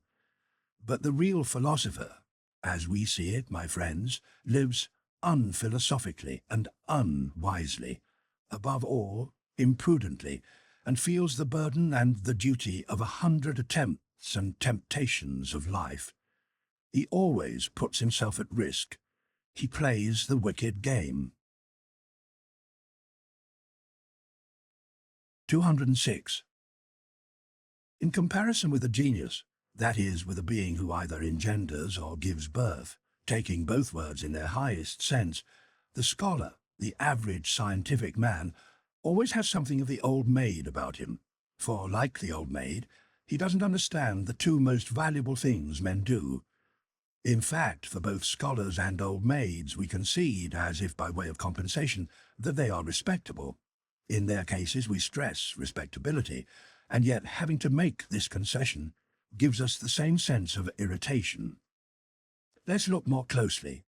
What is the scientific man? To begin with, a man who is not a noble type. He has the virtues of a man who is not distinguished, that is, a type of person who is not a ruler, not authoritative, and also not self-sufficient. He has diligence, a patient endorsement of position and rank, equanimity about and moderation in his abilities and needs. He has an instinct for people like him and for what people like him require. For example, that bit of independence and green meadows without which there is no peace in work, that demand for honour and acknowledgement, which assumes first and foremost recognition and the ability to be recognized, that sunshine of a good name, that constant stamp of approval of his value and his utility, which is necessary to overcome again and again the inner suspicion at the bottom of the hearts of all dependent men and herd animals. The scholar also has, as stands to reason, the illnesses and bad habits of a non-noble variety. He is full of petty jealousy, and has a lynx eye for the baseness in those natures whose heights are impossible for him to attain. He is trusting, but only as an individual who lets himself go, but does not let himself flow. With a person who is like a great stream, he just stands there all the colder and more enclosed. His eye is then like a smooth, reluctant lake in which there is no longer any ripple of delight or sympathy. The worst and most dangerous thing of which a scholar is capable he gets from his instinctive sense of the mediocrity of his type, from that Jesuitry of mediocrity, which spontaneously works for the destruction of the uncommon man and seeks to break every arched bow, or even better, to relax it. That is, to unbend it, with consideration, of course, naturally with a flattering hand, to unbend it with trusting sympathy. That is the essential art of Jesuitry, which has always understood how to introduce itself as a religion of pity. 207. No matter how gratefully we may accommodate ourselves to the objective spirit, and who has never been sick to death of everything subjective and its damnably excessive obsession with itself, ipsissi mositet, we must ultimately learn caution concerning this gratitude and stop the exaggeration with which in recent years we have celebrated the depersonalizing of the spirit, emptying the self from the spirit, as if that were the goal in itself, redemption and transfiguration. That's what tends to happen, for example, in the pessimism school, which, for its part, has good reasons for awarding highest honour to disinterested knowledge. The objective man who no longer curses and grumbles like the pessimist, the ideal scholar in whom the scientific instinct after thousands of total and partial failures all of a sudden comes into bloom and keeps flowering to the end, is surely one of the most valuable of implements there is. But he belongs in the hands of someone more powerful. He is only a tool, we say. He is a mirror. He is no end in himself. The objective man is, in fact, a mirror, accustomed to submit before everything which wishes to be known, without any delight other than that available in knowing and mirroring back.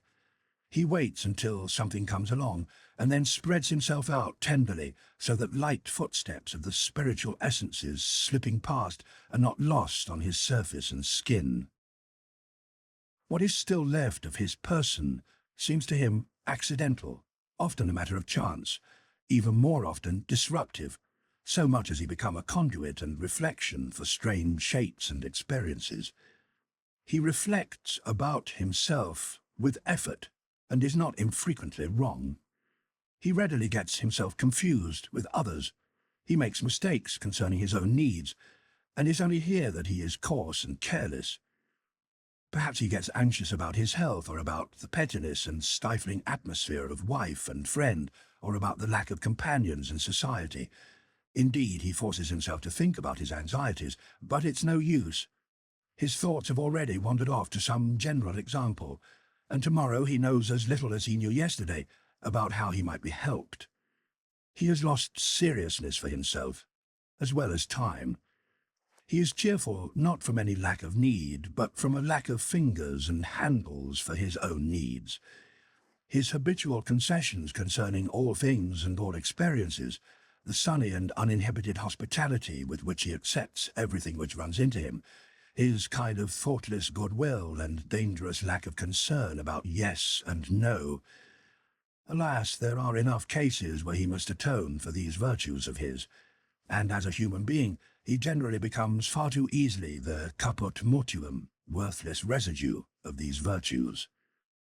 If people want love and hate from him, I mean love and hate the way God, women, and animals understand the terms, he'll do what he can and give what he can.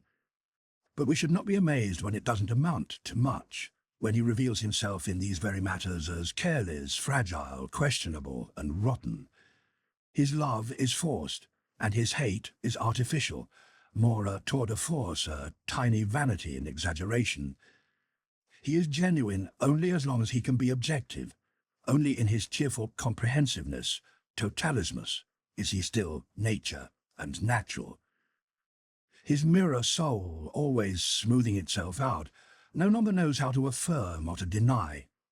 He does not command, and he does not destroy. Je ne méprise presque rien. There is almost nothing I despise, he says with Leibniz. We should not fail to hear and should not underestimate that presque, almost. Moreover, he is no model human being. He does not go ahead of anyone or behind.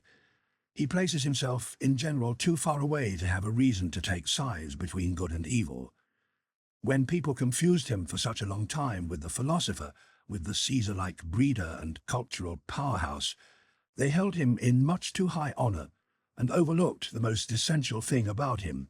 He is an instrument, something of a slave, although certainly the most sublime form of slave, but in himself, nothing, presque rien, almost nothing. The objective man is an instrument, an expensive, easily damaged and blunted tool for measurement and an artful arrangement of mirrors, something we should take care of and respect.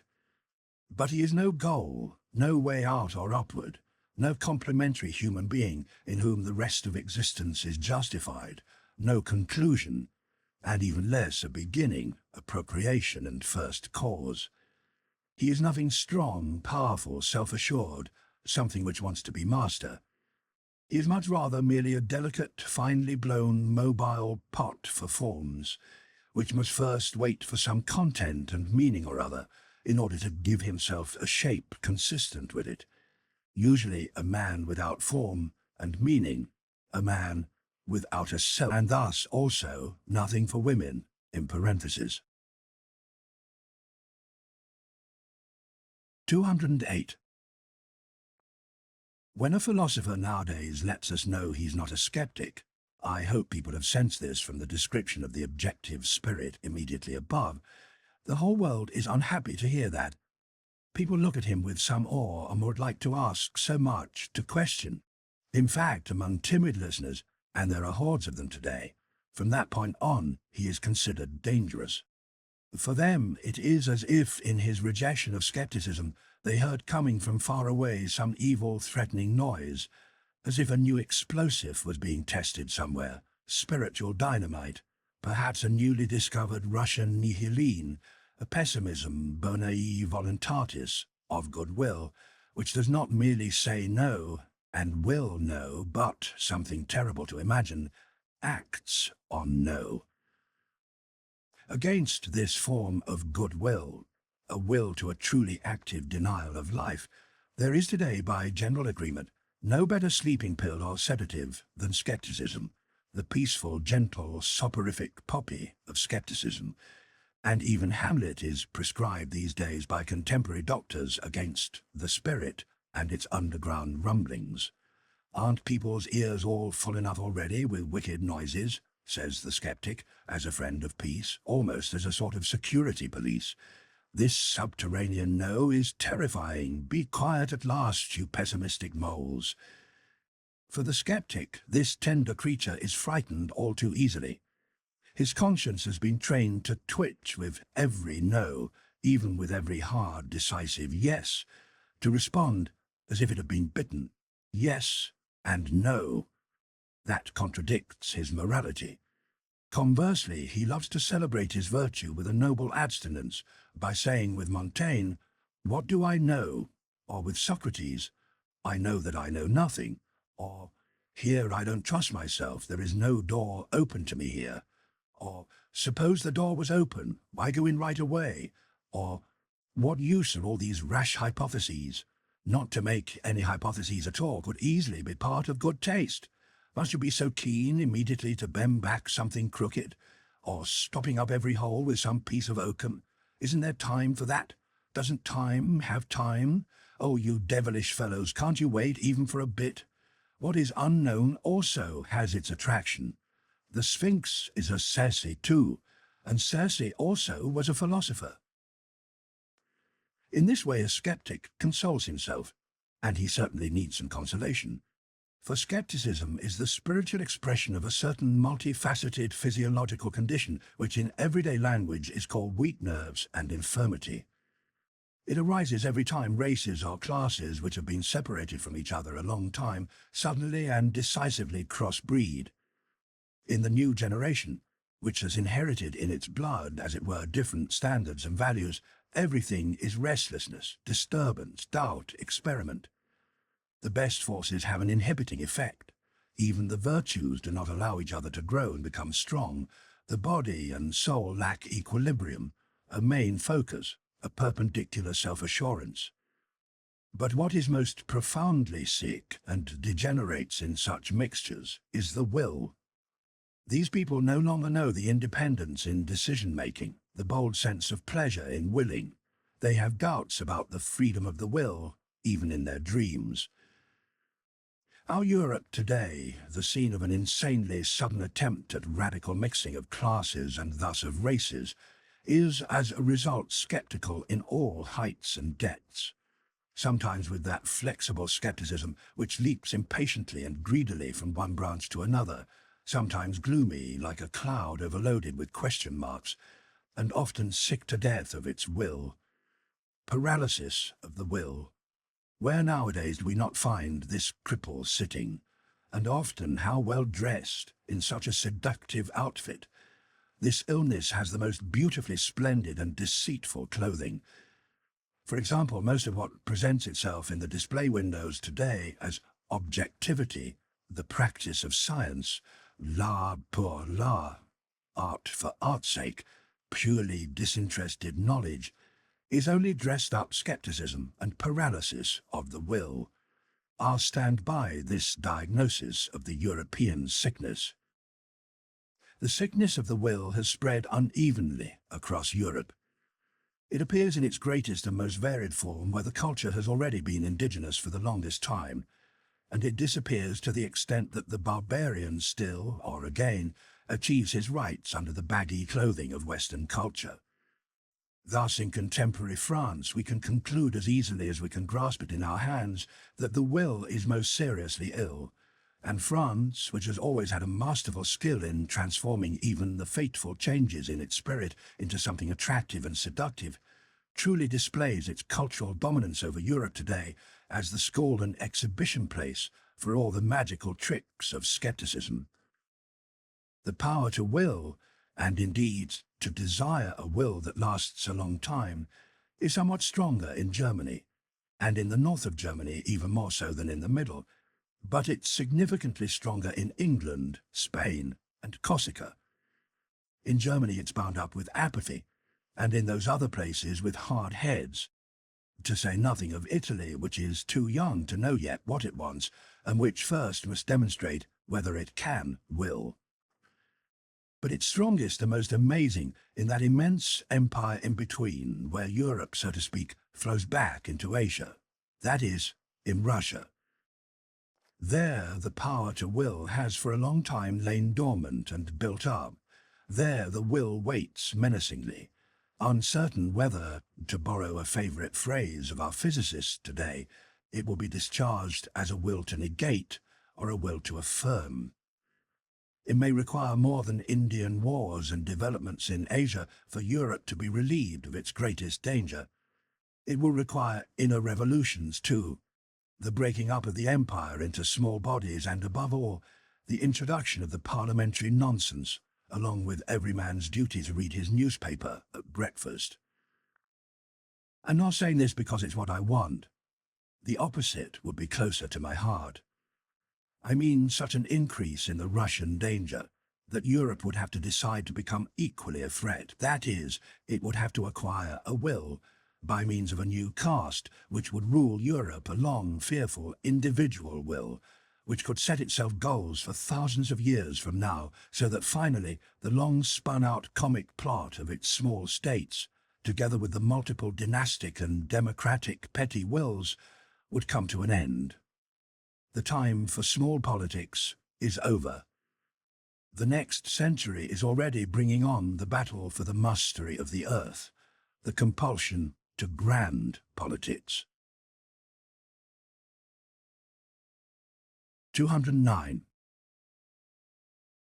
The extent to which the new warlike age into which we Europeans have evidently entered may perhaps also be favourable to the development of another stronger variety of scepticism. On that point, I'd like to state my views only provisionally, through a comparison which friends of German history will understand easily enough. That unthinking enthusiast for good-looking, excessively tall grenadiers who, as King of Prussia, brought into being a military and skeptical genius, and in the process basically created that new type of German who has just recently emerged victorious, the questionable and mad father of Friedrich the Great, in one respect himself had the grip and lucky claw of genius. He knew what Germany then needed, a lack which was 100 times more worrisome and more urgent than some deficiency in culture and social style. His aversion to the young Friedrich emerged from the anxiety of a profound instinct. What was missing was men, and he suspected to his most bitter annoyance that his own son might not be man enough. On that point he was deceived, but who in his place would not have been deceived? He saw his son decline into atheism, esprit, the luxurious frivolousness of witty Frenchmen. He saw in the background the great bloodsucker, the spider of scepticism. He suspected the incurable misery of a heart that is no longer hard enough for evil and for good, of a fractured will, which no longer commands and no longer can command. But in the meantime there grew up in his son that more dangerous and harder new form of scepticism. Who knows how much it was encouraged by that very hate of his father's and by the icy melancholy of a will pushed into solitude. The scepticism of the daring masculinity, which is closely related to the genius for war and conquest, and which, in the shape of Friedrich the Great, first gained entry into Germany. This scepticism despises and nonetheless grabs hold. It undermines and takes possession. It does not believe, but in so doing does not lose itself. It gives the spirit a dangerous freedom, but it is hard on the heart. It is the German form of scepticism, which, as a constant Friedrichianism intensified into the highest spirituality, has brought Europe for some time under the dominion of the German spirit and its critical and historical mistrust. Thanks to the invincibly strong and tenacious masculine character of the great German philologists and critical historians, who, if we see them properly, were collectively also artists of destruction and subversion, gradually a new idea of the German spirit established itself, in spite of all the romanticism in music and philosophy, an idea in which the characteristic of manly scepticism stepped decisively forward. It could be, for example, a fearlessness in the gaze, courage and hardness in the destroying hand, a tough will for dangerous voyages of discovery, for expeditions to the spiritual North Pole and the arid and dangerous skies. And there may well be good reasons why warm-blooded and superficial humanitarian people cross themselves when confronted with this spirit. Michelet, not without a shudder, called it cet esprit fataliste, ironique, mephistophelique, this fatal and ironic spirit of Mephistopheles. But if we want to understand how distinctive this fear of the man in the German spirit is, through which Europe was roused out of its dogmatic slumber, we might remember the earlier idea which had to be overthrown by it. and how it is still not so long ago that a masculine woman could dare with unrestrained presumption to recommend the Germans to the sympathy of Europe as gentle, good-hearted, weak-willed, poetical idiots. Finally, we should understand with sufficient profundity Napoleon's surprise when he came to visit Goethe. That reveals what people had thought about the German spirit for centuries. Voilà un homme, there's a man, which is in effect saying, that is really a man, and I had expected only a German. 210. Assuming, then, that in the image of the philosophers of the future there is some characteristic which raises the question whether they would not perhaps have to be skeptics, in the sense indicated immediately above, that would nonetheless indicate only one thing about them, and not what they themselves were. With just as much justification they could be called critics, and it's certain they will be men who experiment. In the names with which I have ventured to christen them, I have already particularly emphasized the attempting and the enjoyment in making attempts. Did this happen because, as critics in body and soul, they love to use experiments in a new, perhaps broader, perhaps more dangerous sense? In their passion for knowledge, do they have to go further with daring and painful experiments than is considered appropriate by the soft-hearted and molly-coddled taste of a democratic century? There is no doubt that these coming philosophers will at least be able to rid themselves of those serious and not unobjectionable characteristics which separate the critic from the skeptic. I mean the certainty in the measure of value, the conscious use of a unity of method, the shrewd courage, the standing alone, and the ability to answer for themselves. In fact, they will confess that they take delight in saying no, and in dismantling things, and in a certain thought-out cruelty which knows how to guide the knife surely and precisely, even when the heart is still bleeding. They will be harder, and perhaps not always only on themselves, than humane people might wish. They will not get involved with the truth, so that the truth can please them, or elevate them, and inspire them. By contrast, they will have little faith that the truth brings with it such emotional entertainment.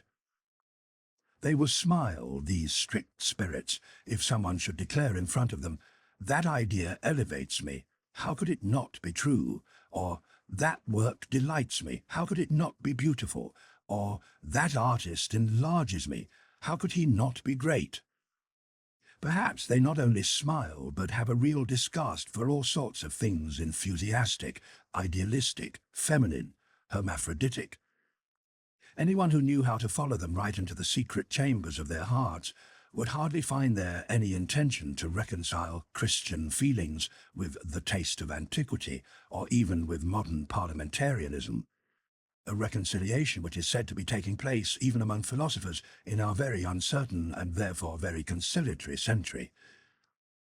These philosophers of the future will demand not only of themselves critical discipline and every habit which leads to purity and strictness in things of the spirit. They could show them off as their own kind of jewelry. Nonetheless, for all that, they still don't wish to be called critics. It seems to them no small insult inflicted on philosophy when people decree, as happens so commonly today, philosophy itself is criticism and critical science, and nothing else. This evaluation of philosophy may enjoy the applause of all French and German positivists, and it's possible that it would have flattered even the heart and taste of Kant. We should remember the title of his major works. Our new philosophers will nonetheless affirm that critics are the tools of the philosopher, and for that very reason, the fact that they are tools, still a great way from being philosophers themselves. Even the great Chinese citizen of Königsberg, Kant, was only a great critic. 211. I insist on this point, that people finally stop confusing philosophical labourers and scientific people in general with philosophers, that in this matter we strictly assign to each his due, and do not give too much to the former and much too little to the latter. It may be that the education of a real philosopher requires that he himself has stood for a while on all of those steps where his servants, the scientific labourers in philosophy, remain and must remain. Perhaps he must himself have been critic and skeptic and dogmatist and historian, and in addition poet and collector and traveller and solver of riddles and moralist and prophet and free spirit and almost everything, in order to move through the range of human worth and feelings of value, and to be able to look with a variety of different eyes and consciences from the heights into every distance, from the depths into every height, from the corners into every expanse. But all these things are only preconditions for his task. The task itself seeks something different. It demands that he create values. Every philosophical labourer on the noble model of Kant and Hegel has to establish some large collection of facts or other concerning values, that is, earlier value statements, creations of value which have become dominant and for a long time have been called truths. They have to press these into formulas, whether in the realm of logic or politics, morality or art. The task of these researchers is to make everything that has happened and which has been valued up to now clear, easy to imagine, intelligible and manageable, to shorten everything lengthy, even time itself, and to overpower the entire past, a huge and marvelous task, in whose service every sophisticated pride and every tough will can certainly find satisfaction. But the real philosophers are commanders and lawgivers. They say, that is how it should be. They determine first the where-to and the what-for of human beings, and as they do this, they have at their disposal the preliminary work of all philosophical labourers, all those who have overpowered the past. They reach with their creative hands to grasp the future. In that process, everything which is and has been becomes a means for them, an instrument, a hammer. Their knowing is creating. Their creating is establishing laws. Their will to truth is will to power. Are there such philosophers nowadays? Have there ever been such philosophers? Is it not necessary that there be such philosophers? 212. It is increasingly apparent to me that the philosopher who is necessarily a man of tomorrow and the day after has in every age found and had to find himself in contradiction to his today.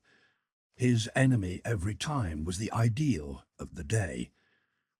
Up to now, all these extraordinary promoters of humanity whom we call philosophers, and who themselves seldom felt that they were friends of wisdom but rather embarrassing fools and dangerous question marks, have finally found their work, their hard, unsought-for, inescapable task, but finally the greatness of their work was for them to be the bad conscience of their age. By applying the knife of vivisection to the chest of the virtues of the day, they revealed what their own secret was: to know a new human greatness, to know a new untrodden path to increasing that greatness.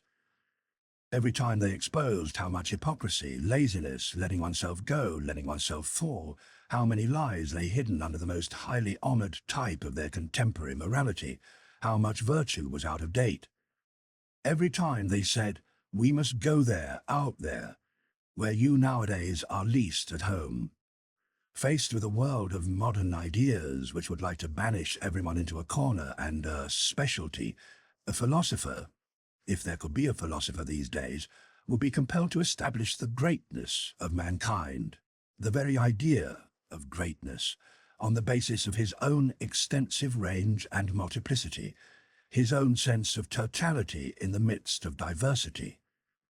He would even determine value and rank according to how much and how many different things one could endure and take upon oneself, how far one could extend one's own responsibility. Today, contemporary taste and virtue weaken and dilute the will. Nothing is as topical as the weakness of the will. Thus, in the ideal of the philosopher, it's precisely the strength of will, the hardness and ability to make long-range decisions that must be part of the idea greatness, with just as much justification as the opposite doctrine and the ideal of a stupid, denying humble, selfless humanity was appropriate to an opposite age, one which suffered, like the 16th century, from the bottled-up energy of its will and the wildest waters and storm tides of its selfishness. At the time of Socrates, among nothing but men of exhausted instincts, among conservative old Athenians who allowed themselves to go for happiness, as they said, and for pleasure, as they did, and who, in the process, always kept mouthing the old splendid words to which their lives no longer gave them any right, perhaps irony was essential for greatness in the soul, that malicious Socratic confidence of the old doctor and member of the rabble, who sliced ruthlessly into his own flesh, as into the flesh and heart of the noble man, with a look which spoke intelligibly enough, "Don't play act in front of me. Here, we are the same." By contrast, today, when the herd animal in Europe is the only one who attains and distributes honours, when equality of rights all too easily can get turned around into equality of wrongs, what I mean is into a common war against everything rare, strange, privileged, the higher man, the higher soul, the higher duty, the higher responsibility, the creative fullness of power and mastery.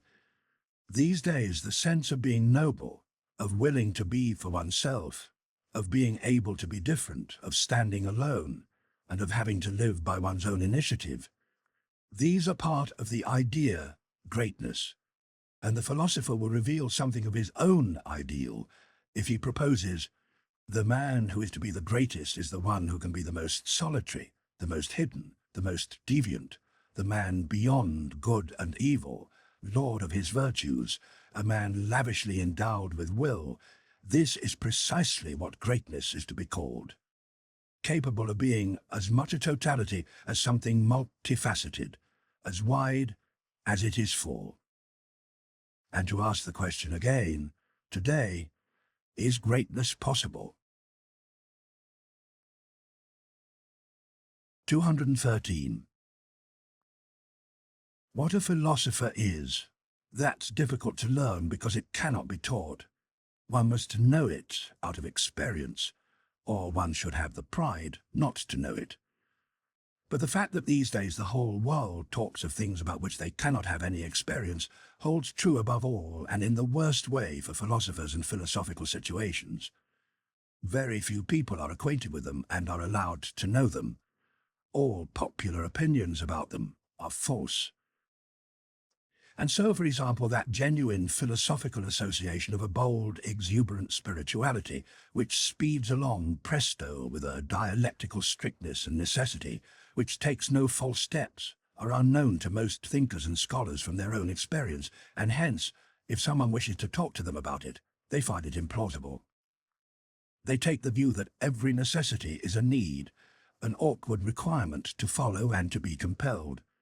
And for them, thinking itself is considered something slow, hesitant, almost laborious, and often enough worth the sweat of the noble, but under no circumstances something light, divine, closely related to dancing and high spirits. Thinking and taking an issue seriously, considering it gravely, among them these belong together. That's the only way they have experienced thinking. In such matters, artists may have a more subtle sense of smell. They know only too well that in the very place where they no longer create arbitrarily and make everything by necessity, their sense of freedom, refinement, authority, creative setting up, disposing, and shaping is at its height. In short, that necessity and the freedom of the will are then one thing for them. Ultimately, there is a rank ordering of spiritual conditions, with which the rank ordering of problems is consistent. And the highest problems shove back without mercy anyone who dares to approach them without having been predestined to solve them with the loftiness and power of his spirituality. What help is it if nimble heads of nondescript people, or, as happens so often these days, clumsy honest mechanics and empiricists with their plebeian ambition, press forward into the presence of such problems and, as it were, up to the court of courts? but on such a rug crude feet may never tread. There's still a primeval law of things to look after that. The doors remain closed to these people who push against them, even if they want to bang or crush their heads against them. One must be born for every lofty world. To put the matter more clearly, one must be cultivated for it. One has a right to philosophy, taking the word in its grand sense, only thanks to one's descent, one's ancestors. Here, too, blood decides. For a philosopher to arise, many generations must have done the preparatory work. Every single one of his virtues must have been acquired, cared for, passed on, assimilated, and not just the bold, light, delicate walking and running of his thoughts, but above all the willingness to take on great responsibilities, the loftiness of the look which dominates and gazes down, the feeling of standing apart from the crowd and its duties and virtues, the affable protecting and defending what is misunderstood and slandered, whether that is God or the devil, the desire for and practice of great justice, the art of commanding, the breadth of will, the slow eye that seldom admires, seldom looks upward, seldom loves. Part 7. Our Virtues. In Part 7, Our Virtues, Nietzsche returns to his idea that moral judgments are a form of revenge by the less spiritually gifted against their natural superiors. Promoting ideas like equality and disinterestedness and pity are a common form of this phenomenon. Nietzsche distinguishes his idea of pity from the common idea of pity. The common man, with his pity for human beings, wishes to eliminate suffering. But Nietzsche pities this attitude because it makes human beings smaller and more contemptible. Suffering is the crucible in which all great things have been created. That is why utilitarians, who seek the greatest good of the greatest number and who anchor morality on pleasure and pain, are philosophically crude. Cruelty, Nietzsche insists, is the basis for our higher culture, which emerges from the spiritualization of that cruelty arising from the wild beast in human nature, which the modern age is afraid of, even though it believes it has overcome such natures.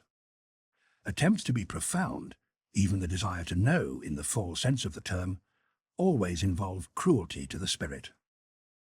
Nietzsche here expands somewhat on his notion of a basic will of the spirit, a desire to command and to possess. This will is in conflict with other wills, including a desire for ignorance, deception, and simplification. To come to an understanding of the multifaceted nature of things, a philosopher needs to be honest with himself, especially about certain predetermined ways of thinking which he cannot change. By way of demonstrating this last point, Nietzsche launches an extended discussion of his views of women which, as one might expect, include a contempt for all the modern ideas about the education and emancipation of women. 214. Our Virtues. It's probable that we also still have our virtues, although it's reasonable to think that they will not be those naive, four-square virtues for whose sake we respect our grandfathers, at the same time holding them somewhat at arm's length. We Europeans of the day after tomorrow, we firstborn of the 20th century, with all our dangerous curiosity, our multiplicity and art of disguise, our tender and, so to speak, sweetened cruelty in spirit and sense, if we're to have virtues, we'll presumably have only those which have learned best how to tolerate our most secret and most heartfelt inclinations, our most burning needs. So then, let's look for them in our labyrinths where, as we know, so many different things get lost, so many different things disappear forever. And is there anything more beautiful than seeking out one's own virtues? Doesn't this mean that one already almost believes in one's own virtues? But this phrase, believe in one's own virtues, isn't that basically the same thing people in earlier times used to call their good conscience? That long, worthy pigtail of an idea which our grandfathers hung behind their heads, and often enough behind their understanding as well. Thus it seems to follow that no matter how little we may think ourselves as old-fashioned and as respectable as our grandfathers in other things, in one respect we are nonetheless the worthy grandsons of these grandfathers, we last Europeans with good consciences. We, too, still carry their pigtail. Oh, if you knew how soon, how very soon, things will be otherwise. 215. Just as it sometimes happens in the realm of the stars that two suns determine the orbit of a planet, and in some cases suns of different colours cast their lights around a single planet, sometimes red light, sometimes green light, and then again lighting it both at once, flooding it with colours. In the same way, we modern men, thanks to the complicated mechanics of our starry heaven, are determined by different moralities. Our actions change their lights into different colours. They are rarely unambiguous, and there are enough cases where our actions have many colours. 216. Love one's enemies? I think that has been well learned. These days it happens thousands of times in small and big things. In fact, now and then something even higher and more sublime takes place. We learn to despise when we love, and precisely when we love best. But all this is unconscious, without any farce, without any pomp and circumstance, rather with that modesty and secret goodness which prohibit solemn words and virtuous formulas. Morality as a pose, that offends our taste nowadays. This is also progress, just as it was progress for our fathers when religion as a pose finally offended their taste, including hostility to and a Voltairean bitterness against religion, and everything that formerly went along with the sign language of free thinkers. It's the music in our conscience, the dance in our spirit, which makes all Puritan litanies, all moral sermons, and petty bourgeois respectability sound out of tune.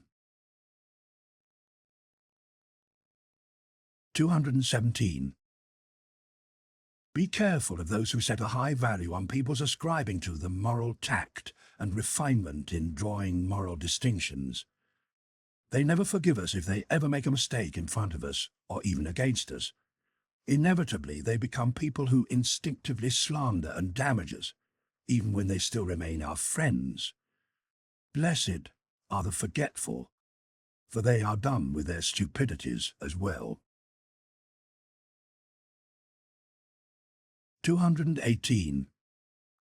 Psychologists in France, and where else are there still any psychologists nowadays, have not yet stopped enjoying the bitter and manifold pleasure they get from bêtise bourgeoise, bourgeois stupidity. It's as if, but enough, by doing that they are revealing something. For example, Flaubert, that decent citizen of Rouen, finished up by seeing, hearing, and tasting nothing else any more. That was his kind of self-torture and more refined cruelty. Now, for a change, since this is becoming tedious, I recommend something else for our delight. And that's the unconscious shiftiness with which all good, thick, well-behaved, average spirits react to higher spirits and their functions. That subtle, complicated, Jesuitical shiftiness, which is 1,000 times more subtle than the understanding and taste of these average people in their best moments, or even the understanding of their victims as well. This is repeated evidence for the fact that instinct is the most intelligent of all forms of intelligence which have been discovered so far. Briefly put, you psychologists should study the philosophy of the norm in its war against the exception. There you'll see a drama good enough for the gods and divine maliciousness. Or, to put the matter still more clearly, practice vivisection on the good people, on the homo bonei voluntatis, man of goodwill, on yourselves. 219. Moral judgment and condemnation are the favourite revenge of the spiritually limited against those who are less limited, as well as a form of compensation for the fact that nature has thought ill of them, and finally a chance to acquire some spirit and become refined. Spiritualized malice. Deep in their hearts they feel good that there is a standard before which those plentifully endowed with spiritual wealth and privilege stand just like them. They fight for the equality of all before God, and almost require a faith in God just for that purpose. Among them are the most powerful opponents of atheism.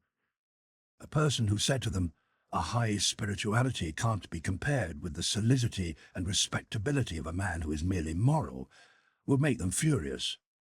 I'll be careful about doing this. I much prefer to flatter them with my principle that a high spirituality itself arises only as the final offspring of moral qualities, that it is a synthesis of all those conditions which are ascribed to the merely moral man, after they've been acquired one by one through long discipline and practice, perhaps through an entire chain of generations, that the high spirituality is precisely the spiritualization of justice and that kind severity which knows that its task is to maintain the order of rank in the world, not only among human beings, but even among things. 220.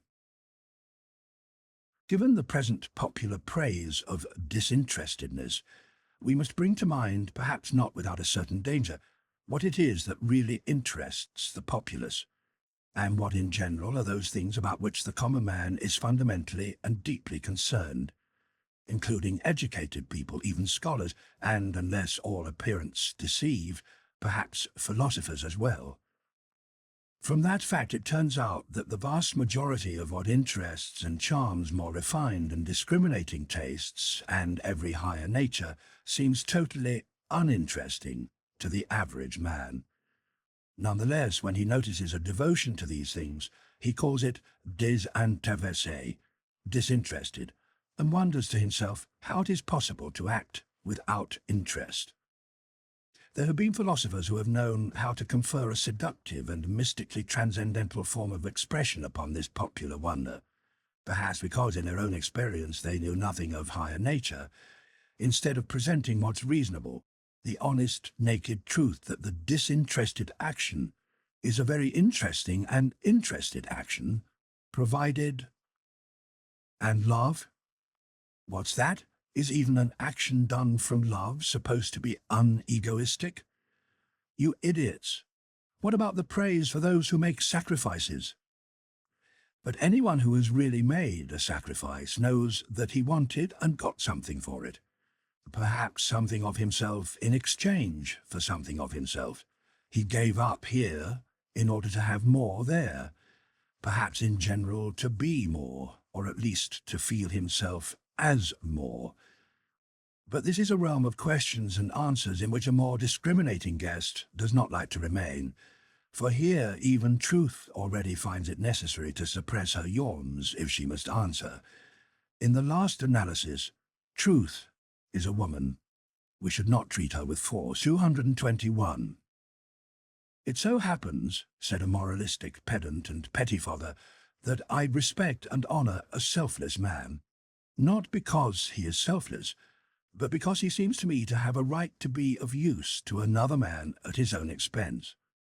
All right, but it's always a question of who he is and who the other is.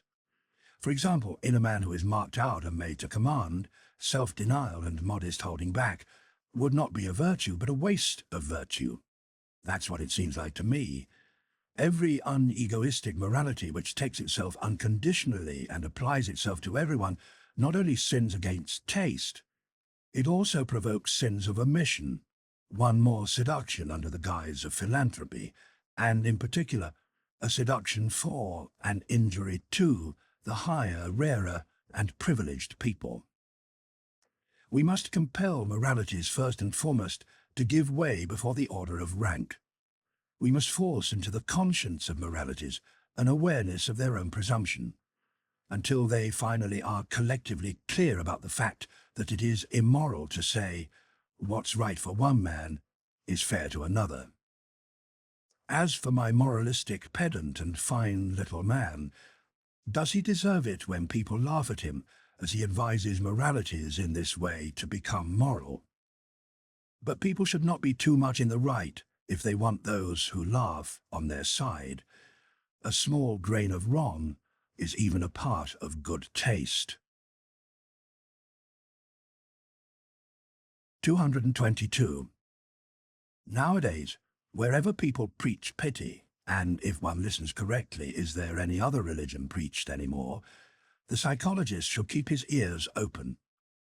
Through all the vanity, through all the noise characteristic of these preachers, like all preachers, he'll hear a hoarser, moaning, genuine sound of self-contempt. It's part of that process of making Europe dark and ugly, which has been growing now for 100 years, and whose first symptoms were already placed in the documentary record in a thoughtful letter from Galliani to Madame d'Épinay, unless it's the cause of this development. The man of modern ideas, this proud ape, is uncontrollably dissatisfied with himself. That's established. He's suffering, and his vanity wishes him only to suffer with others.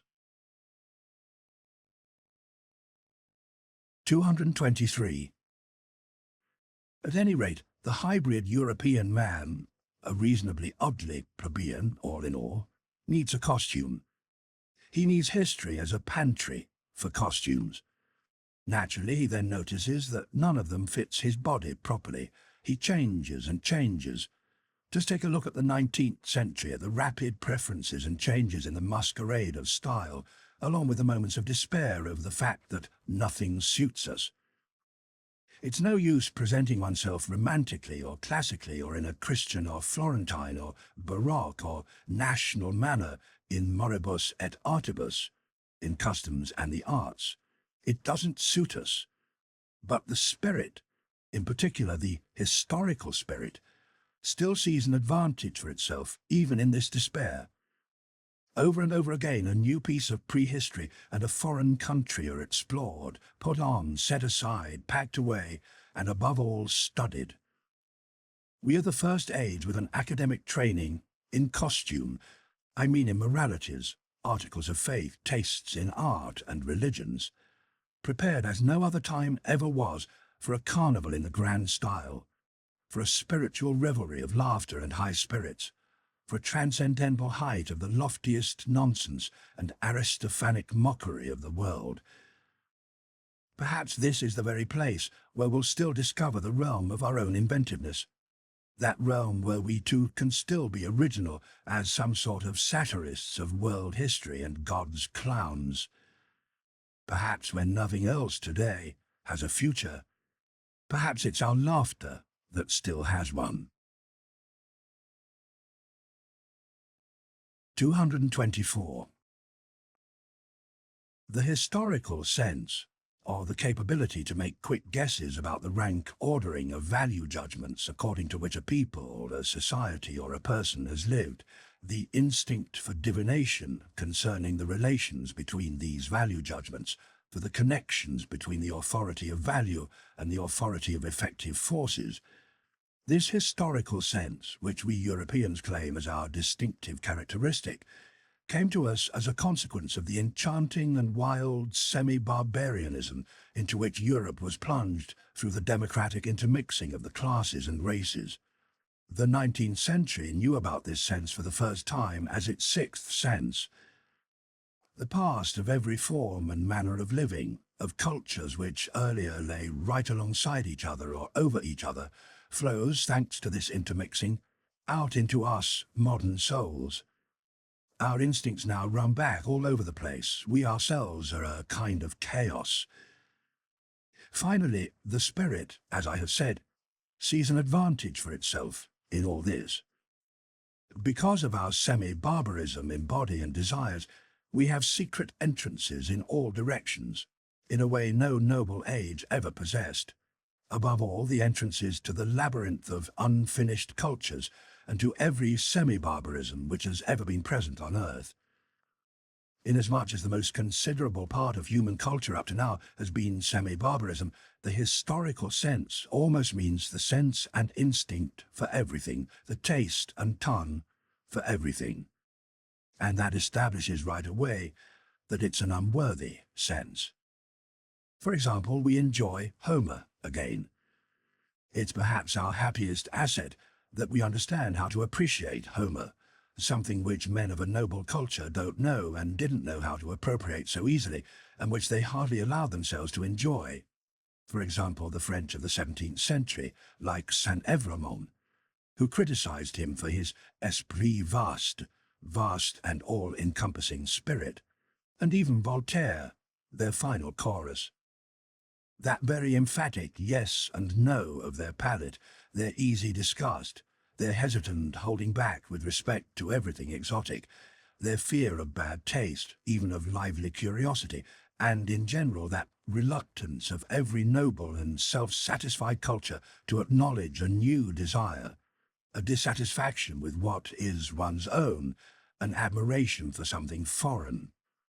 All this disposes and makes them hostile even to the best things of the world which are not their own property, or could not become a trophy of theirs.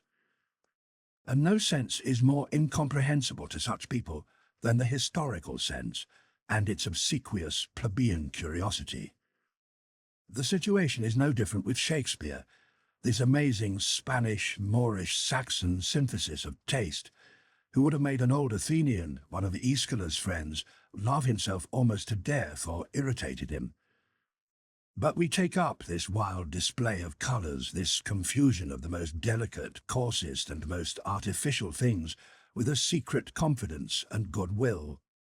We enjoy him as the refinement of art saved especially for us, and in the process do not allow ourselves to be disturbed at all by the unpleasant stink and the proximity of the English rabble in which Shakespeare's art and taste lives. No more so than on the Chiaia in Naples, where we go on our way with all our senses enchanted and willing, no matter how much the sewers of the rabble's quarter fill the air. We men of the historical sense, we have our corresponding virtues. That's beyond dispute. We are undemanding, selfless, modest, brave, full of self-restraint, full of devotion, very grateful, very patient, very obliging. With all that, we are perhaps not very tasteful. Let's finally admit it to ourselves.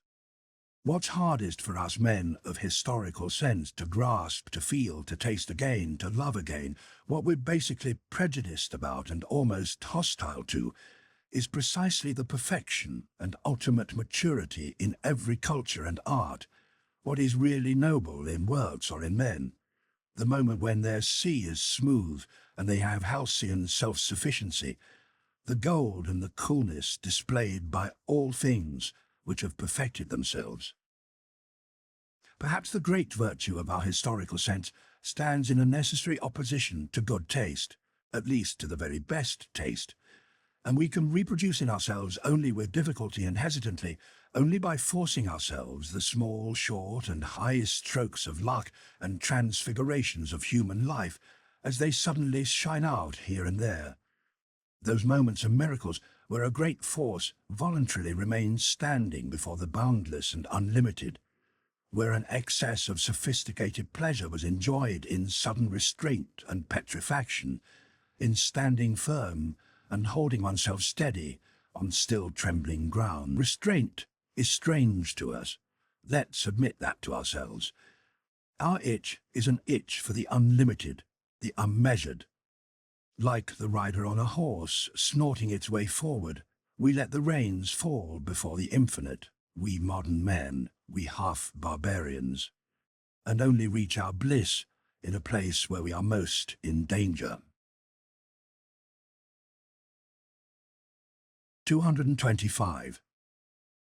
Whether hedonism or pessimism or utilitarianism or eudaimonianism, the doctrine that life is the pursuit of happiness, all these ways of thinking, which measure the value of things according to pleasure and pain, that is, according to contingent circumstances and secondary issues, are ways of thinking in the foreground and naivety, which everyone who knows about creative forces and an artistic conscience will look down on, not without ridicule and not without pity. Pity for you, that is, of course, not pity the way you mean the term. That is not pity for social needs, for society and its sick and unlucky people, with those depraved and broken down from the start. They're lying on the ground all around us. Even less is it pity for the grumbling oppressed, the rebellious slave classes who strive for mastery. They call it freedom. Our pitying is a higher compassion, which sees further. We see how man is making himself smaller, how you make him smaller. And there are moments when we look at your pitying with an indescribable anxiety, where we defend ourselves against this pity, where we find your seriousness more dangerous than any carelessness. You want, if possible, and there is no more fantastic, if possible, to do away with suffering. What about us? It does seem that we would prefer it to be even higher and worse than it ever was. Well-being, the way you understand it, that is no goal. To us, that looks like an end, a condition which immediately makes human beings laughable and contemptible, something which makes their destruction desirable. The discipline of suffering, of great suffering. Don't you realize that up to this point, it is only this suffering which has created every enhancement in man up to now? That tension of a soul in misery which develops its strength, its trembling when confronted with great destruction, its inventiveness and courage in bearing, holding out against, interpreting and using unhappiness, and whatever has been conferred upon it by way of profundity, secrecy, masks, spirit, cunning, and greatness. Has that not been given to it through suffering, through the discipline of great suffering? In human beings, creature and creator are united. In man is material stuff, fragments, excess, clay, mud, nonsense, chaos. But in man there is also creator, artist, hammer-hardness, the divinity of the spectator and the seventh day. You understand this contrast? And do you understand that your pity for the creature in man is for what must be formed, broken, forged, torn apart, burned, glow, purified, for what must necessarily suffer and should suffer? And our pity, don't you understand for whom our reverse pity matters, when it protects itself against your pity, as against the most wretched of all mollycoddling and weakness, and thus pity against pity? But, to say the point again, there are higher problems than all those of enjoyment, suffering, and pity, and every philosophy that leads only to these is something naive. 226. We immoral ones. This world which we are concerned with, in which we have to fear and live, this almost invisible and inaudible world of sophisticated commanding, sophisticated obeying, a world of almost from every way of looking at it, entangled, embarrassing, cutting, and tender. Yes, this world is well defended against clumsy spectators and familiar curiosity. We have been woven into a strict yarn and shirt of duty, and cannot get out. In that respect, we too are men of duty. Yes, we as well. Now and then it's true we dance happily in our chains and between our swords. More often it's no less true we gnash our teeth about it and are impatient with all the secret hardness of our fate. But we can do what we like.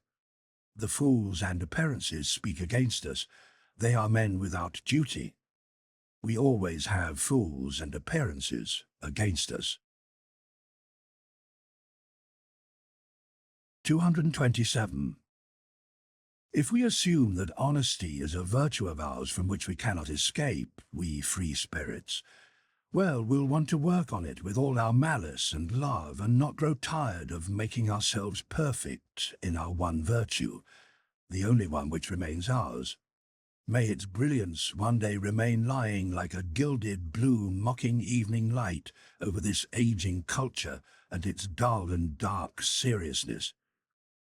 And if nonetheless our honesty one day grows tired and sighs and stretches its limbs and finds us too hard and would like to have things better, lighter, more loving, like a pleasing vice, let us remain hard, we final stoics, and let us send her by way of help only what we have in us of devilry, our disgust with what is crude and approximate, our nitimur invetitum, we seek what is forbidden, our courage as adventurers, our shrewd and discriminating curiosity, our most refined, most disguised, and most spiritual will to power and overcoming of the world, which roams and swarms greedily around all future realms.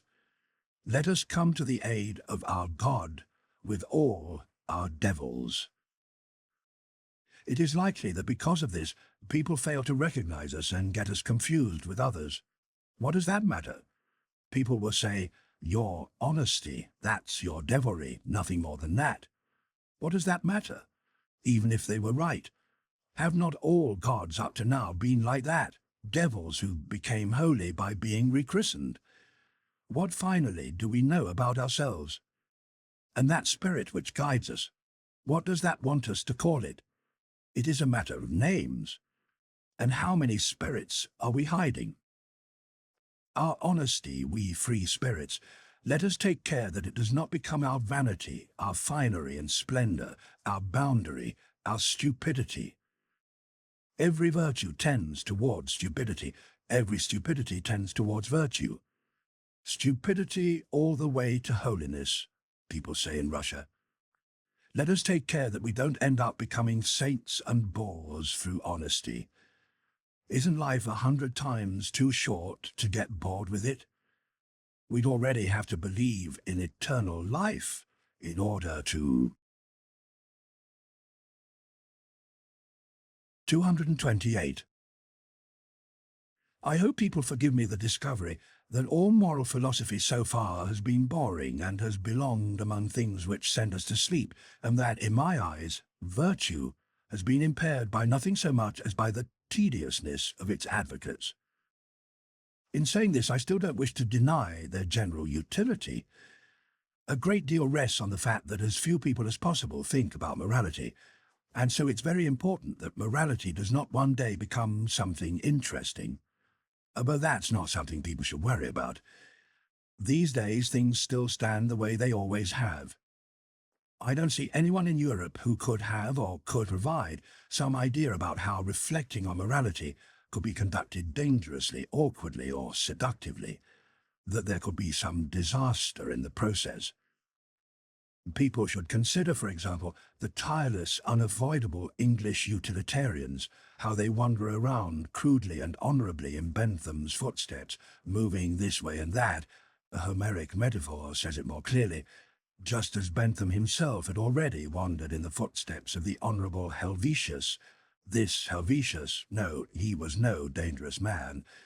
No new idea, nothing of a more refined expression and bending of an old idea, not even a real history of an earlier idea. An impossible literature in its totality, unless we understand how to spice it up with some malice.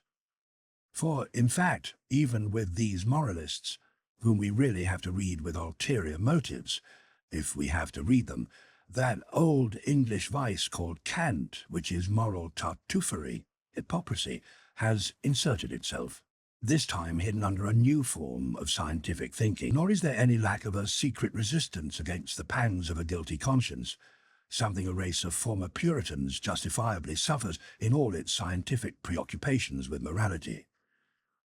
Isn't a moralist the opposite of a Puritan, namely, a thinker who takes morality as something questionable, worth raising questions about, in short, as a problem? Shouldn't moralizing be immoral? In the end, they all want English morality to be considered right, so that then mankind, or general needs, or the happiness of the greatest number, no, England's good fortune, will be best served. They want to prove with all their might that striding for English happiness, I mean for comfort and fashion, and as the highest priority a seat in Parliament, is at the same time also the right path to virtue. In fact, that all virtue which has existed in the world so far has consisted of just such striving.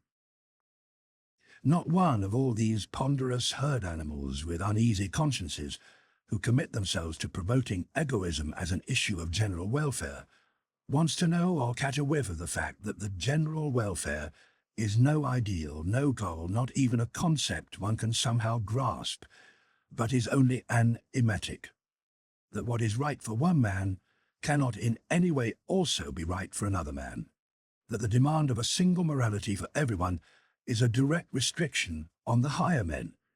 In short, that there is a rank ordering between man, and thus, as a result, also between morality and morality.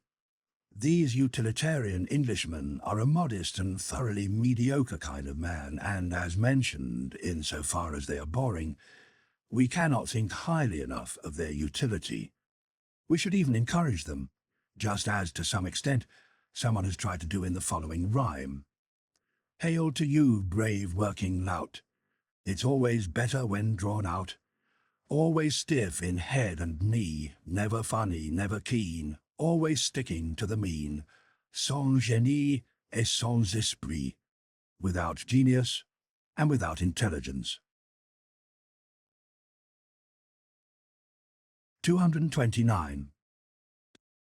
In those recent ages which may be proud of their humanity, there remains so much residual fear, so much superstitious fear of the wild, cruel beasts, animals which these more humane ages are particularly proud of having overcome, that even palpable truths stay unspoken for hundreds of years, as if by some agreement, because they look as if they might help these wild beasts, which have been finally slaughtered, come back to life again.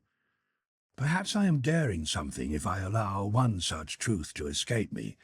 Let others catch it again and give it so much milk of the devout ways of thinking to drink until it lies still and forgotten in its old corner. People should learn to think differently about cruelty and open their eyes.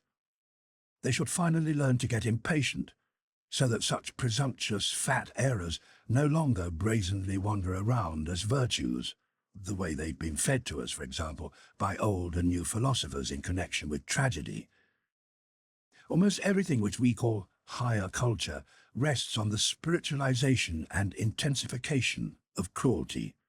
That's my claim. That wild beast hasn't been killed at all. It's alive, it's flourishing. Only it has turned itself into a god. What constitutes the painful delight in tragedy is cruelty. What has a pleasing effect in so-called tragic pity, and basically even in everything awe-inspiring right up to the highest and most delicate trembling of metaphysics, gets its sweetness only from the addition of cruelty to the mixture. What the Roman in the arena, Christ in the raptures of the cross, the Spaniard at the sight of a burning at the stake or a bullfight, the Japanese today who crowds into tragedies, the Parisian suburban worker who feels nostalgic for a bloody revolution, the female fan of Wagner who, with her will unhinged, lets herself submit to Tristan and Isolde. What all these people enjoy and try to drink down with mysterious enthusiasm is the spicy liquor of the great Circe, cruelty. In saying this, we must of course chase off the foolish psychology of former times, which, so far as cruelty is concerned, knew only how to teach us that it arose at the sight of someone else's suffering. There is a substantial, overabundant enjoyment also with one's own suffering, with making oneself suffer. And wherever people let themselves be convinced about self-denial in a religious sense or about self-mutilation, as with the Phoenicians and ascetics, or in general about depriving themselves of sensual experience and the flesh, about remorse, Puritan pangs of repentance, a vivisection of the conscience, and Pascal's sacrificio del intelletto, sacrifice of the intellect, they are secretly seduced and pushed on by cruelty, by that dangerous thrill of cruelty turned against themselves. Finally, people should consider that even the knowledgeable man, when he compels his spirit to acknowledge things against his spirit's inclinations, and often enough also against his heart's desires, that is to say, no, where he'd like to affirm something, to love and worship, rules as an artist and a transformer of cruelty. In fact, every attempt to be profound and thorough is a forceful violation, a willingness to do harm to the basic will of the spirit, which always wants what's apparent and superficial. Even in that desire to know, there is a drop of cruelty. 230. Perhaps people don't readily understand what I've said here about a basic will of the spirit, so permit me to offer an explanation. The something which commands, which people call the spirit, wishes to be master in and around itself, and to feel that it's the master. It possesses the will to go from multiplicity to simplicity, a will which ties up, tames, desires to dominate, and truly does rule. Its needs and capabilities are, in this respect, the same as those which physiologists indicate belong to everything which lives, grows, and reproduces itself. The power of the spirit to appropriate other things for itself is revealed in its strong inclination to assimilate the new with the old, to simplify what is diverse, to ignore or push away what is totally contradictory, just as it arbitrarily and strongly emphasizes, brings out, and falsifies for its own purposes certain characteristics and lines in what is foreign in every piece of the outside world. Its intention in doing this is the annexation of new experiences, the organization of new things in an old system, and also for growth, or, to put the matter even more clearly, for the feeling of growth, for the feeling of increased power. An apparently contradictory spiritual drive serves this same will, a subtly erupting decision in favor of ignorance, an arbitrary shutting out, a slamming of its window, an inner cry of no to this or that thing, a refusal to let something in, a kind of defensive condition against much that can be known, a satisfaction with the darkness, with the sealed-off horizon, an affirmation and endorsement of ignorance. And all this is necessary in proportion to the degree of its appropriating power, its power of digestion, to speak metaphorically. And the spirit is in fact most like a stomach. With this also belongs the occasional will in the spirit to allow itself to be deceived, perhaps with a high-spirited premonition that something or other is not the case, that we only allow something or other to be valid, a joy in all uncertainty and ambiguity, an exulting enjoyment of the self in the capricious narrowness and secrecy of some corner, in what is all too near at hand, in the foreground, in what is magnified or made smaller, in what has been shifted around or made more beautiful, a self-delight in the arbitrariness of all these expressions of power. Finally, with these belongs that not unobjectionable willingness of the spirit to deceive other spirits and to play-act in front of them, that constant urge and pressure of a creative, formative, changeable force. Here the spirit enjoys its capacity for adopting multiple masks and shiftiness. It also enjoys the feeling of its security in this activity. Precisely through its protean art is the spirit, in fact, best defended and hidden. Working against this will to appearances, to simplification, to masks, to cloaks, in short to the surface, for every surface is a cloak, is that sublime tendency of the person looking for knowledge who grasps and wants to grasp things thoroughly in their profundity and multiplicity, as a kind of cruelty of the intellectual conscience and taste, which every bold thinker will recognize in himself, provided that he, as is appropriate, has hardened and sharpened his eye for himself long enough and has grown accustomed to strict discipline and to stern language. You'll say, there's something cruel in my spiritual inclination. Let the virtuous and charming try to persuade him that's not so. In fact, it would sound better if, instead of cruelty, people talked of or whispered about or credited us free, very free spirits as having excessive honesty. And so perhaps one day that's how it will really ring out, our posthumous reputation. In the meantime, for there is plenty of time until then, We ourselves may well be the least inclined to dress ourselves up in the finery of all those kinds of moralistic word sequins and fringes. Our entire work so far spoils for us this very taste and its merry opulence. These are the beautiful, sparkling, jingling, festive words: honesty, love of truth, love of wisdom, sacrifice for knowledge, heroism of the truthful.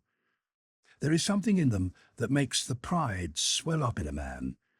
But we hermits and marmots, we persuaded ourselves long ago, with all the secrecy of a hermit's conscience, that this worthy verbal pomp also belongs with the old lying finery, rubbish and gold dust of unconscious human vanity, and that underneath such flattering colours and repainted surfaces we must once again recognize the terrifying basic text of Homo Natura, natural man. In fact, to translate men back into nature, to master the many vain and diffusive interpretations and connoted meanings which so far have been scribbled and painted over that eternal basic text of Homo Natura, to bring it about that in future man stands before man in the same way he, grown hard in the discipline of science, already stands these days before the rest of nature, with the fearless eyes of Oedipus and the blocked ears of Odysseus, deaf to the tempting sirens among the old metaphysical bird-catchers who for far too long have been piping at him, "You are more, you are higher, you are of a different origin." That may be a peculiar and mad task, but it is a task. Who will deny that? Why did we choose it, this mad task? Or to put the matter differently, why knowledge at all? Everyone will ask us about that, and we, pressured like this, we who have already asked ourselves that very question 100 times, we found and find no better answer. 231. Learning changes us. It achieves what all feeding does, which doesn't merely preserve, as a physiologist knows. But deep in us, really down there, is naturally something uneducable, a granite of spiritual fate, a predetermined decision and answer to predetermined selected questions. In every important problem, a steadfast "that's what I am" speaks out. About men and women, for example, a thinker cannot learn to think differently. He can only complete his learning, only finally discover how things stand with him on this question. Sometimes we find certain solutions to problems which create a strong faith in us right away. Perhaps from then on we call them our convictions. Later we see in them mere footsteps to self-knowledge, signposts to the problem which we are, or better, to the great stupidity which we are, to our spiritual fate, to the unteachable part way down there. After this rich civility I have just displayed with respect to myself, perhaps there's a better chance that I'll be allowed to speak out a few truths about woman as such, so long as people from now on realize from the start just how very much these are only my truths. 232.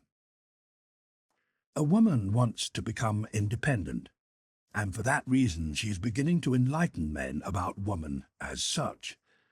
And that's among the most deleterious developments in the general process of making Europe ugly. For what must these crude attempts of female scholarship and self-exposure bring to light? Woman has so many reasons for shame. Hidden in women is so much pedantry, superficiality, so many characteristics of the schoolteacher, petty arrogance, petty indulgence, and immodesty. Just look at the way she interacts with children. Up to now, basically, these qualities have best been kept repressed and controlled by fear of man. Woe when the eternally boring in woman, she is rich in that, is first allowed to venture out, when she begins thoroughly and fundamentally to forget her shrewdness and art, her qualities of grace, of play, of driving cares away, of mitigating troubles and taking things lightly, and her delicate skill with agreeable pleasures.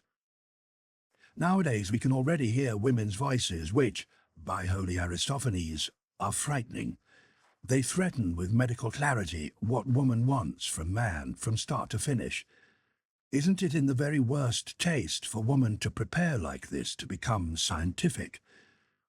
So far, enlightening has fortunately been a man's business, a man's talent. In the process, we remained among ourselves. In dealing with everything which women write about concerning woman, we may finally retain a healthy mistrust whether woman really wants enlightenment about herself, or is capable of wanting it. Unless a woman by doing this is seeking some new finery for herself, so I do think that dressing herself up belongs to the eternally feminine, well, by doing this she does want to arouse fear of herself. In that way, perhaps she wants power. But she does not want the truth. What does a woman have to do with truth? From the very beginning, nothing is stranger, more unfavorable, or more hostile to women than the truth. Her great art is the lie, her highest concern appearance and beauty.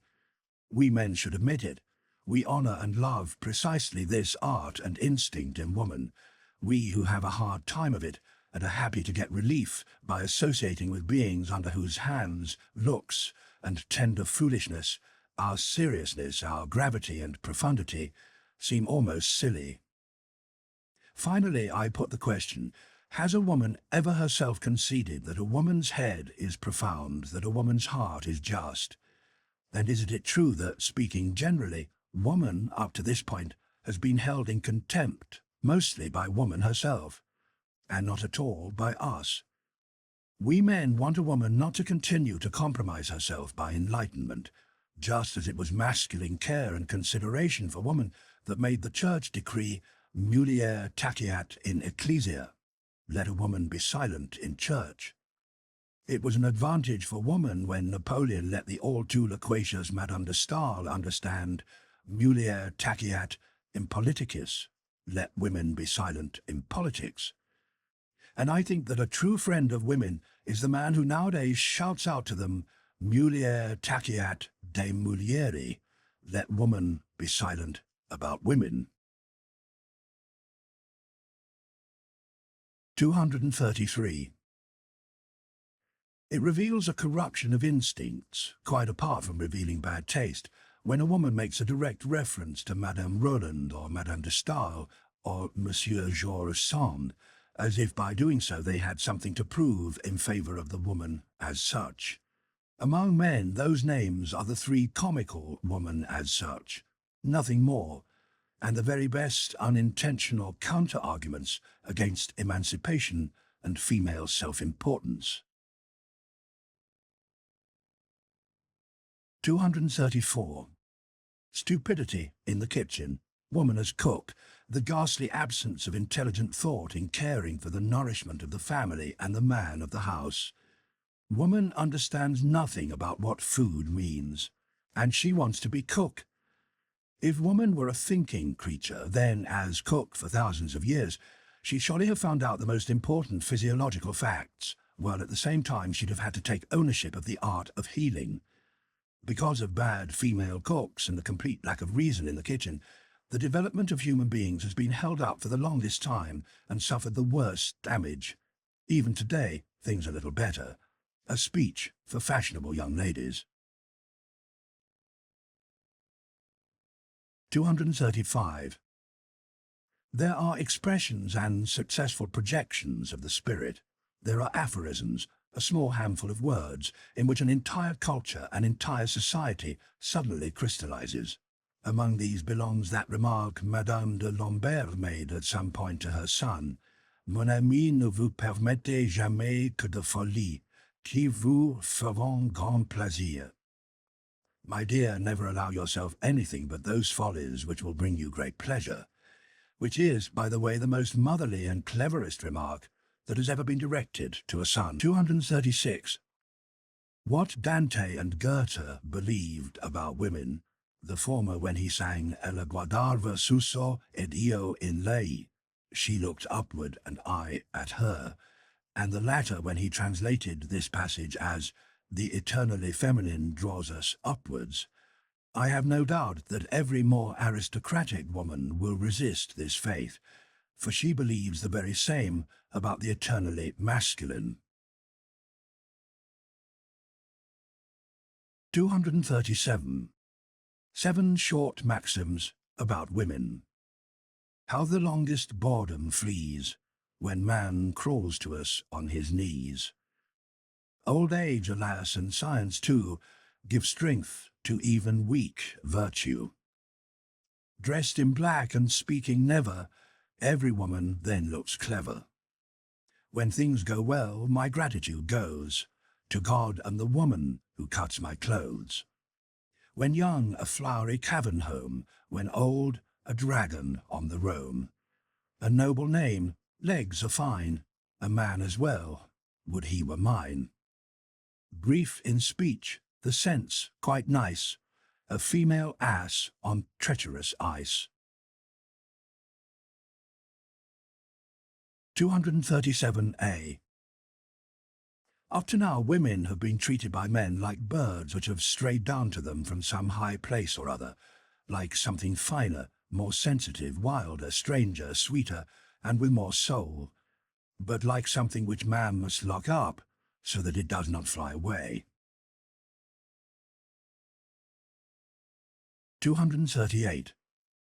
To grasp incorrectly the basic problem of man and woman, to deny the most profound antagonism here and the necessity of an eternally hostile tension, perhaps in this matter to dream about equal rights, equal education, equal entitlements and duties, that's a typical sign of superficial thinking. And a thinker who has shown that he's shallow in this dangerous place, shallow in his instincts, may in general be considered suspicious or, even worse, betrayed and exposed. Presumably he'll be too short for all the basic questions of life and of life in the future, and he'll be incapable of any profundity. By contrast, a man who does have profundity in his spirit and in his desires as well, together with that profundity of goodwill capable of severity and hardness and easily confused with them, can only think about woman in an oriental way. He has to grasp woman as a possession, as a property which he can lock up, as something predetermined for service, reaching her perfection in that service. In this matter he must take a stand on the immense reasoning of Asia, on the instinctual superiority of Asia, just as the Greeks did in earlier times, the best heirs and students of Asia, who, as is well known from Homer to the time of Pericles, as they advanced in culture and in the extent of their power, also became step by step stricter against women, in short, more oriental. How necessary, how logical, even how humanly desirable this was, that's something we do well to think about. 239. In no age has the weak sex been treated with such respect on the part of men as in our time. That's part of the tendency and basic taste of democracy, just like the disrespect for old age. Is it any wonder that this respect immediately leads to abuse? People want more. People learn to make demands. They finally find this toll of respect almost sickening and will prefer a competition for rights, in fact, a genuine fight. Briefly put, woman is losing her shame. Let's add to that at once that she is also losing her taste. She is forgetting how to be afraid of man. But the woman who forgets fear abandons her most womanly instincts. The fact that a woman dares to come out when that part of men which inspires fear, let's say more clearly, when the man in men is no longer wanted and widely cultivated, is reasonable enough, even understandable enough. What's more difficult to grasp is that in this very process woman degenerates. That's happening today. Let's not deceive ourselves about it. Wherever the industrial spirit has triumphed over the military and aristocratic spirit, woman now strives for the economic and legal independence of a shop assistant. Woman as clerk stands out on the door of the modern society which is now developing. As she thus empowers herself with new rights and strives to become master and writes the progress of woman on her banners and little flags, it becomes terribly clear that the opposite is taking place. Woman is regressing. Since the French Revolution, the influence of woman in Europe has grown smaller in proportion to the increase in her rights and demands, and the emancipation of woman, to the extent that that is desired and demanded by women themselves, and not just by superficial men, has, as a result, produced a peculiar symptom of the growing weakening and deadening of the most feminine instincts. There is a stupidity in this development, an almost masculine stupidity, about which a successful woman, who is always an intelligent woman, would have to feel thoroughly ashamed. To lose the instinct for the ground on which one is surest to gain victory, to neglect to practice the art of one's own true weapons, to allow oneself to let go before men, perhaps even to produce a book, where previously one used discipline and a refined, cunning humility, to work with a virtuous audacity against man's faith in a fundamentally different ideal concealed in woman, an eternally and necessarily feminine, with constant chatter to talk men emphatically out of the idea that woman, like a delicate, strangely wild and often pleasing domestic animal, must be maintained, cared for, protected and looked after, the awkward and indignant gathering up of everything slavish and serf-like, which has inherently belonged to the position of women in the social order up to this point, and which still does, as if slavery were a counter-argument and not rather a condition of every higher culture, every enhancement in culture. What does all this mean, if not a crumbling away of feminine instinct, a loss of femininity?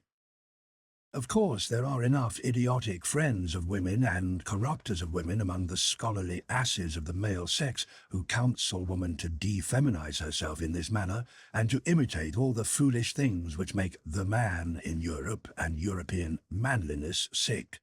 People who want to bring woman down to the level of a common education, perhaps even to reading the newspapers and discussing politics. Here and there they want even to make women into free spirits and literati, as if a woman without piety were not something totally repulsive or ridiculous to a profound and godless man.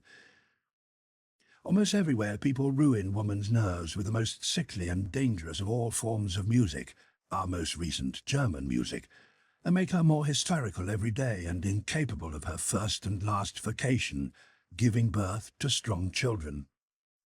They want to make her, in general, even more cultivated, and, as they say, make the weak sex strong through culture, as if history didn't teach us as emphatically as possible that cultivating human beings and making them weak, that is, enfeebling, fracturing, making the power of the will sick, always go hand in hand, and that the most powerful and most influential women of the world, in most recent times even Napoleon's mother, can thank the power of their own wills, and not their schoolmasters, for their power and superiority over men. The thing in woman that arouses respect and often enough fear is her nature, which is more natural than man's nature, her genuine predatory and cunning adaptability, her tiger's claws under the glove, the naivety of her egotism, her uneducable nature, her inner wildness, the incomprehensibility, breadth, and roaming of her desires and virtues. With all this fear, what creates sympathy for this dangerous and beautiful cat woman is that she appears to suffer more, to be more vulnerable and in need of love, and to be condemned to suffer disappointment more than any animal. Fear and pity. With these feelings man has stood before woman up to this point, always with one foot already in tragedy, which tears to pieces while it delights. How's that? And is this now to come to an end? Is the magic spell of woman now in the process of being broken? Is the process of making woman boring slowly coming about? Oh, Europe, Europe! We know the horned animal which has always been most attractive to you. Its danger still constantly threatens you. Your old fable could still at some point become history. Once again, a monstrous stupidity could gain mastery of you and drag you away from it. And no God is hiding underneath it. No, only an idea, a modern idea. Part 8. Peoples and Fatherlands.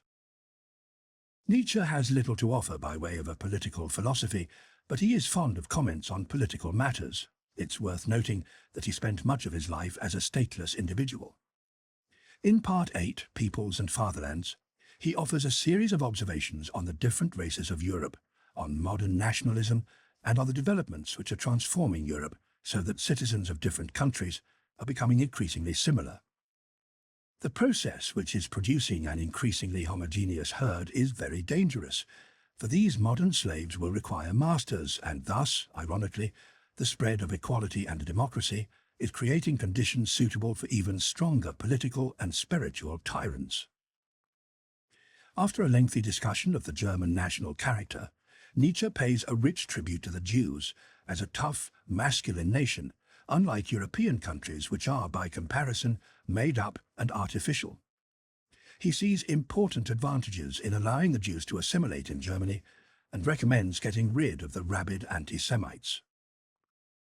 Nietzsche's praise of the Jews is matched by his disparagement of the English, especially English thinkers, who limit themselves to the collection of facts. Men like Darwin, Spencer and Mill are so anchored in the painstaking and narrow world of utilitarian facts that they have no sense of the spiritual core of philosophy. The ascendancy of mediocre English ideas in Europe is an important part of modern problems. Before the end of the section, Nietzsche takes aim at the developing nationalism in Europe, an idiocy promoted by stupid politicians. The great spirits of the century, Napoleon, Goethe, Wagner and others, all promoted a vision of Europe beyond nationalism. They may, in their old age, have taken refuge in ideas about the fatherland or Rome, but at their most creative, they were working towards a new vision. 240.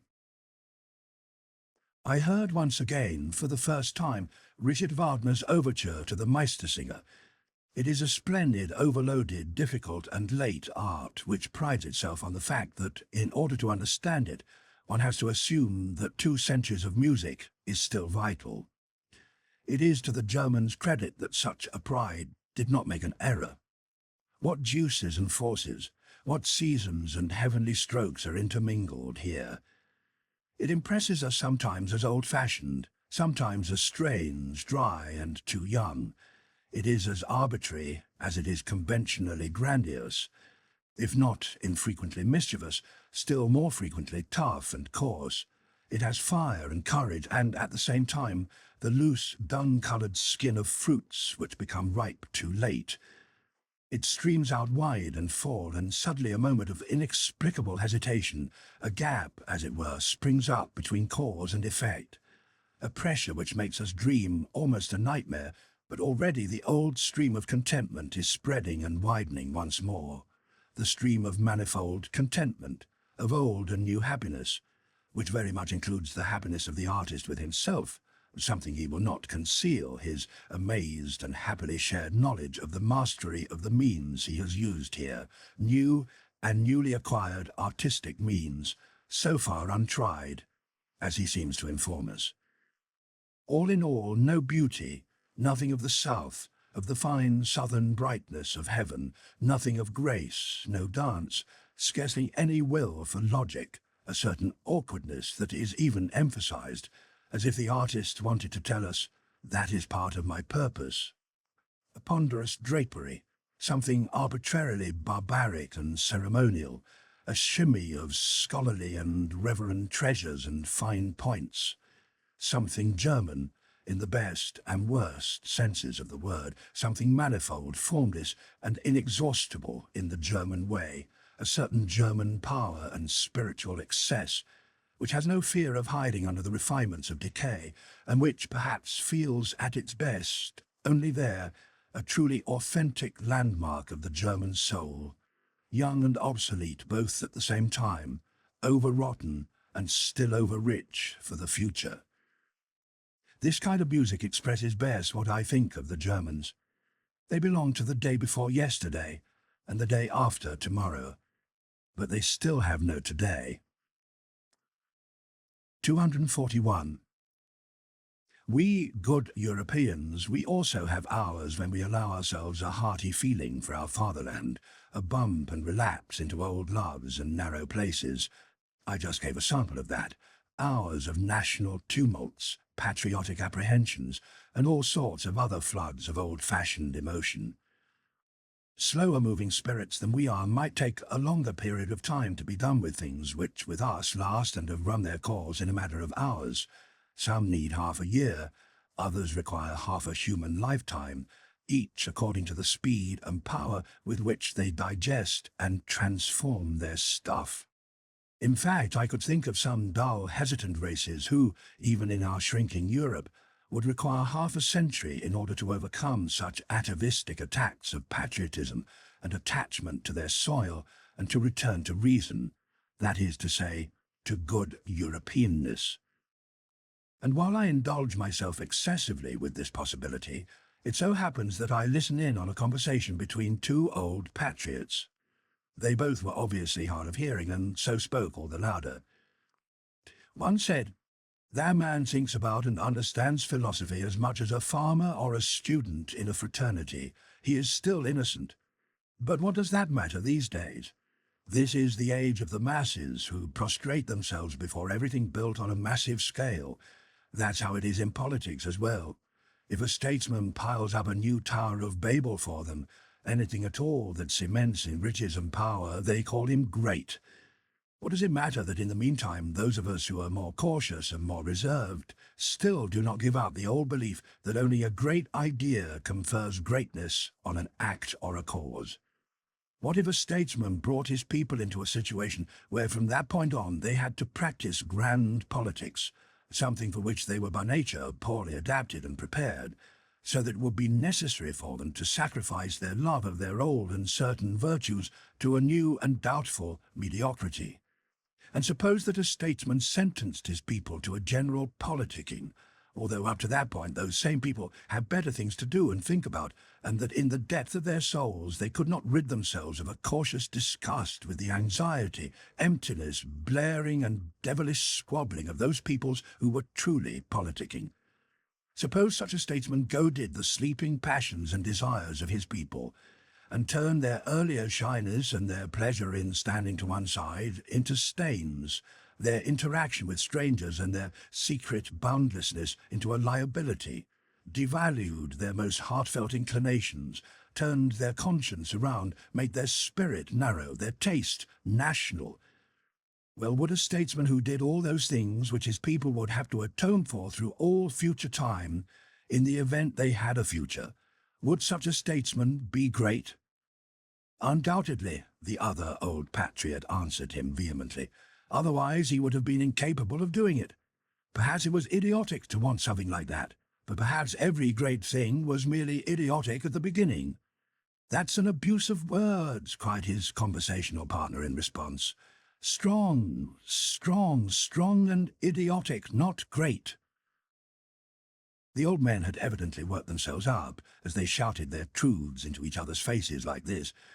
But I, in my happiness and remoteness, thought about how a stronger man would soon become master over the strong, and also how there is a compensation for the spiritual flattening of one people, namely, the spiritual deepening of another people.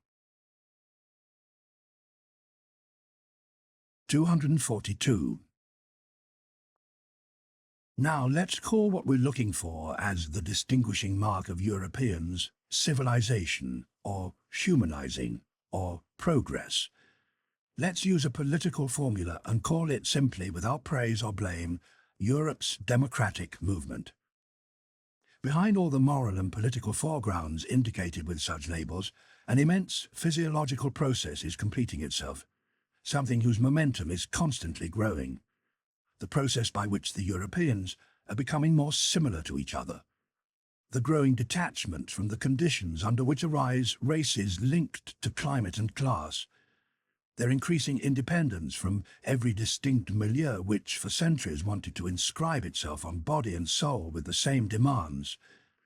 Thus, the slow emergence of an essentially supranational and nomadic type of man, who, physiologically speaking, possesses as his characteristic mark a maximum of the art and power of adaptation. This process of the developing European which can be held back by great relapses in tempo, but which for that very reason perhaps acquires and augments its vehemence and depth.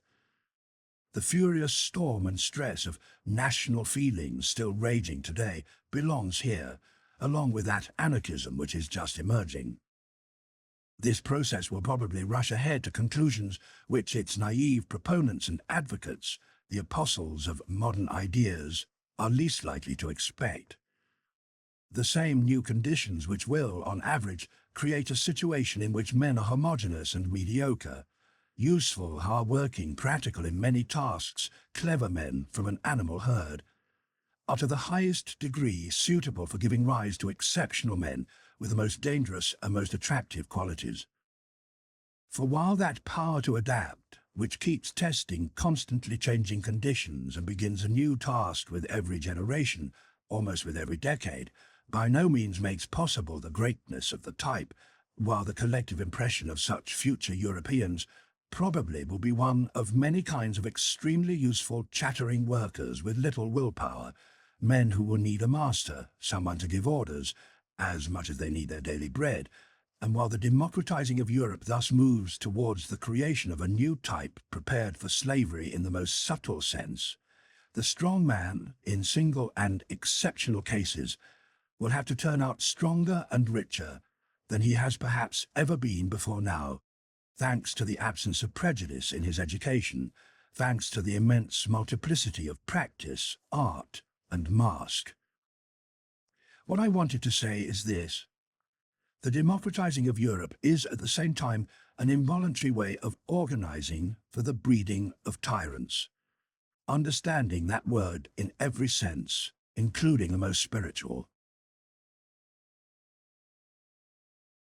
243. I am pleased to hear that our sun is caught up in a rapid movement towards the constellation Hercules, and I hope that men on this earth act like the sun in this respect, and we first, we good Europeans. 244. There was a time when people were accustomed to designate the Germans with the label profound. Now, when the most successful type of the new Germanism craves completely different honours and perhaps finds briskness lacking in everything profound, it is almost timely and patriotic to doubt whether we were not deceiving ourselves previously with that praise. In short, whether German profundity is not basically something else, something worse, and something which, thank God, we are about to succeed in removing. So let's make the attempt to learn to think differently about German profundity. For that we don't have to do anything except a little vivisection on the German soul. The German soul is, above all, multifaceted, with different origins, more cobbled together and stratified than truly constructed. That comes from how it emerged. A German who would dare to claim, "Alas, two souls live inside my breast," would be seriously violating the truth, or, putting the matter more correctly, would lag behind the truth by several souls. As a people of the most monstrous mixing and stirring together of races, perhaps even with an excess of pre-Aryan elements, as a people in the middle in every sense, the Germans are more incomprehensible, more extensive, more contradictory, more unknown, more unpredictable, more surprising, more terrifying to themselves than other people are to themselves. They elude definition, and for that reason are the despair of the French. It's typical of the Germans that with them the question, "What is German?" never dies away. Kotzebue certainly knew his Germans well enough. "We have been acknowledged," they cheer to him, but Sant also thought he knew them. Jean-Paul knew what he was doing when he expressed his anger over Fichte's false but patriotic flatteries and exaggerations. But is it likely that Goethe's thinking about the Germans was any different from Jean-Paul's, even if he thought he was right in his opinion about Fichte? What did Goethe really think about the Germans? But he never spoke clearly about many things around him, and all his life he knew how to keep a delicate silence. He probably had good reasons for that. What's certain is that the wars of liberation did not make him look up in a happier mood, any more than the French Revolution. The event which made him rethink his Faust, and indeed the entire problem of man, was the appearance of Napoleon.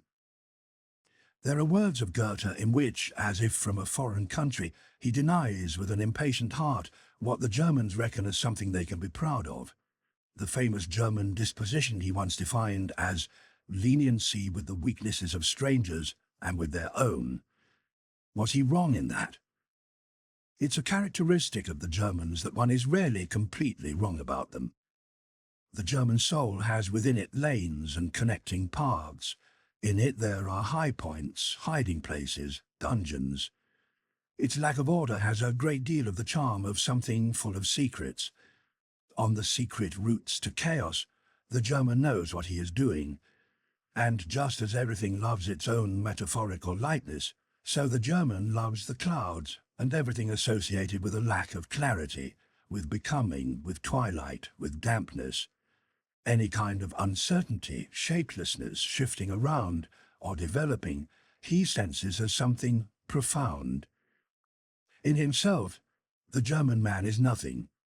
He is becoming something. He is developing himself. Hence, developing is the essential German discovery and invention in the great realm of philosophical formulas, a governing idea which, along with German beer and German music, is working to Germanize all Europe. Foreigners stand there amazed at and attracted to the riddles which the contradictory nature underlying the German soul presents to them, something Hegel organized into a system and Richard Wagner finally even set to music. Good-natured and treacherous, such a juxtaposition, a contradiction if applied to any other people, unfortunately justifies itself too often in Germany. Just live for a while among the Swabians. The ponderousness of the German scholar, his social tastelessness, gets on alarmingly well with an inner agility in dancing on a tightrope and a light impudence, faced with which all the gods have by now learned about fear. If people want an ad oculus, visual demonstration of the German soul, let them only look into German taste, into German arts and customs. What a boorish indifference to taste! See how there the noblest and the meanest stand next to each other, how disorderly and rich this entire spiritual household is. The German drags his soul along with him. He drags along everything he experiences. He digests his experiences badly. He's never finished with them. German profundity is often only a difficult and hesitant digestion, and just as all the habitual invalids or the dyspeptics have an inclination for comfort, so the German loves openness and conventional probity. How comfortable it is to be open and conventional. Today, that is perhaps the most dangerous and most successful disguise which the German knows, this trusting, cooperative, cards-on-the-table nature of German honesty. It is his true Mephistophelian art. With it he can still go far. The German lets himself go as he gazes with true, blue, empty German eyes, and foreigners immediately confuse him with his nightgown. What I wanted to say is this: let German profundity be what it will. When we are entirely among ourselves, perhaps we'll allow ourselves to laugh about it. We'll do well to hold its appearance and its good name in honor in future, and not to dispose of our old reputation as people of profundity too cheaply for Prussian boldness and Berlin wit and sand. It's clever for a people to make itself and let others think it profound, clumsy, good-natured, honest, unwise. That could even be profound. Finally, one should be a credit to one's name. Not for nothing are we called the Chusha people, the deceiving people. 245. The good old days are gone. In Mozart they sang themselves out. How lucky we are that his Rococo still speaks to us, that his good society, his loving raptures, his childish delight in Chinese effects and curlicues, the civility in his heart, his desire for delicacy, lovers, dancers, those with blissful tears, his faith in the South can still appeal to some remnant in us. Alas, at some point, it will be gone. But who can doubt that the understanding of and taste for Beethoven will be gone even earlier?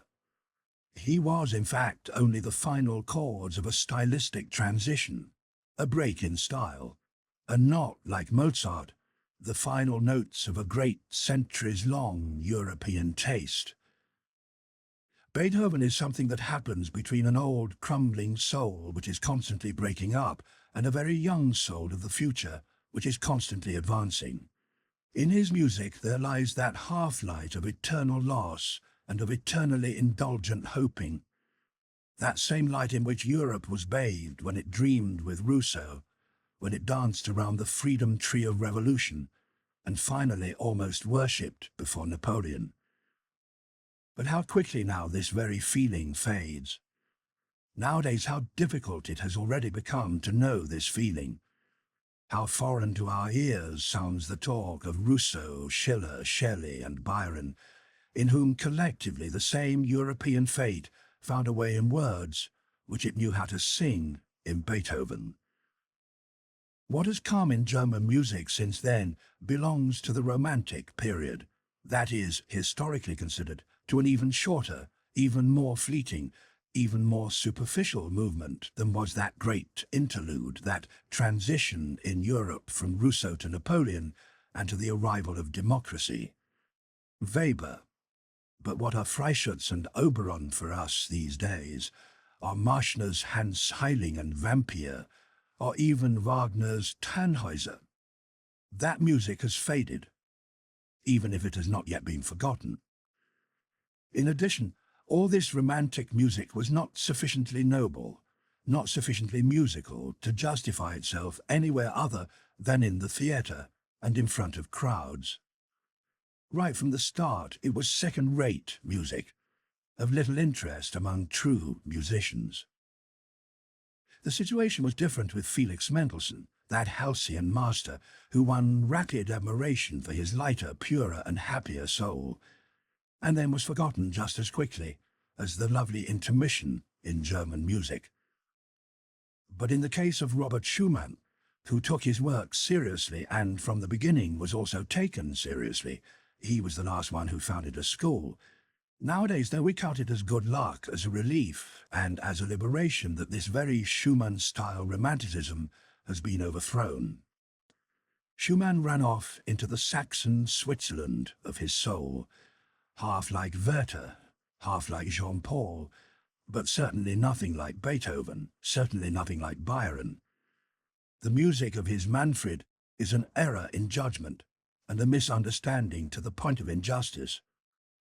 Schumann, with his taste, which was basically a petty taste, that is, a dangerous tendency, doubly dangerous among the Germans, toward quiet lyricism and a drunken intoxication of feeling, always going off to the side, shyly withdrawing himself and pulling back, a noble delicacy which wallowed in nothing but anonymous happiness and sorrow, from the start a sort of young maiden and noli me tangere, do not touch me. This Schumann was already merely a German event in music, no longer something European as Beethoven was, and to an even greater extent Mozart. With him, German music was threatened by its greatest danger, the loss of its voice for the soul of Europe, and its descent to something dealing merely with the fatherland. 246. What a torture are books written in German for the man who has a third ear. How reluctantly he stands beside the slowly revolving swamp of sounds without melody, of rhythms without dance. What among Germans is called a book. And as for the German who reads books, how lazily, how reluctantly, how badly he reads. How many Germans know and demand from themselves the knowledge that there is art in every good sentence, art which must be acknowledged if the sentence is to be understood. With a misunderstanding about its tempo, for example, the sentence itself is misunderstood. And that one must not be in doubt about the rhythmically decisive syllables, that one must feel the break in the extremely strict symmetry as intentional and charming, that one must lend a refined and patient ear to every staccato and every rubato, that one sorts out the sense in the series of vowels and diphthongs, how softly and richly they can colour and recolour each other as they follow in sequence. Who among our book-reading Germans has enough goodwill to recognise these sorts of duties and demands, and to listen for so much art and intentionality in language? In the end, we just don't have the ear for that. And thus the most pronounced contrasts in style are not heard, and the most refined artistry is wasted, as if on deaf people.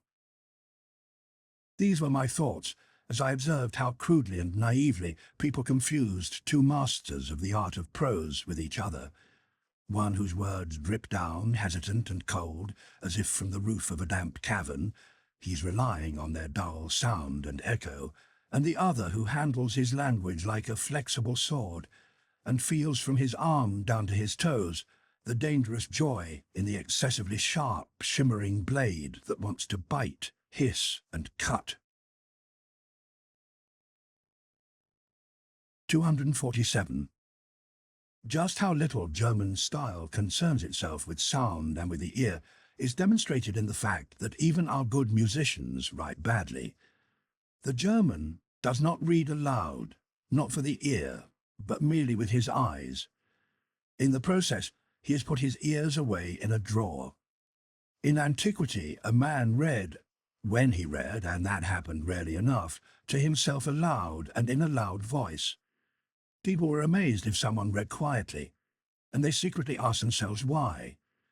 With a loud voice, that is to say, with all the tonal swellings, bends, changes in tone, and shifts in tempo which the ancient public world enjoyed. At that time, the principles of writing style were the same as those for the speaking style, and these principles depended in part on the astonishing development and the sophisticated needs of the ear and larynx, and in part on the strength, endurance, and power of the ancient lungs. A syntactic period is, as the ancients understood it, above all a physiological totality, insofar as it is held together by a single breath. Such periods as they manifest themselves in Demosthenes and Cicero, swelling up twice and sinking down twice, all within the single breath, that's what ancient men enjoyed. From their own schooling they knew how to value the virtue in such periods, how rare and difficult it was to deliver them. We really have no right to the great syntactical period, we moderns, we short-winded people in every sense. These ancient people were, in fact, themselves collectively dilettantes in public speaking, and as a result, connoisseurs, and thus critics. Hence they drove their speakers to the utmost limits. In a similar way in the last century, once all Italian men and women understood how to sing, among them virtuoso singing, and with that the art of melody as well, reached its high point.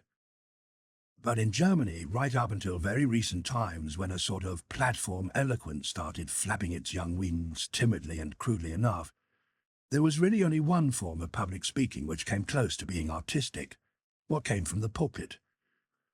In Germany, only the preacher understood what a syllable or what a word weighs, how a sentence strikes, leaps, falls, runs and ends.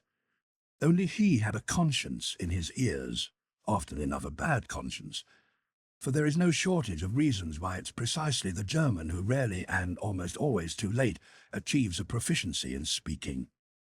It is appropriate, therefore, that the masterwork of German prose is the masterwork of its greatest preacher. Up to this point, the Bible has been the best German book. In comparison with Luther's Bible, almost everything else is mere literature, something that did not grow in Germany, and hence also did not grow into German hearts, as the Bible did. 248. There are two kinds of genius, one which above all breeds and desires to breed, and another which is happy to let itself be fertilized and give birth. In the same way, there are among peoples of genius those to whom the female problem of pregnancy and the secret task of shaping, maturing, and perfecting have been assigned. The Greeks, for example, were a people of this kind, like the French, and there are others who have to fertilize and become the origin of new orders of life, like the Jews, the Romans, and, one could ask in all modesty, the German people, tormented and enchanted by unknown fevers and irresistibly driven outside themselves, in love with and lusting after foreign races, after those who let themselves be fertilized, and thus obsessed with mastery, like everything which has a knowledge of itself as full of procreative power, and thus by the grace of God. These two types of genius seek each other out, like man and woman, but they also misunderstand each other, like man and woman. 249. Every people has its characteristic tartuffery, hypocrisy, and calls it its virtues. The best that man is, he does not know. He cannot know. 250. What does Europe owe the Jews? All sorts of things, good and bad, and above all one that is at the same time among the best and the worst. The grand style immorality, the terror and majesty of infinite demands, infinite meanings, the whole romanticism and grandeur of things worth raising moral question about, moralischen Fragwürdigkeiten, and as a result precisely the most attractive, most awkward, and most exquisite parts of those plays of colours and enticements to life, whose afterglow these days makes the sky of our European culture glow in its evening light, perhaps as it burns itself out. Among the spectators and philosophers, we artists are grateful to the Jews for that. 251. When a people is suffering from nationalistic nervous fever and political ambition and wants to suffer, we have to accept the fact that various kinds of clouds and disturbances, in short small attacks of dullness, will pass over its spirit. For example, among contemporary Germans, sometimes the anti-French stupidity, sometimes the anti-Jewish, sometimes the anti-Polish, sometimes the Christian romantic, sometimes the Wagnerian, sometimes the Teutonic, sometimes the Prussian. Just take a look at these poor historians, Seibel and Treitschke and their thickly bandaged heads, and whatever else all these small obfuscations of the German spirit and conscience like to call themselves. May I be forgiven for the fact that I too, during a short and risky stay in a very infected region, did not remain wholly free of this illness and, like all the world, began to have ideas about things which were no concern of mine, the first sign of the political infection. For example, about the Jews. Hear me out. I have not yet met a single German who was well disposed towards the Jews. And no matter how absolute the rejection of real anti-Semitism on the part of all cautious and political types may be, nonetheless this caution and politics directs itself not against this type of feeling itself, but only against its dangerous excess, in particular against the tasteless and disgraceful expression of this excessive feeling. On that point, people should not deceive themselves. That Germany has a richly sufficient number of Jews, but the German stomach and German blood have difficulty, and will still have difficulty for a long time to come, absorbing even this quantum of Jew in the way the Italians, the French, and the English have absorbed them, as a result of a stronger digestive system. That is the clear message and language of a general instinct, which we must listen to and according to which we must act. Let no more Jews in, and especially bar the doors to the east, also to Austria. So orders the instinct of a people whose type is still weak and uncertain, so that it could be easily erased, easily dissolved away by a stronger race. But the Jews are undoubtedly the strongest, most tenacious and purest race now living in Europe. They understand how to assert themselves even under the worst conditions, better even than under favorable conditions, as a result of certain virtues which today people might like to stamp as vices, thanks above all to a resolute faith which has no need to feel shame when confronted by modern ideas. They always change, when they change, only in the way the Russian Empire carries out its conquests, as an empire that has time and was not born yesterday. That is, according to the basic principle, as slowly as possible.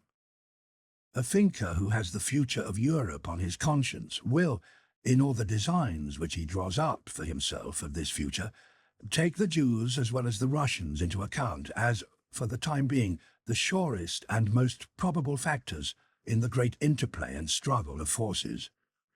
What we nowadays call a nation in Europe is essentially more a res factor, something made, than a res nata, something born. Indeed, sometimes it looks confusingly like a res ficta et picta, something made up and unreal. In any case, something developing, young, easily adjusted, not yet a race, to say nothing of aera perennius, more enduring than bronze, as is the Jewish type. But these nations should be very wary of every hot-headed competition and enmity. That the Jews, if they wanted to, or if people were to force them, as the anti-Semites seem to wish to do, could even now become predominant, in fact, quite literally gain mastery over Europe, is certain. That they are not working and planning for that is equally certain. Meanwhile, by contrast, they desire and wish, even with a certain insistence, to be absorbed into and assimilated by Europe. They thirst to be finally established somewhere or other, allowed to be respected and to bring to an end their nomadic life, to the wandering Jew.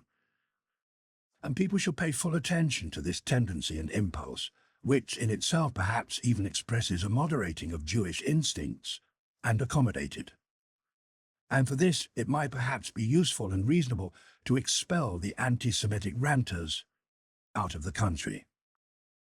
We shall comply with all caution, and selectively, more or less the way the English aristocracy does it. It's clear that the stronger and already firmly established type of the new Germanism could involve itself with them with the least objection. For example, the aristocratic officers from the march. It would be interesting in all sorts of ways to see whether the genius of gold and patience, and above all of some spirit and spirituality which are seriously deficient in the people just referred to, could be added to and bred into the inherited art of commanding and obeying, in both of which the land mentioned above is nowadays a classic example. But here it's fitting that I break off my cheerful Germanomania, Deutschtumelei, and speech of celebration, for I'm already touching on something serious to me, on the European problem as I understand it, on the breeding of a new ruling caste for Europe. 252. These Englishmen are no race of philosophers. Bacon signifies an attack on the spirit of philosophy in general. Hobbes, Hume and Locke have been a debasement and a devaluing of the idea of a philosopher for more than a century. Kant raised himself and rose up in reaction to Hume. It was Locke of whom Schelling could rightly say, "Je méprise Locke." I despise Locke. In the struggle with the English mechanistic dumbing down of the world, Hegel and Schopenhauer, along with Goethe, were unanimous.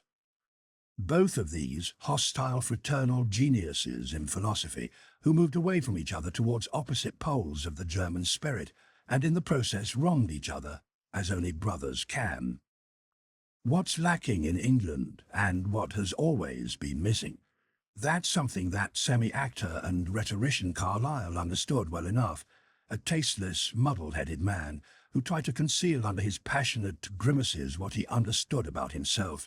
That is what was lacking in Carlyle, a real power of spirituality, a real profundity of spiritual insight, in short, philosophy. It is characteristic of such an unphilosophical race that it clings strongly to Christianity. They need its discipline to develop their moralizing and humanizing. The Englishman is more gloomy, more sensual, stronger-willed, and more brutal than the German. And he is also, for that very reason, as the more vulgar of the two, also more pious than the German. He is even more in need of Christianity. For more refined nostrils, this same English Christianity has still a lingering and truly English smell of spleen and alcoholic dissipation, against which it is used for good reasons as a medicinal remedy. That is the more delicate poison against the coarser one. Among crude people, a subtler poisoning is in fact already progress, a step towards spiritualization. English crudity and peasant seriousness is still most tolerably disguised, or stated more precisely, interpreted and given new meaning, by the language of Christian gestures and by prayers and singing psalms. And for those drunken and dissolute cattle who in earlier times learned to make moral grunts under the influence of Methodism, and more recently once again as the Salvation Army, a twitch of repentance may really be, relatively speaking, the highest achievement of humanity to which they can be raised. That much we can, in all fairness, concede. But what is still offensive, even in the most humane Englishman, is his lack of music, speaking metaphorically, and not metaphorically. He has, in the movements of his soul and his body, no rhythm and dance. In fact, not even the desire for rhythm and dance, for music. Listen to him speak, or watch the most beautiful English woman walk. In no country of the earth are there lovelier doves and swans. And finally, listen to them sing. But I'm demanding too much. 253. There are truths which are best recognized by mediocre heads, because they are the most appropriate for them. There are truths which have charm and seductive power only for mediocre minds. At this very point we are pushed back onto this perhaps unpleasant proposition. Since the time the spirit of respectable but mediocre Englishmen, I cite Darwin, John Stuart Mill and Herbert Spencer, has succeeded in gaining preeminence in the middle regions of European taste. In fact, who could doubt how useful it is that such spirits rule for a while? It would be a mistake to think that highly cultivated spirits who fly off to great distances would be particularly skillful at establishing many small common facts, collecting them, and pushing to a conclusion. They are, by contrast, as exceptional men, from the very start in no advantageous position vis-à-vis the rules. And finally, they have more to do than merely to have knowledge, for they have to be something new, to mean something new, to present new values. The gap between know and can is perhaps greater as well as more mysterious than people think. It's possible the man who can act in the grand style, the creating man, will have to be a man who does not know, whereas, on the other hand, for scientific discoveries of the sort Darwin made, a certain narrowness, aridity, and diligent carefulness, in short something English, may not make a bad disposition. And finally, we should not forget that the English, with their profoundly average quality, have already once brought about a collective depression of the European spirit. What people call modern ideas, or the ideas of the 18th century, or even French ideas. In other words, what the German spirit has risen against with a deep disgust, were English in origin. There's no doubt of that. The French have been only aids and actors of these ideas, their best soldiers as well, and at the same time, unfortunately, their first and most complete victims. For with the damnable Anglomania of modern ideas, the âme française, French soul, has finally become so thin and emaciated that nowadays we remember almost with disbelief its 16th and 17th centuries, its profoundly passionate power, its resourceful nobility. But with our teeth we must hang on to the following principle of historical fairness and defend it against the appearance of the moment. European noblesse in feeling, in taste, in customs, in short, the word taken in every higher sense, is the work and invention of France. European nastiness, the plebeian quality of modern ideas, the work of England. 254. Even now, France is still the place with the most spiritual and most refined European culture and the leading school of taste. But we have to know how to find this France of taste. Whoever belongs to it keeps himself well concealed. The number of those in whom it is embodied and lives may be small, and in addition they may perhaps be people who are not standing on the strongest legs, partly fatalistic, dark and sick, and partly mollycoddled and artificial, such people as have the ambition to conceal themselves. All of them have something in common. Confronted with the raging stupidity and the noisy chattering of the democratic bourgeois, they keep their ears plugged. In fact, rolling around these days in the foreground is a stupid and coarsened France. Recently, at the funeral of Victor Hugo, it celebrated a true orgy of tastelessness and at the same time of self-admiration. Something else is also common to them, a goodwill to stand against spiritual Germanization and an even better inability to do so. Perhaps these days Schopenhauer is already more at home and has become more indigenous in this France of the spirit, which is also a France of pessimism, than he ever was in Germany. Not to mention Heinrich Heine, who has long since been transformed into the flesh and blood of the more refined and discriminating Parisian lyric poets, or Hegel, who today exercises an almost tyrannical influence in the form of Taine, the preeminent living historian. And so far as Richard Wagner is concerned, the more French music learns to shape itself according to the real needs of the âme moderne, modern soul, the more it will become Wagnerian. That's something we can predict. It's already doing enough of that now. Nonetheless, in spite of all the voluntary or involuntary Germanizing and vulgarizing of taste, there are three things which nowadays the French can still point to with pride as their inheritance and property, and as the unforgotten mark of an old cultural superiority over Europe. The first is the capacity for artistic passions, for devotion to form, for which the expression l'art pour l'art, art for art's sake, has been invented, along with 1,000 others. Something like that has been present in France for 3 centuries, and, thanks to the reverence for the small number, has made possible again and again a kind of chamber music in literature, which is not to be found in the rest of Europe. The second thing on which the French can base a superiority over Europe is their ancient, multifaceted, moralistic culture, because of which we find, on average, even in the small romanciers, novelists of the newspapers and random boulevardiers of Paris, a psychological sensitivity and curiosity of which people in Germany, for example, have no idea, to say nothing of the thing itself. For that, the Germans are lacking a couple of centuries of moralistic behavior which, as mentioned, France did not spare itself. Anyone who calls the Germans naive because of this is praising them for a defect. In contrast to the German inexperience and innocence in voluptate psychologica, psychological delight, which is not too distantly related to the boredom of associating with Germans, and as the most successful expression of a genuine French curiosity and talent for invention in this empire of tender thrills, Henry Bale may well qualify, that remarkably prescient and pioneering man who ran at a Napoleonic tempo through his Europe, through several centuries of the European soul, as a tracker and discoverer of this soul. It took 2 generations to catch up with him somehow, to grasp some of the riddles which tormented and delighted him, this strange Epicurean man and question mark, who was France's last great psychologist. There is still a third claim to superiority.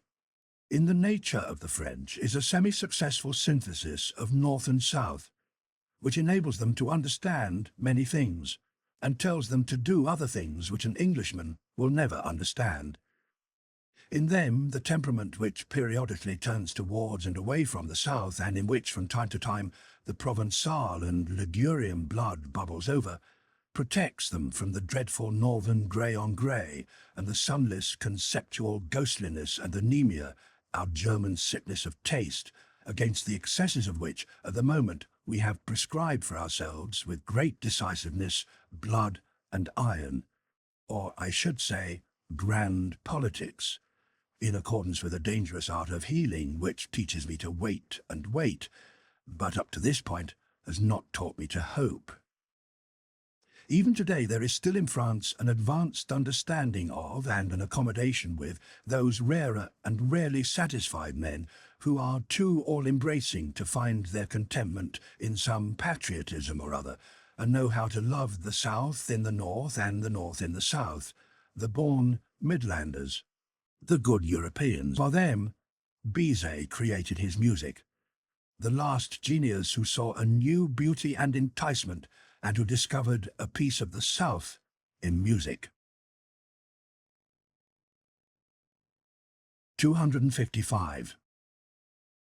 I think all sorts of precautions are necessary against German music.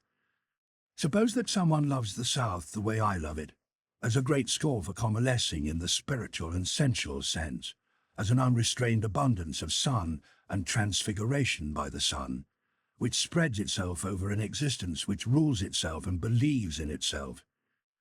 Now, such a man will learn to be quite careful as far as German music is concerned, because in ruining his taste again, it ruins his health again as well.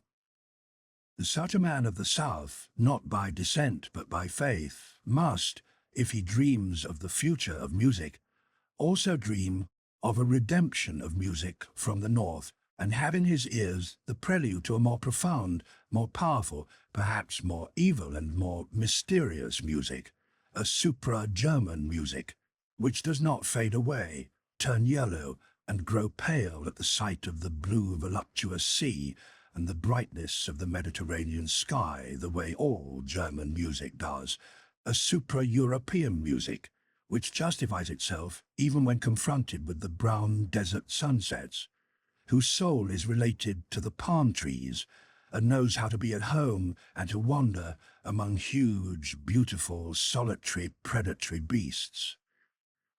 I could imagine to myself a music whose rarest magic consisted in the fact that it no longer knew anything about good and evil, only that perhaps here and there some mariner's nostalgia or other, some golden shadow and tender weaknesses would race across it, an art which from a great distance could see speeding towards it the colours of a sinking moral world, one which has become almost unintelligible, and which would be sufficiently hospitable and deep to take in such late fugitives.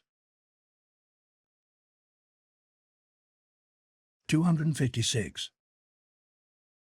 Thanks to the pathological alienation which the nationalistic idiocy has established and still establishes among European peoples, thanks as well to the short-sighted politicians with hasty hands who are on top nowadays with the help of this idiocy and have no sense of how much the politics of disintegration which they carry on can necessarily be only politics for an intermission.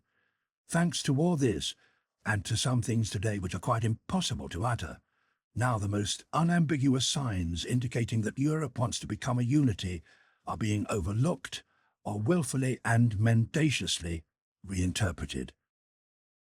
With all the more profound and more comprehensive men of this century, the real overall direction in the mysterious work of their souls has been to prepare the way to that new synthesis and to anticipate, as an experiment, the European of the future. Only in their foregrounds or in their weaker hours, as in old age, did they belong to the fatherland. They were only taking a rest from themselves when they became patriots. I'm thinking of men like Napoleon, Goethe, Beethoven, Stendhal, Heinrich Heine, Schopenhauer. Don't get angry with me if I also count Richard Wagner among them. About him, people should not let themselves be seduced by his own misunderstandings. Geniuses of his kind rarely have the right to understand themselves. Even less, of course, by the uncivilized noise with which people these days in France close themselves off from and resist Richard Wagner. Nonetheless, the fact remains that the late French Romanticism of the 40s and Richard Wagner belong together in the closest and most inner relation. In all the heights and depths of their needs, they are related to each other, fundamentally related. It is Europe, the one Europe, whose soul pushes out and upward through their manifold and impetuous art, and it longs to go, where? Into a new light? Towards a new sun? But who could express exactly what all these masters of new ways of speaking did not know how to express clearly? What is certain is that the same storm and stress tormented them, that they sought in the same way, these last great seekers. All of them were dominated by literature up to their eyes and ears, the first artists educated in world literature. Most of them were even themselves writers, poets, conveyors of and mixers in the arts and senses. Wagner belongs as a musician with the painters, as a poet with the musicians, as an artist generally with the actors. They were all fanatics of expression at any price. I'll cite Delacroix, the one most closely related to Wagner. They were all great discoverers in the realm of the sublime, as well as the ugly and the horrific, even greater discoverers in effects, in display, in the art of the store window. All talents far beyond their genius, virtuosos through and through, with mysterious access to everything which seduces, entices, compels, knots over, born enemies of logic and the straight line, greedy for the strange, the exotic, the monstrous, the crooked, the self-contradictory. As men, they were Tantaluses of the will, up-and-coming plebeians, who knew that they were incapable of a noble tempo, a lento, slow movement, in their lives and works. Think, for example, of Balzac. Unrestrained workers almost killing themselves with work, antinomians and rebels against customs, ambitious and insatiable without equilibrium and enjoyment. All of them finally collapsing and sinking down before the Christian cross. And they were right and justified in that, for who among them would have been sufficiently profound and original for a philosophy of the Antichrist? On the whole, a boldly daring, marvellously violent, high-flying kind of higher men, who pulled others up into the heights, men who first taught the idea of higher man to their century, and it's the century of the masses. The German friends of Richard Wagner should think about whether there is anything essentially German in Wagnerian art, or whether it is not precisely its distinction that it comes from supra-German sources and urges. In doing that, one should not underestimate just how indispensable Paris was for the development of a type like him, how at the decisive moment the depth of his instincts called him there, and how his whole way of appearing and his self-apostleship could first perfect itself at the sight of the model of French socialists. Perhaps with a more sophisticated comparison, people will discover, to the honor of Richard Wagner's German nature, that he had driven himself in all things more strongly, more daringly, harder and higher than a Frenchman of the 19th century could, thanks to the fact that we Germans stand even closer to barbarism than the French. Perhaps the most peculiar thing that Richard Wagner created is even inaccessible and unsympathetic and beyond the emulation of the entire Latin race, which is so mature for all time and not merely for today. The character of Siegfried, that very free man who, in fact, may be far too free, too hard, too cheerful, too healthy, too anti-Catholic for the taste of an old and worn, cultured people. He may even have been a sin against romanticism, this anti-romantic Siegfried. Well, Wagner more than made up for this sin in his old and gloomy days when, in anticipation of a taste which in the meantime has become political, he began with his characteristic religious vehemence, if not to go to Rome, at least to preach the way there. So that you don't misunderstand these last words of mine, I'll summon a few powerful rhymes to my assistance, which will reveal to less sophisticated ears what I want, what I dislike about the late Wagner and his Parsifal music. Is that still German? Did this oppressive screech come from a German heart? Is this self-mutilation of the flesh a German part? And is this German such priestly affectation, this incense-smelling, sensual stimulation? And German this faltering, plunging, staggering, this uncertain bim-bam dangling, this nun-like ogling and ringing Ave bells, this whole false, heavenly super-heaven of spells? Is that still German? Think. You're still standing by the entranceway. You're hearing Rome, Rome's faith, without the words they say. Part 9. What is noble? Part 9, What is noble, is an eloquent statement of one of Nietzsche's best-known, although not his most influential ideas, the development of two different moral systems, master morality and slave morality. Societies originate with a master group, natural predatory barbarians, who impose their will on an older and weaker group. But eventually the weaker group reverses the situation and imposes its values, which insist upon an end to exploitation, on everyone, and mediocrity becomes the order of the day. Modern trends in Europe, including the mixing of the races and the spread of democracy, have promoted this very mediocrity of the rebel. In such a climate, the great man has to disguise himself and endure painful solitude, and he has to have great luck so that when his moment to act arrives, he is ready and has not exhausted his energies in waiting. In fact, the failure of genius may be the rule rather than the exception. Nietzsche concludes by insisting on the importance of laughter, the golden laughter of the gods, which enables the philosopher to accept all the serious matters of the world with delight, and in that spirit he then invokes his patron god, Dionysus.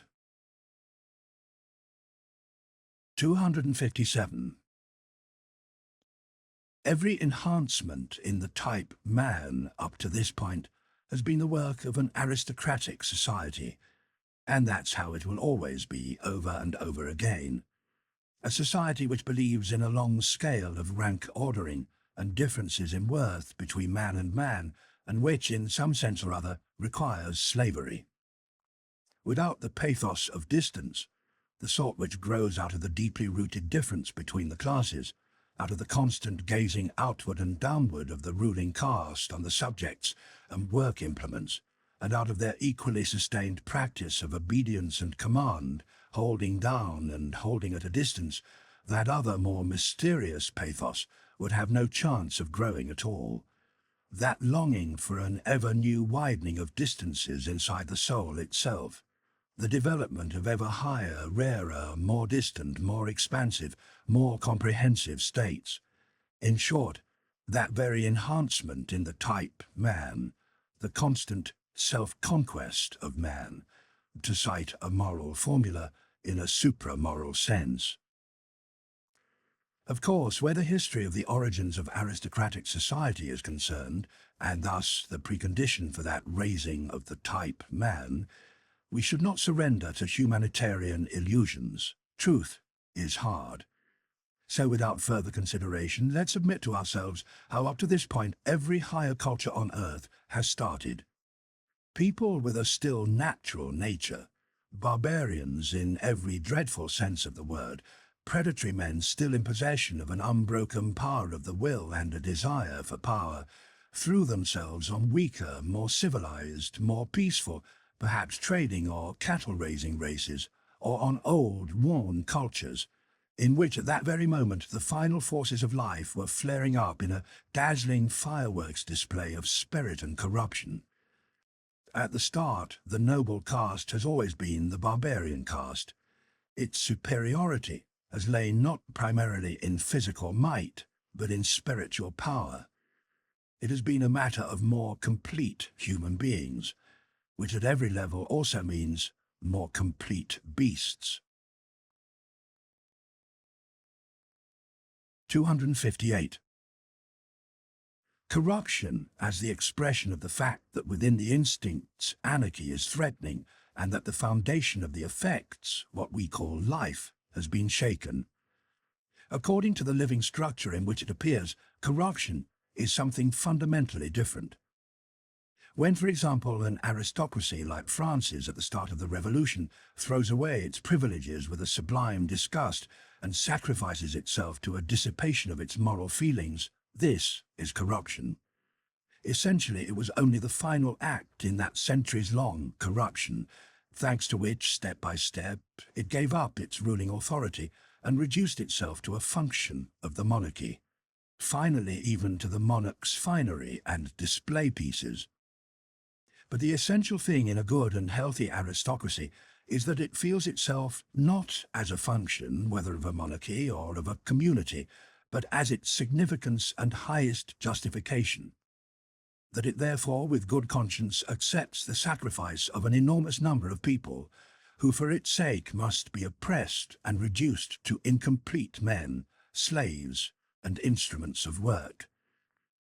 Its fundamental belief must in fact be that the society should exist not for the sake of the society, but only as a base and framework on which an exceptional kind of nature can raise itself to its higher function and, in general, to a higher form of being, comparable to those heliotropic climbing plants on Java, people call them Sepa matador, whose branches clutch an oak tree so much and for so long until finally, high over the tree but supported by it, they can unfold their crowns in the open light and make a display of their happiness.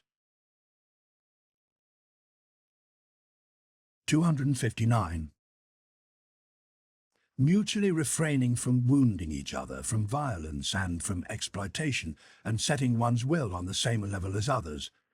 These can, in a certain crude sense, become good habits among individuals, if conditions exist for that, namely a real similarity in the quality of their power and their estimates of value, as well as their belonging together within a single body. However, as soon as people wanted to take this principle further, and, where possible, establish it as the basic principle of society, it immediately would show itself for what it is, as the willed denial of life, as the principle of disintegration and decay. Here we must think through to the basics and push away all sentimental weakness. Living itself is essentially appropriation from and wounding and overpowering strangers and weaker men, oppression, hardness, imposing one's own forms, annexing, and at the very least, in its mildest actions, exploitation. But why should we always use these precise words, which have from ancient times carried the stamp of a slanderous purpose?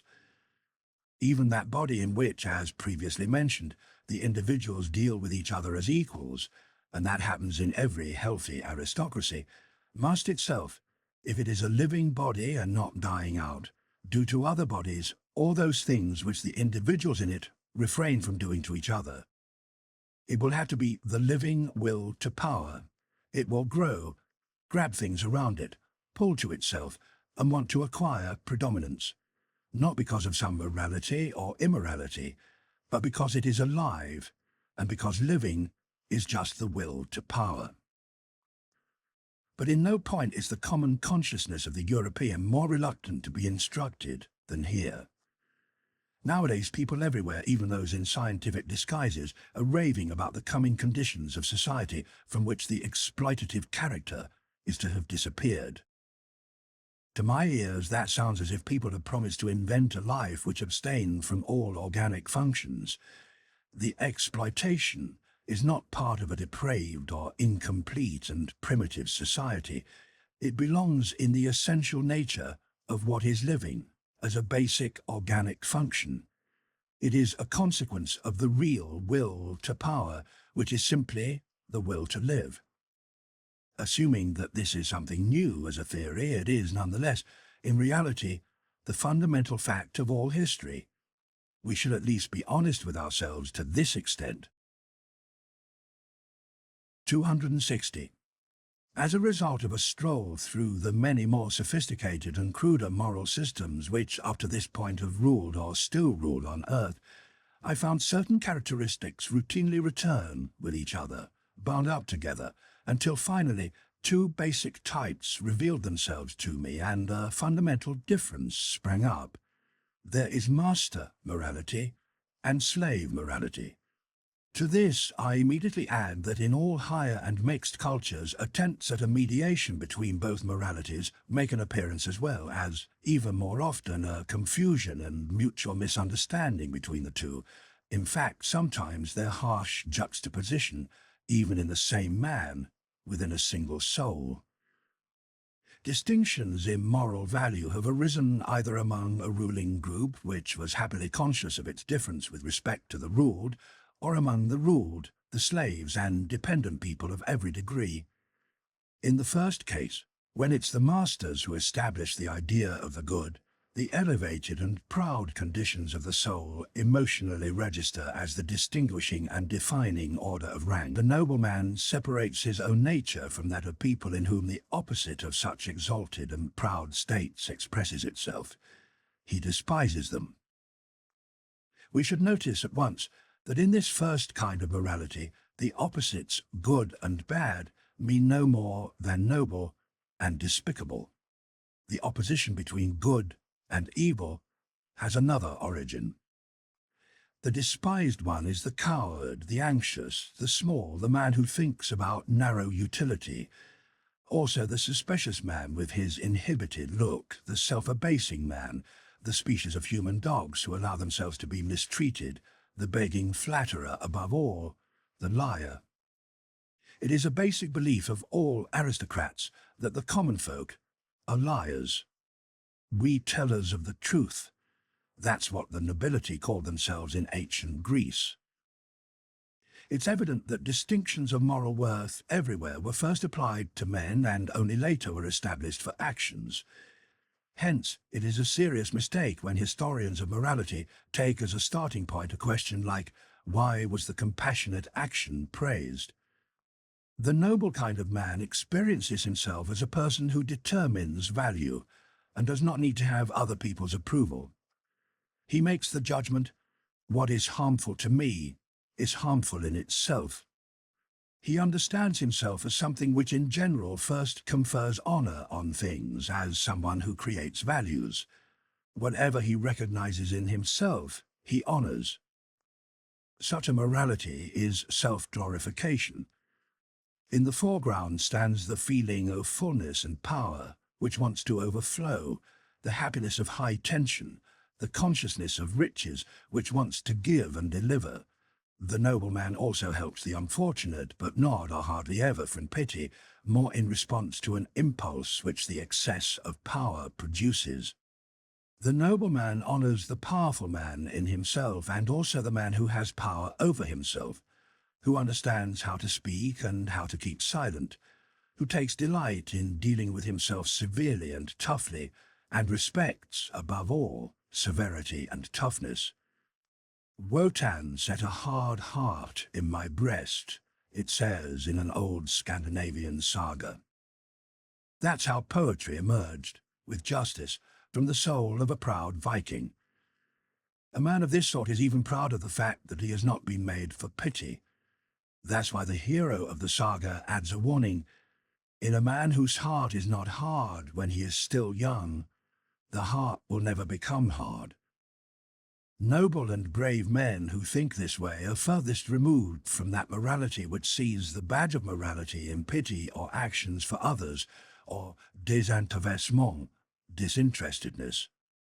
The belief in oneself, pride in oneself, a fundamental hostility and irony against selflessness belong to noble morality, just as much as an easy content and caution before feelings of pity and the warm heart. Powerful men are the ones who understand how to honor. That is their art, their realm of invention. The profound reverence for age and for ancestral tradition. All justice stands on this double reverence, the belief and the prejudice favoring forefathers and working against newcomers are typical in the morality of the powerful. And when, by contrast, the men of modern ideas believe almost instinctively in progress and the future, and increasingly lack any respect for age, then in that attitude the ignoble origin of these ideas already reveals itself well enough. However, a morality of the rulers is most alien and embarrassing to the present taste because of the severity of its basic principle that man has duties only with respect to those like him, that man should act towards those beings of lower rank towards everything strange at his own discretion, as his heart dictates, and in any case, beyond good and evil. Here pity and things like that may belong. The capacity for and obligation to a long gratitude and to a long revenge, both only within the circle of one's peers, the sophistication in paying back again, the refined idea in friendship, a certain necessity to have enemies, as, so to speak, drainage ditches for the feelings of envy, quarrelsomeness and high spirits, basically in order to be capable of being a good friend.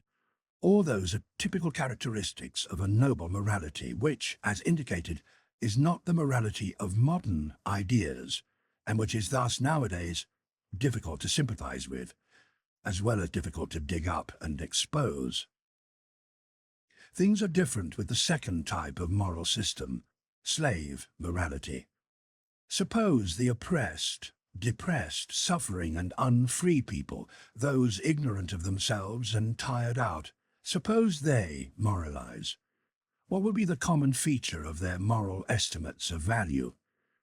Probably a pessimistic suspicion directed at the entire human situation will express itself, perhaps a condemnation of man along with his situation.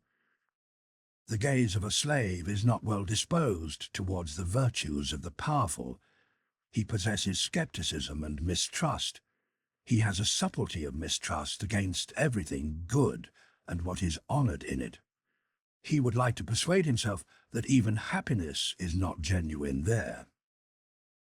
By contrast, those characteristics will be pulled forward and flooded with light which serve to mitigate existence for those who suffer. Here respect is given to pity, to the obliging hand ready to help, to the warm heart, to patience, diligence, humility and friendliness, for these are the most useful characteristics and almost the only means to endure the pressure of existence.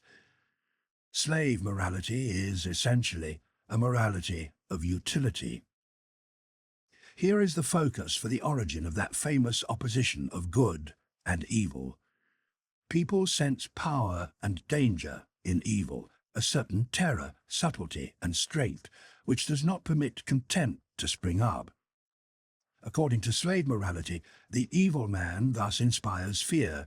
According to master morality, it is precisely the good man who inspires and desires to inspire fear, while the bad man will be felt as despicable. This opposition reaches its peak when, in accordance with the consequences of slave morality, finally a trace of disregard is also attached to the good of this morality. It may be light and benevolent, because within the way of thinking of the slave, the good man must definitely be a harmless man. He is good-natured, easy to deceive, perhaps a bit stupid, a bonhomme, good fellow. Wherever slave morality gains predominance, the language reveals a tendency to bring the words good and stupid into closer proximity.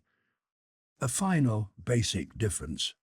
The longing for freedom, the instinct for happiness, and the refinements of the feeling for freedom belong just as necessarily to slave morality and morals as art and enthusiasm in reverence and in devotion are the regular symptoms of an aristocratic way of thinking and valuing. From this we can without further ado understand why love as passion, which is our European specialty, must clearly have a noble origin. As is well known, its invention belongs to the Provençal knightly poets, those splendidly inventive men of the gai saber, gay science, to whom Europe owes so much, almost its very self. 261. Vanity is among the things which are perhaps hardest for a nobleman to understand. He will be tempted even to deny its existence, where another kind of man thinks he has grasped it with both hands. For him, the problem is imagining to himself beings who seek to promote a good opinion of themselves, an opinion which they do not have about themselves, and thus also an opinion they have not earned, people who, nonetheless, themselves later believe in this good opinion. Half of this seems to the noble man so tasteless and disrespectful of oneself, and the other half so unreasonably baroque, that he will be happy to understand vanity as an exception, and has doubts about it in most cases when people talk of it. For example, he'll say, "I can make a mistake about my own value and yet still demand that my value, precisely as I determine it, is recognized by others. But that is not vanity, but arrogance, or in the more frequent cases, something called humility and modesty." Or again, "For many reasons I can take pleasure in the good opinion of others, perhaps because I honor and love them and enjoy all of their pleasures, perhaps also because their good opinion underscores and strengthens the faith I have in my own good opinion of myself, perhaps because the good opinion of others, even in cases where I do not share it, is still useful to me or promises to be useful. But all that is not vanity. The noble man must first compel himself, particularly with the help of history, to see that since time immemorial, in all the levels of people dependent in some way or other, the common man was only what people thought of him. Not being at all accustomed to set values himself, he measured himself by no value other than by how his masters assessed him. That is the essential right of masters, to create values. We should understand that as the consequence of an immense atavism, the common man even today still always waits first for an opinion about himself and then instinctively submits himself to it. But that is by no means merely a good opinion, but also a bad and unreasonable one. Think, for example, of the greatest part of the self-assessment and self-devaluing which devout women learn from their father confessors, and the devout Christian in general learns from his church. Now, in accordance with the slow arrival of the democratic order of things, and its cause, the blood-mixing between masters and slaves, the originally noble and rare impulse to ascribe to oneself a value on one's own and to think well of oneself will really become more and more encouraged and widespread. But in every instance, it has working against it an older, more extensive and more deeply incorporated tendency, and where the phenomenon of vanity is concerned, this older tendency will become master over the more recent one. The vain man takes pleasure in every good opinion which he hears about himself, quite apart from all considerations of its utility and equally apart from its truth or falsity, just as he suffers from every bad opinion. For he submits to both. He feels himself subjected to them on the basis of that oldest of instincts for submission which breaks out in him. It is the slave in the blood of the vain man, a trace of the slave's roguishness, and how much of the slave still remains nowadays in woman, for example, that tries to tempt him into good opinions of himself. In the same way, it's the slave who later prostrates himself immediately in front of these opinions, as if he had not summoned them up. To state the matter once again, vanity is an atavism. 262. A species arises, a type becomes established and strong, under the long struggle with essentially unchanging, unfavorable conditions. By contrast, we know from the experience of breeders that species which receive an ultra-abundant nourishment and, in general, an increase in protection and care immediately tend towards variety in the type in the strongest manner, and are rich in wonders and monstrosities, as well as monstrous vices. Now let's look for a moment at an aristocratic commonwealth, for example, an ancient Greek polis, city-state, or Venice as an organization, whether voluntary or involuntary, for the purpose of breeding. There are men there living together who rely upon themselves and who want their species to succeed, mainly because it has to succeed or run the fearful risk of being annihilated. Here there is a lack of that advantage, that abundance, that protection under which variations are encouraged. The species senses the need for itself as a species, as something which, particularly thanks to its hardness, its uniformity, its simplicity of form, can generally succeed and enable itself to keep going in the constant struggles with its neighbours, or with the rebellious oppressed people, or with those who threaten rebellion. Their manifold experience teaches them which characteristics they have to thank, above all, for the fact that they are still there, in spite of all the gods and men, that they have always been victorious. These characteristics they call virtues, and they cultivate only these virtues to any great extent. They do that with force. In fact, they desire force. Every aristocratic morality is intolerant in its education of the young, its provisions for women, its marriage customs, its relationships between young and old, its penal laws, which fix their eyes only on those who are deviants. It reckons intolerance itself among the virtues, under the name justice. A type with few but very strong characteristics, a species of strict, warlike, shrewdly laconic people, united and reserved, and as such having the most sophisticated feelings for the magic and nuances of society, will in this way establish itself over the succession of generations. The constant struggle with unvarying, unfavourable conditions is, as mentioned, the factor that makes a type fixed and hard. Finally, however, at some point, a fortunate time arises, which lets the immense tension ease. Perhaps there are no more enemies among the neighbours, and the means for living, even for enjoying life, are there in abundance. With one blow, the bond and the compulsion of the old discipline are torn apart. That discipline no longer registers as necessary, as a condition of existence. If it wished to remain in existence, it could do so only as a form of luxury, as an archaic taste. Variation, whether as something abnormal, something higher, finer, rarer, or as degeneration and monstrosity, suddenly bursts on the scene in the greatest abundance and splendour. The individual dares to be individual and stand out. At these historical turning points there appear alongside each other, and often involved and mixed up together, marvellous, multifaceted, jungle-like growths, an upward soaring, a kind of tropical tempo in competitiveness for growing, and an immense annihilation and self-destruction, thanks to the wild egoisms turned against each other, explosions, so to speak, which wrestle with one another for sun and light, and no longer know how to derive any limit, any restraint, or any consideration from the morality they have had up to that point. This very morality was the one which built up such immense power, which bent the bow in such a threatening manner. Now, at this moment, it has become outdated. The dangerous and disturbing point is reached where the greater, more multifaceted and more comprehensive life lives over and above the old morality. The individual stands there forced to give himself his own laws, his own arts and tricks for self-preservation, self-raising, self-redemption.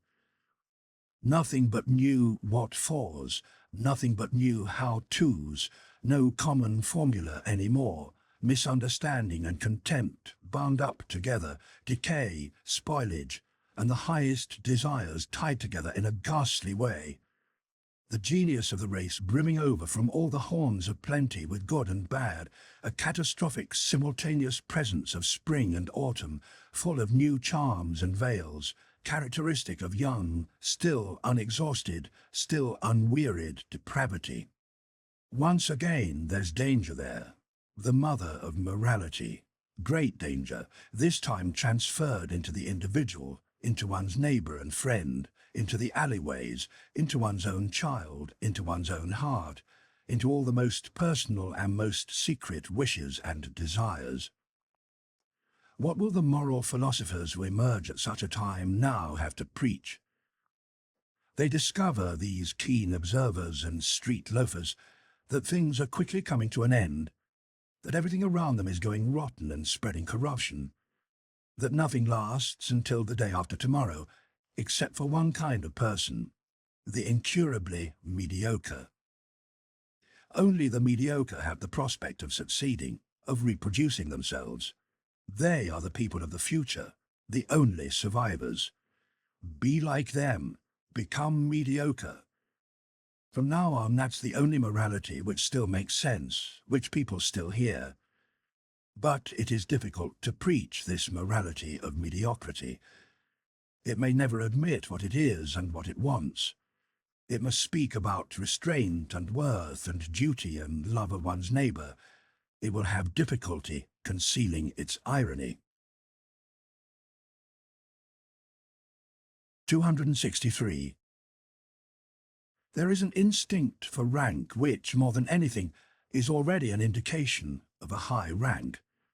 There is delight in the nuances of respect which permits us to surmise a noble origin and habits.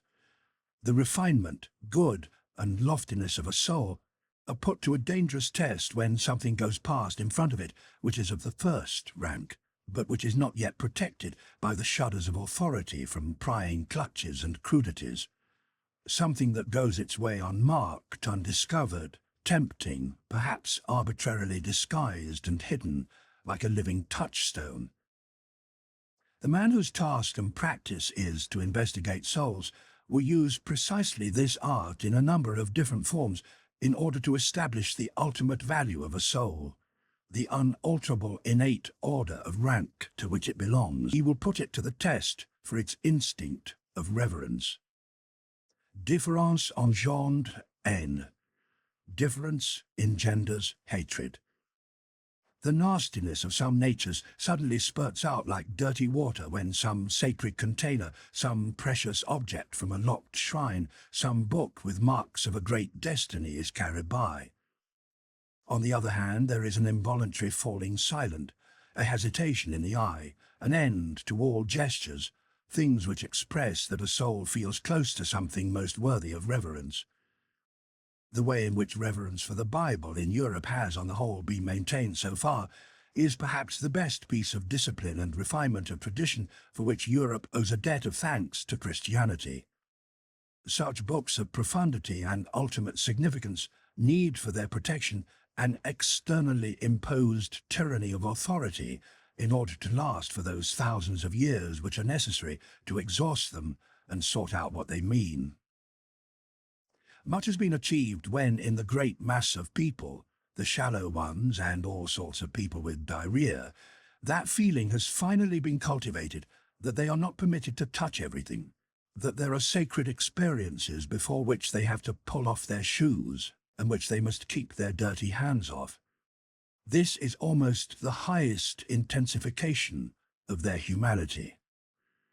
By contrast, perhaps nothing makes the so-called educated people, those who have faith in modern ideas, so nauseating as their lack of shame, the comfortable impudence in their eyes and hands with which they touch, lick and grope everything.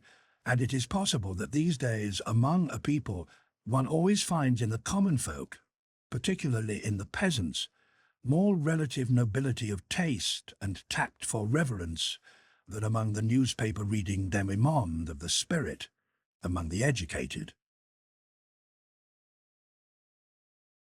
264. One cannot erase from a human being's soul those actions which his ancestors loved most and carried out most steadfastly. Whether they were, for example, industrious savers attached to a writing table and money box, modest and bourgeois in their desires, as well as modest in their virtues, or whether they were accustomed to live giving orders from morning until night, fond of harsh entertainment, and, along with that, perhaps of even harsher duties and responsibilities, or whether, finally, they had at some time or other once sacrificed the old privileges of their birth and possessions in order to live entirely for their faith, their God, as men of an unrelenting and delicate conscience, which blushes when confronted with any compromise. It is in no way possible that a man does not possess in his body the characteristics and preferences of his parents and forefathers, no matter what appearance might say to the contrary. This is the problem of race. If we know something about the parents, then we may draw a conclusion about the child. Some unpleasant excess or other, some lurking envy, crude attempts at self-justification, since these three together have at all times made up the essential type of the rabble, Something like that must be passed on to the child as surely as corrupt blood. And with the help of the best education and culture, people will succeed only in deceiving others about such heredity. And nowadays, what else does education and culture want? In our age, one very much of the people, I mean our uncouth age, education and culture must basically be the art of deception, to mislead about the origin of the inherited rabble in one's body and soul. Today, an educator who preached truthfulness above everything else and constantly shouted at his students, "Be true, be natural, act as you really are," even such a virtuous and true-hearted jackass would, after some time, learn to take hold of that fulcrum, pitchfork of Horace, in order to naturem expellere, drive out nature. With what success? Rabble usque recorret, always returns. 265. At the risk of annoying innocent ears, I propose the following. Egoism belongs to the nature of the noble soul. I mean that unshakable faith that, to a being such as we are, other beings must be subordinate by nature and have to sacrifice themselves. The noble soul takes this fact of its egoism without any question mark, and without the feeling that there is anything harsh, compelled, or arbitrary in it, much more as something that may be established in the fundamental law of things. If he sought out a name for this, he would say, it is justice itself. In some circumstances which make him hesitate at first, he admits that there are those with rights equal to his own. As soon as he has cleared up this question of rank, he moves among these equals who have the same rights as his, with the same confident modesty and sophisticated reverence which he has in his dealings with himself, in accordance with an inborn heavenly mechanism which all the stars understand. It is one more part of his egoism, this sophistication and self-restraint in his relations with his equals. Every star is such an egoist. It honors itself in them and in the rights which it concedes to them. It has no doubt that the exchange of respect and rights, as the essential quality of all interactions, also belongs to the natural condition of things. The noble soul gives as it takes, out of the passionate and sensitive instinct for repayment which lies deep within it. The idea favor has no sense and agreeable fragrance inter pares, among equals. There may be a sublime manner of allowing presents from above to wash over one, as it were, and drinking them up thirstily like water drops, but for this art and gesture the noble soul has no skill. Here its egoism hinders it. In general, it is not happy to look up above. Instead, it looks either directly forward, horizontally and slowly, or down. It knows that it is on a height. 266. We can only truly respect highly the man who is not seeking himself. Goethe to Ratschlosser. 267. There is a saying among the Chinese that mothers even teach their children, "Seo Shin," make your heart small. This is the essential and basic tendency of late civilizations. I have no doubt that an ancient Greek would recognize this self-diminution in us contemporary Europeans as well, and for that reason alone, we would already go against his taste. 268. Ultimately, what does it mean to be ignoble? Words are sound signals for ideas, but ideas are more or less firm image signs for sensations which return frequently and occur together for groups of sensations. To understand each other, it is not yet sufficient that people use the same words. They must use the same words also for the same form of inner experiences. Ultimately, they must hold their experience in common with each other. That's why human beings belonging to a single people understand each other better among themselves than associations of different peoples, even when they themselves use the same language. Or rather, when human beings have lived together for a long time under similar conditions, climate, soil, danger, needs, work, then something arises out of that which understands itself. A people. In all souls, a similar number of frequently repeating experiences have won the upper hand over those which come more rarely. People understand each other on the basis of the former, quickly and with ever-increasing speed. The history of language is the history of a process of abbreviation. On the basis of this rapid understanding, people bind with one another closely and with ever-increasing closeness. The greater the danger, the greater the need quickly and easily to come to agreement over what needs to be done. Not to misunderstand each other when in danger is what people simply cannot do without in their interactions. With every friendship or love affair, people still make this test. Nothing of that sort lasts as soon as people reach the point where, with the same words, one of the two feels, means, senses, wishes, or fears something different from the other one. The fear of the eternal misunderstanding, that is the benevolent genius which so often prevents people of different sexes from over-hasty unions, to which their senses and hearts urge them, and not Schopenhauerish genius of the species, which groups of sensations within the soul wake up most rapidly, sees the word give the order, that decides about the whole rank ordering of its values, that finally determines its tables of goods. The assessment of value in a man reveals something about the structure of his soul and where it looks for its conditions of life, its essential needs. Now, assume that need has always brought together only such people as could indicate with similar signs, similar needs, similar experiences. Then it would generally turn out that the easy ability to communicate need, that is, in the last analysis, familiarity with only average and common experiences, must have been the most powerful of all the forces which have so far determined things among human beings. People who are more similar and more ordinary were and always have been at an advantage. The more exceptional, more refined, rarer and more difficult to understand are easily isolated. In their isolation they are subject to accidents and rarely propagate themselves. People have to summon up huge counterforces to cross this natural, all too natural, progressus in simile, advance into similarity, the further training of human beings into what's similar, ordinary, average, herd-like, into what's common. 269. The more a psychologist, a born and inevitable psychologist and analyst of the soul, turns himself towards exceptional examples and human beings, the greater the danger to him of suffocation from pity.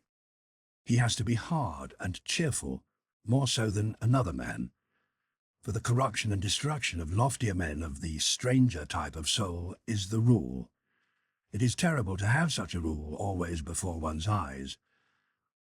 The multifaceted torture of the psychologist who has uncovered this destructiveness, who once discovers and then almost always rediscovers throughout all history this entire inner hopelessness of the loftier people, this eternal too late in every sense, can perhaps one day come to the point where he turns with bitterness against his own lot and attempts self-destruction, where he corrupts himself.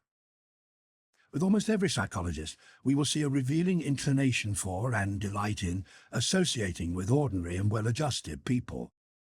That indicates that he will always need healing, that he requires some sort of refuge and forgetting, far from what his insights and incisions, his trade, has laid on his conscience. Fear of his memory is characteristic of him.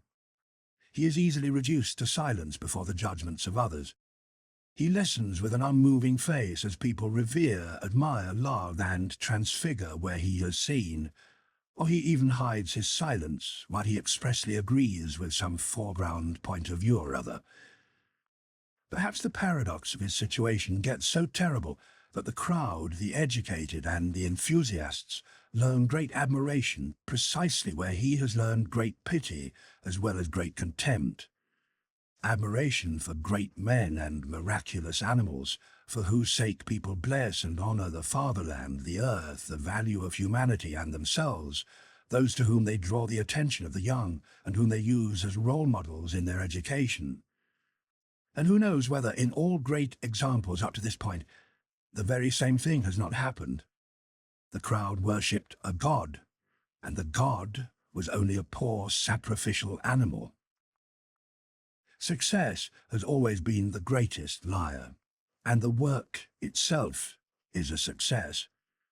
The great statesman, the conqueror, the discoverer, is disguised in his creation to the point where he is unrecognizable. The work of the artist and the philosopher first invents the man who has created it, or is supposed to have created it. The great men, as they are honored, are small, inferior works of fiction in the background. In the world of historical values, counterfeit is king. These great poets, for example, this Byron, Musset, Poe, Leopardi, Kleist, Gogol, I don't dare mention greater names, but I have them in mind, perhaps have to be the way they are now. Men of the moment, enthusiastic, sensuous, childish, careless and sudden with trust and mistrust, with souls in which some fracture or other normally has to be concealed, often taking revenge with their works for an inner slur, often seeking in their flights upward to forget some all-too-true memory, often lost in the mud and almost infatuated, until they become like will-o'-the-wisps around a swamp and pretend that they are stars. Then the populace may well call them idealists, often struggling against the long disgust, with a recurring ghost of unbelief which makes them cold and forces them to yearn for glory, and to gobble up belief in themselves from the hands of intoxicated flatterers. What torture are these great artists and the loftier human beings in general for the man who has once guessed who they are? It is so understandable that these artists should experience from woman, who is clairvoyant in the world of suffering and who unfortunately also seeks to help and to save far beyond her powers, those easy eruptions of unlimited and most devoted pity, which the crowd, above all the worshipping masses, does not understand, and which it showers with curious and complacent interpretations. This pity regularly deceives itself about its power. Woman may believe that love can do everything. That's a belief typical of her. Alas, anyone who knows about the heart can guess how poor, stupid, helpless, presumptuous, mistaken, more easily destroyed than saved, even the best and most profound love is. It is possible that beneath the sacred story and disguise of the life of Jesus, there lies hidden one of the most painful examples of the martyrdom of knowledge about love, the martyrdom of the most innocent and most desiring heart, which was never satisfied with any human love, which demanded love to be loved and nothing else, with hardness, with madness, with fearful outbreaks against those who denied him love. The history of a poor man, unsatisfied and insatiable with love, who had to invent hell in order to send there those who did not wish to love him, and who finally, having grown to understand human love, had to invent a God who is entirely love, who is capable of total love, who takes pity on human love because it is so pathetic, so unknowing. Anyone who feels this way, who understands love in this way, seeks death. But why dwell on such painful things, assuming we don't have to? 270. The spiritual arrogance and disgust of every man who has suffered deeply, how profoundly men can suffer almost determines their order of rank, his chilling certainty with which he is thoroughly soaked and coloured, that thanks to his suffering he knows more than the cleverest and wisest can know, that he has known and at some point been at home in many terrible far-off worlds about which you know nothing. This spiritual and silent arrogance of the sufferer, this pride of the one chosen to know, of the initiate, of the one who has almost been sacrificed, finds all kinds of disguises necessary to protect himself from contact with prying and compassionate hands, and, in general, from everything which is not his equal in pain. Profound suffering ennobles. It separates. One of the most sophisticated forms of disguise is Epicureanism, and a certain future courageousness in taste adopted as a show, which takes suffering lightly and resists everything sad and deep. There are cheerful men who use cheerfulness because it makes them misunderstood. They want to be misunderstood. There are scientific men who use science because that provides a cheerful appearance, and because being scientific enables one to infer that the man is superficial. They want to tempt people to a false conclusion. There are free, impudent spirits who would like to hide and deny that they are broken, proud, incurable hearts. And now and then even foolishness is a mask for an unholy, all too certain knowledge. Hence it follows that it's part of a more sophisticated humanity to have reverence for the mask, and not to pursue psychology and curiosity in the wrong place. 271. What most profoundly divides two men is a different sense and degree of cleanliness. What help is all honesty and mutual utility? What help is all the goodwill for each other? In the end, the fact remains, they can't stand each other's smell. The highest instinct for cleanliness puts the person marked by it in the strangest and most dangerous isolation, as a saint. That's precisely what saintliness is, the highest spiritualization of the instinct in question. Any awareness of an indescribable abundance of pleasure in the bath, any lust and thirst which constantly drives the soul out of the night into the morning and out of cloudiness, the affliction into what is bright, gleaming, profound, fine. Just as such a tendency singles out, it is a noble tendency, so it also separates. The pity of the saint is pity with the dirt of those who are human, all too human. And there are degrees and heights where the saint feels pity itself as contamination, as dirt. 272. Signs of nobility. Never thinking of reducing our duties to duties for everyone, not wanting to give up one's own responsibility, not wanting to share it, to include one's privileges and acting on them among one's duties. 273. A human being who strives for something great looks at everyone he meets along his way either as a means or as a delay and an obstacle, or as a temporary place to rest. His characteristic high-quality goodness towards his fellow men is first possible when he has reached his height and governs. His impatience and his awareness that until that point he is always sentenced to comedy, for even war is a comedy and conceals, just as every means hides the end, corrupt all contacts for him. This kind of man knows loneliness and what is most poisonous in it. 274. The problem for those who wait. For a higher man in whom the solution to a problem lies asleep, strokes of luck and all sorts of unpredictable things are necessary for him to swing into action at just the right time, for an eruption, as we could say. Ordinarily it does not happen, and in all the corners of the earth there sit people waiting, who hardly know to what extent they are waiting, but even less that they are waiting in vain. From time to time the call to wake up, the chance which provides the permission for action, comes too late, at a time when the best youth and power for action have already been used up in sitting still. And many a man in the very moment he sprang up has found to his horror that his limbs have gone to sleep and his spirit is already too heavy. It is too late, he says to himself, having lost faith in himself, and is now forever useless.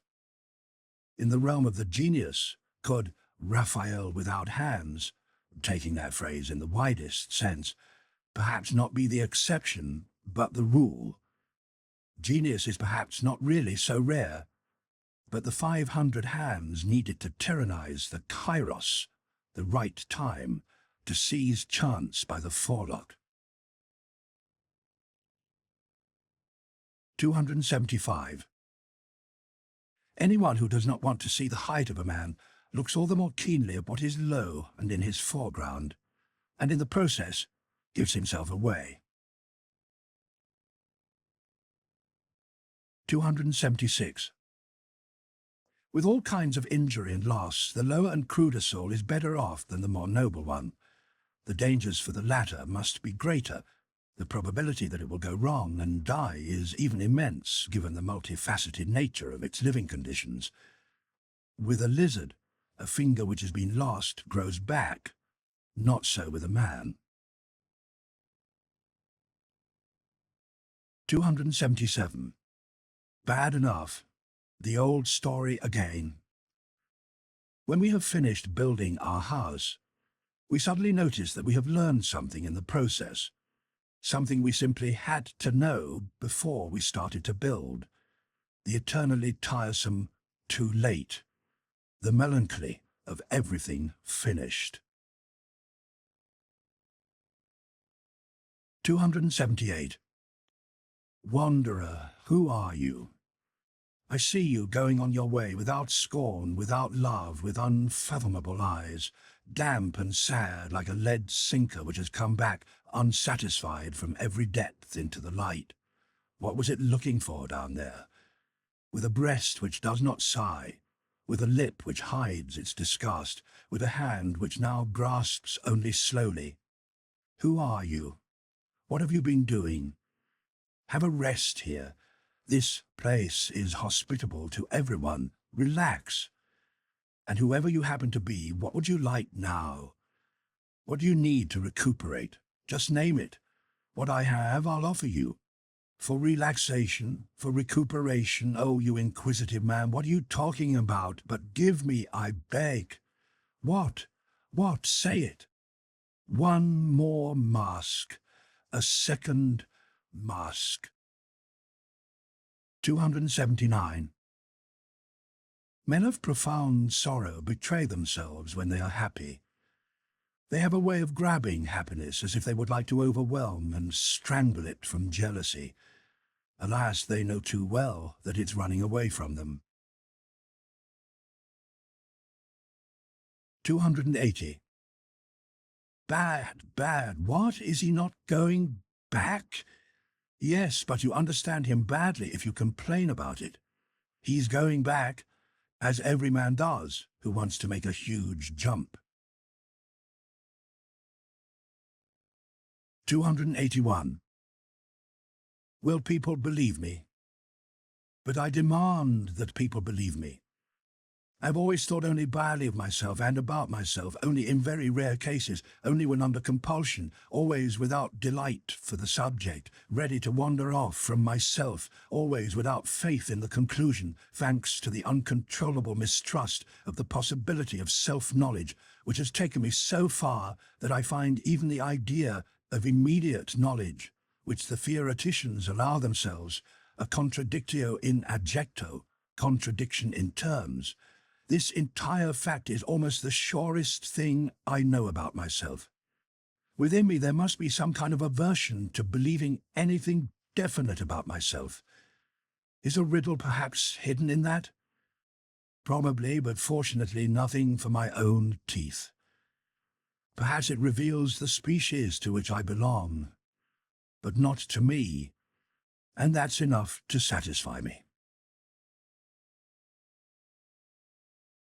282. But what has happened to you? I don't know, he said, hesitating. Perhaps the harpies have flown over my table. Occasionally nowadays it happens that a mild, moderate, reserved man suddenly becomes violent, smashes plates, throws over the table, screams, stomps around, slanders the entire world, and finally goes to the side, ashamed, furious with himself. Where? What for? To starve off on his own? To suffocate on his memory? Anyone who has the desires of a lofty, discriminating soul and only rarely finds his table set and his nourishment ready, will be in great danger at all times. But today the danger is extraordinary. Thrown into a noisy and uncouth age, with which he does not want to eat out of the same dish, he can easily perish from hunger and thirst, or if he finally nonetheless catches on, from sudden disgust. All of us have probably already sat at tables where we did not belong, and it's precisely the most spiritual ones among us who are the most difficult to feed, who know that dangerous dyspepsia which comes from a sudden insight and disappointment about our food and those sitting next to us at the table, the after-dinner disgust. 283. Assuming that one wants to praise at all, there's a refined and at the same time noble self-control which always gives praise only where one does not agree. In other cases, one will really be praising oneself, something that contradicts good taste. Naturally, a self-control which provides a good opportunity and provocation for one to be constantly misunderstood. In order to permit oneself this true luxury of taste and morality, one must not live among spiritual fools, but rather among people whose misunderstandings and false ideas are still amusing for their sophistication, or one would have to pay dearly for it. He is praising me, thus he admits I'm right. This asinine way of making conclusions ruins half of life for us hermits, for it brings the asses into our neighborhood and our friendship. 284. To live with an immense and proud composure, always beyond, to have and not have one's feelings one's for and against voluntarily, to condescend to them for hours, to sit on them as if on a horse, often as if on a donkey. One needs to know how to use their stupidity as well as their fire, to preserve one's 300 foregrounds as well as one's dark glasses, for there are occasions when no one shall be allowed to look into our eyes, even less into our reasons, and to select for company that mischievous and cheerful vice, courtesy, and to remain master of one's four virtues, courage, insight, sympathy, and loneliness. For solitude is a virtue with us, as a sublime tendency and impulse for cleanliness, which senses how contact between one person and another in society must inevitably bring impurity with it. Every community somehow, somewhere, sometime makes people common. 285. The greatest events and ideas, but the greatest ideas are the greatest events, are understood last of all. The generations contemporary with them do not experience such events, they go on living past them. What happens then is something like in the realm of the stars. The light of the most distant star comes to men last of all, and before that light arrives, men deny that there are stars there. How many centuries does a spirit need in order to be understood? That is also a standard with which people construct a rank ordering and etiquette, as is necessary for spirits and stars. 286. Here the view is free, the spirit elevated. But there is a reverse kind of person who is also on the heights and also has a free view, but who looks down. 287. What is noble? What does the word noble still mean to us nowadays? What reveals the noble human being? How do people recognize him under this heavy, oppressive sky at the beginning of the rule of the rabble, which is making everything opaque and leaden? It is not the actions which prove him. Actions are always ambiguous, always inscrutable, nor is it the works. Among artists and scholars today, we find a sufficient number of those who, through their works, reveal how a profound desire for what is noble drives them. But this very need for what is noble is fundamentally different from the needs of the noble soul itself, and is really the eloquent and dangerous indication that such a soul is lacking. It's not the works, it's the belief which decides here, which here establishes the order of rank, to take up once more an old religious formula with a new and more profound understanding. Some basic certainty which the noble soul has about itself, something which does not allow itself to be sought out or found or perhaps even to be lost. The noble soul has reverence for itself. 288. There are human beings who have spirit in an inevitable way. They may toss and turn as they wish and hold their hands in front of their telltale eyes, as if the hand were not a giveaway. Finally, it always comes out that they have something which they are hiding, that is, spirit. One of the most sophisticated ways to deceive, at least for as long as possible, and to present oneself successfully as stupider than one is, what in common life is often as desirable as an umbrella, is called enthusiasm, including what belongs with it. For example, virtue. For as Galliani, who must have known, says, Vertu est enthousiasme. Virtue is enthusiasm. 289. In the writings of a hermit, we always hear something of the echo of desolation, something of the whispers and the timid gazing around of isolation. From his strongest words, even from his screaming, still resounds a new and dangerous kind of silence, of concealment. Whoever has sat down year in and year out, day and night, alone in an intimate dispute and conversation with his soul, whoever has become a cave bear or digger for treasure or guardian of treasure and dragon in his own cavern, it can be a labyrinth but also a gold mine, such a man's very ideas finally take on a distinct twilight colouring and smell, as much of mould as they do of profundity, something incommunicable and reluctant, which blows cold wind over everyone passing by. The hermit does not believe that a philosopher, assuming that a philosopher has always first been a hermit, has ever expressed his real and final opinion in his books. Don't people write books expressly to hide what they have stored inside them? In fact, he will have doubts whether a philosopher could generally have real and final opinions, whether in his case, behind every cave, there does not still lie and must lie an even deeper cavern, a more comprehensive, stranger, richer world beyond the surface, an abyss behind every reason, under every foundation. Every philosophy is a foreground philosophy. That is the judgment of a hermit. There is something arbitrary about the fact that he remained here, looked back, looked around, that at this point he set his shovel aside and did not dig more deeply. There is also something suspicious about it. Every philosophy also hides a philosophy. Every opinion is also a hiding place. Every word is also a mask. 290. Every deep thinker is more afraid of being understood than being misunderstood. In the latter case, perhaps his vanity suffers, but the former hurts his heart, his sympathy, which always says, "Alas, why do you want to have it as hard as I did?" 291.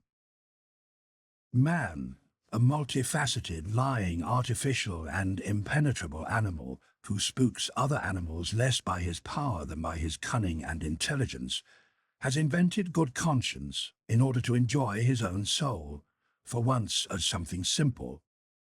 And all of morality is a long, bold falsification, thanks to which it's at all possible to enjoy a glimpse at the soul.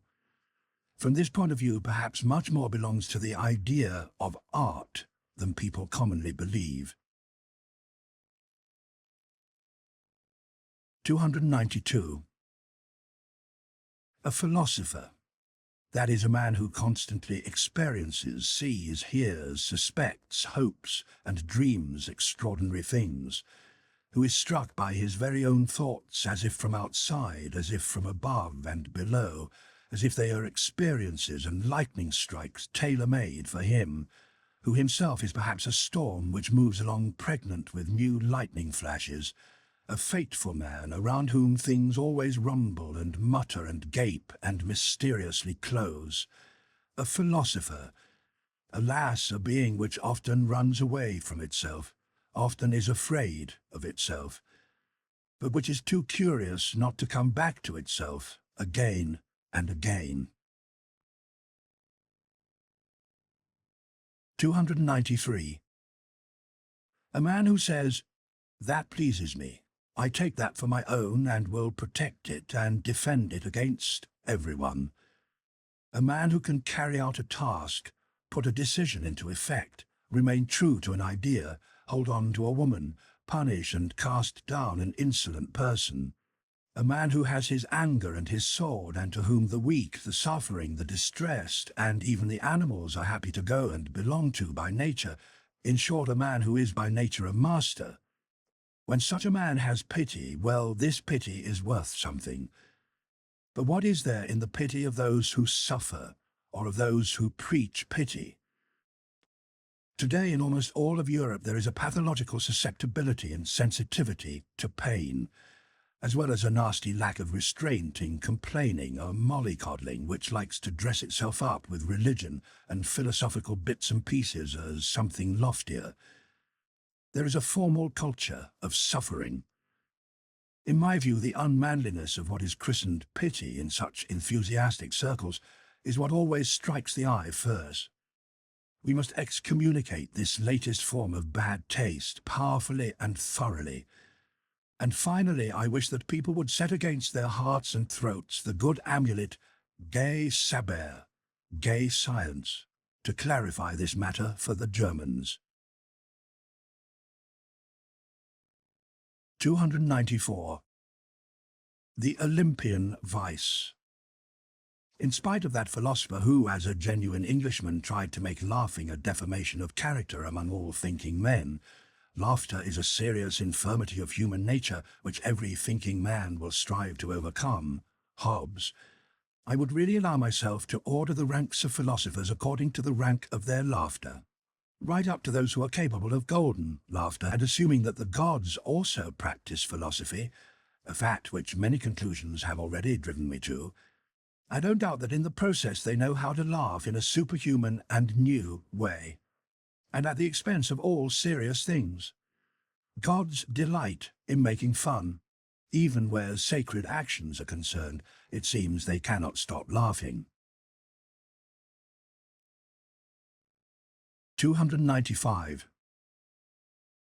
The genius of the heart, as that great hidden presence possesses it, the tempter god and born Pied Piper of the conscience, whose voice knows how to climb down into the underworld of every soul, who does not say a word or cast a glance in which there does not lie some concern with and trace of temptation, whose mastery includes the fact that he understands how to seem, and not what he is, but what, for those who follow him, is one more compulsion to press themselves always closer to him, to follow him ever more inwardly and fundamentally. That genius of the heart, who makes all noise and self-satisfaction fall silent and teaches it to listen, who smooths out the rough souls and gives them a new desire to taste, to lie still as a mirror so that the deep heaven reflects itself in them. The genius of the heart who teaches the foolish and over-hasty hand to hesitate and reach out more delicately, who senses the hidden and forgotten treasure, the drop of goodness and sweet spirituality under the thick, cloudy ice, and is a divining rod for every grain of gold which has lain buried for a long time in a dungeon full of mud and sand. The genius of the heart, at whose touch everyone goes forward richer, not divinely gifted and surprised, not as if delighted and oppressed with strange fine things, but richer in his own self, newer to himself than previously, broken open, blown upon, and sounded out by a thawing wind, more uncertain perhaps, more tender, more fragile, more broken, but full of hopes, which as yet have no names, full of new will and flowing, full of new dislikes and opposing currents. But what am I doing, my friends? Whom am I speaking to you about? Have I forgotten myself so much that I have not once named him to you? It could be that you have already guessed for yourself who this dubious spirit and God is who wants to be praised in such a way. For just as things go with anyone who, from the time he walked on childish legs, has always been moving through alien territory, so many strange and not undangerous spirits have crossed my path too. Above all, the one I have just been speaking about, who has come again and again, namely no less a spirit than the god Dionysus, that enormously ambiguous and tempter god, to whom in earlier times, as you know, I offered up my first work in all secrecy and reverence, as the last person, so I thought, who had offered a sacrifice to him. For I found no one who understood what I was doing then. Meanwhile, I learned a great deal, much too much, about the philosophy of this god, and, as mentioned, from mouth to mouth, I, the last disciple and initiate of the god Dionysus, and I might well at last begin to give you, my friends, a little taste of this philosophy, as much as I am permitted, in a hushed voice, as is reasonable. For this concerns a number of things which are secret, new, strange, odd, mysterious. Even the fact that Dionysus is a philosopher and that the gods also carry on philosophy seems to me a novelty which is not harmless and which perhaps might excite mistrust precisely among philosophers. Among you, my friends, it has less against it, although it could be that it comes too late and not at the right moment. For people have revealed to me that nowadays you are not happy to believe in God and gods. Also perhaps the fact that in my explanation I must proceed with more candour than is always pleasing to the strict habits of your ears. Certainly the God under discussion went further, very much further, in conversations like this, and was always several steps ahead of me. In fact, if it were permitted, I would, following human practices, attach to him beautifully solemn names of splendour and virtue.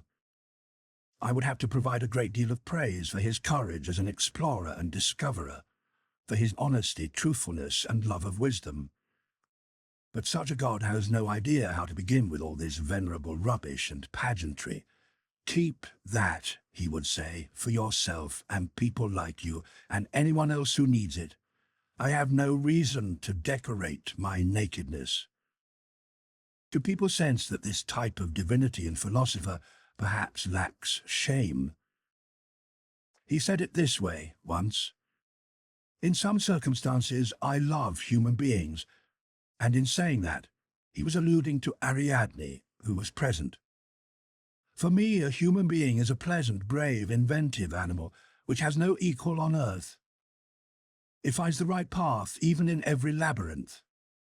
I like him. I often reflect how I could bring him further forwards and make him stronger, more evil, and more profound than he is." "Stronger, more evil, and more profound?" I asked, shocked.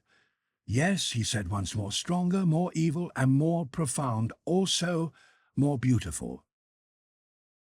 And with that the tempter god smiled with his halcyon smile, as if he had just uttered an enchanting compliment. We can see here also that it is not just shame this divinity lacks, and there are in general good reasons to suppose that in some things the gods collectively could learn from us human beings. We human beings are more human. 296. Alas, what are you then, my written and painted thoughts? It is not so long ago that you were still so colourful, young and malicious, full of stings and secret seasonings, so that you made me sneeze and laugh. And now? You have already stripped off your novelty, and some of you, I fear, are ready to become truths. You already look so immortal, so heartbreakingly honest, so boring. And was it ever different? What things we transcribe in our writing and painting, we mandarins with a Chinese paintbrush, we immortalizers of things which let themselves be written. What are the only things we are capable of painting? Alas, always only what is just about to fade and is beginning to lose its fragrance. Alas, always only storms which are worn out and withdrawing and old yellow feelings. Alas, always only birds which have exhausted themselves flying and lost their way and now let themselves be caught by hand, by our hand. We immortalize what can no longer live and fly, only tired and crumbling things. And it is only your afternoon, my written and painted thoughts, for which I alone have colours, many colours perhaps, many colourful caresses, and 50 yellows and browns and greens and reds. But no one will sense from me how you looked in your dawn, you sudden sparks and miracles of my loneliness, you, my old loved ones, my wicked thoughts. Aftersong, Out of the High Mountains. The final section of Beyond Good and Evil is a short poem in which Nietzsche says farewell to his old friends, who have not changed in a way that would enable them to remain with him, and declares his readiness for new friendships. O noon of life, a time to celebrate. O garden of summer, restless happiness in standing, gazing, waiting. I wait for friends, ready day and night. You friends, where are you? Come, it's time, it's time. Was it not for you that the glacier's greyness today decked itself with roses? The stream is seeking you, and wind and clouds with yearning push themselves higher into the blue today, to look for you from the furthest bird's-eye view. For you my table has been set at the highest point. Who lives so near the stars? Who so near the furthest reaches of the bleak abyss? My realm, what realm has stretched so far?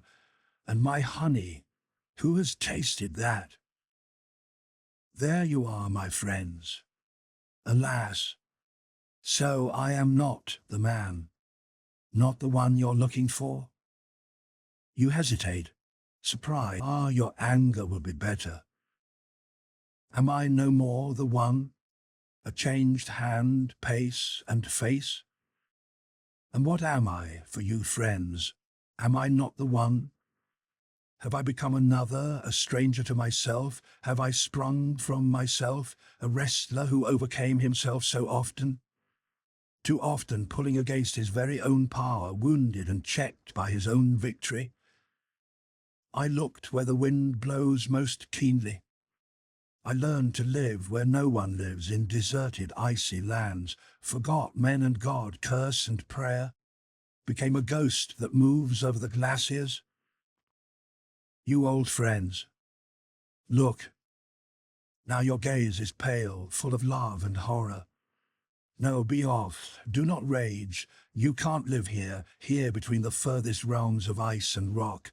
Here one must be a hunter, like a chamois. I've become a wicked hunter. See how deep my bow extends. It was the strongest man who made such a pull. Woe betide you. The arrow is dangerous, like no arrow, away from here, for your own good. You're turning around? Oh, heart, you deceive enough. Your hope stayed strong. Hold your door open for new friends. Let the old ones go. Let go the memory. Once you were young, now you are even younger. What bound us then? A band of one hope. Who reads the signs? Love once etched there, still pale? I compare it to parchment which the hand fears to touch. Like that, discoloured, burned. No more friends. They are, but how can I name that? Just friendly ghosts. That knocks for me at night on my window and my heart, that looks at me and says, but we were friends? O shrivelled word, once fragrant as a rose. O youthful longing which misunderstands itself. Those yearned for whom I imagined changed to my own kin, they have grown old, have exiled themselves. Only the one who changes stays in touch with me. O noon of life, a second youthful time, a summer garden, restless happiness in standing, gazing, waiting. I wait for friends ready day and night. You friends, where are you? Come, it's time, it's time. The song is done, the sweet cry of yearning died in my mouth. A magician did it, a friend at the right hour, a noontime friend. No, do not ask who it might be. It was at noon, when one turned into two. Now we celebrate, certain of victory, united, the feast of feasts. Friend Zarathustra came, the guest of guests. Now the world laughs. The horror curtain splits. The wedding came for light and darkness.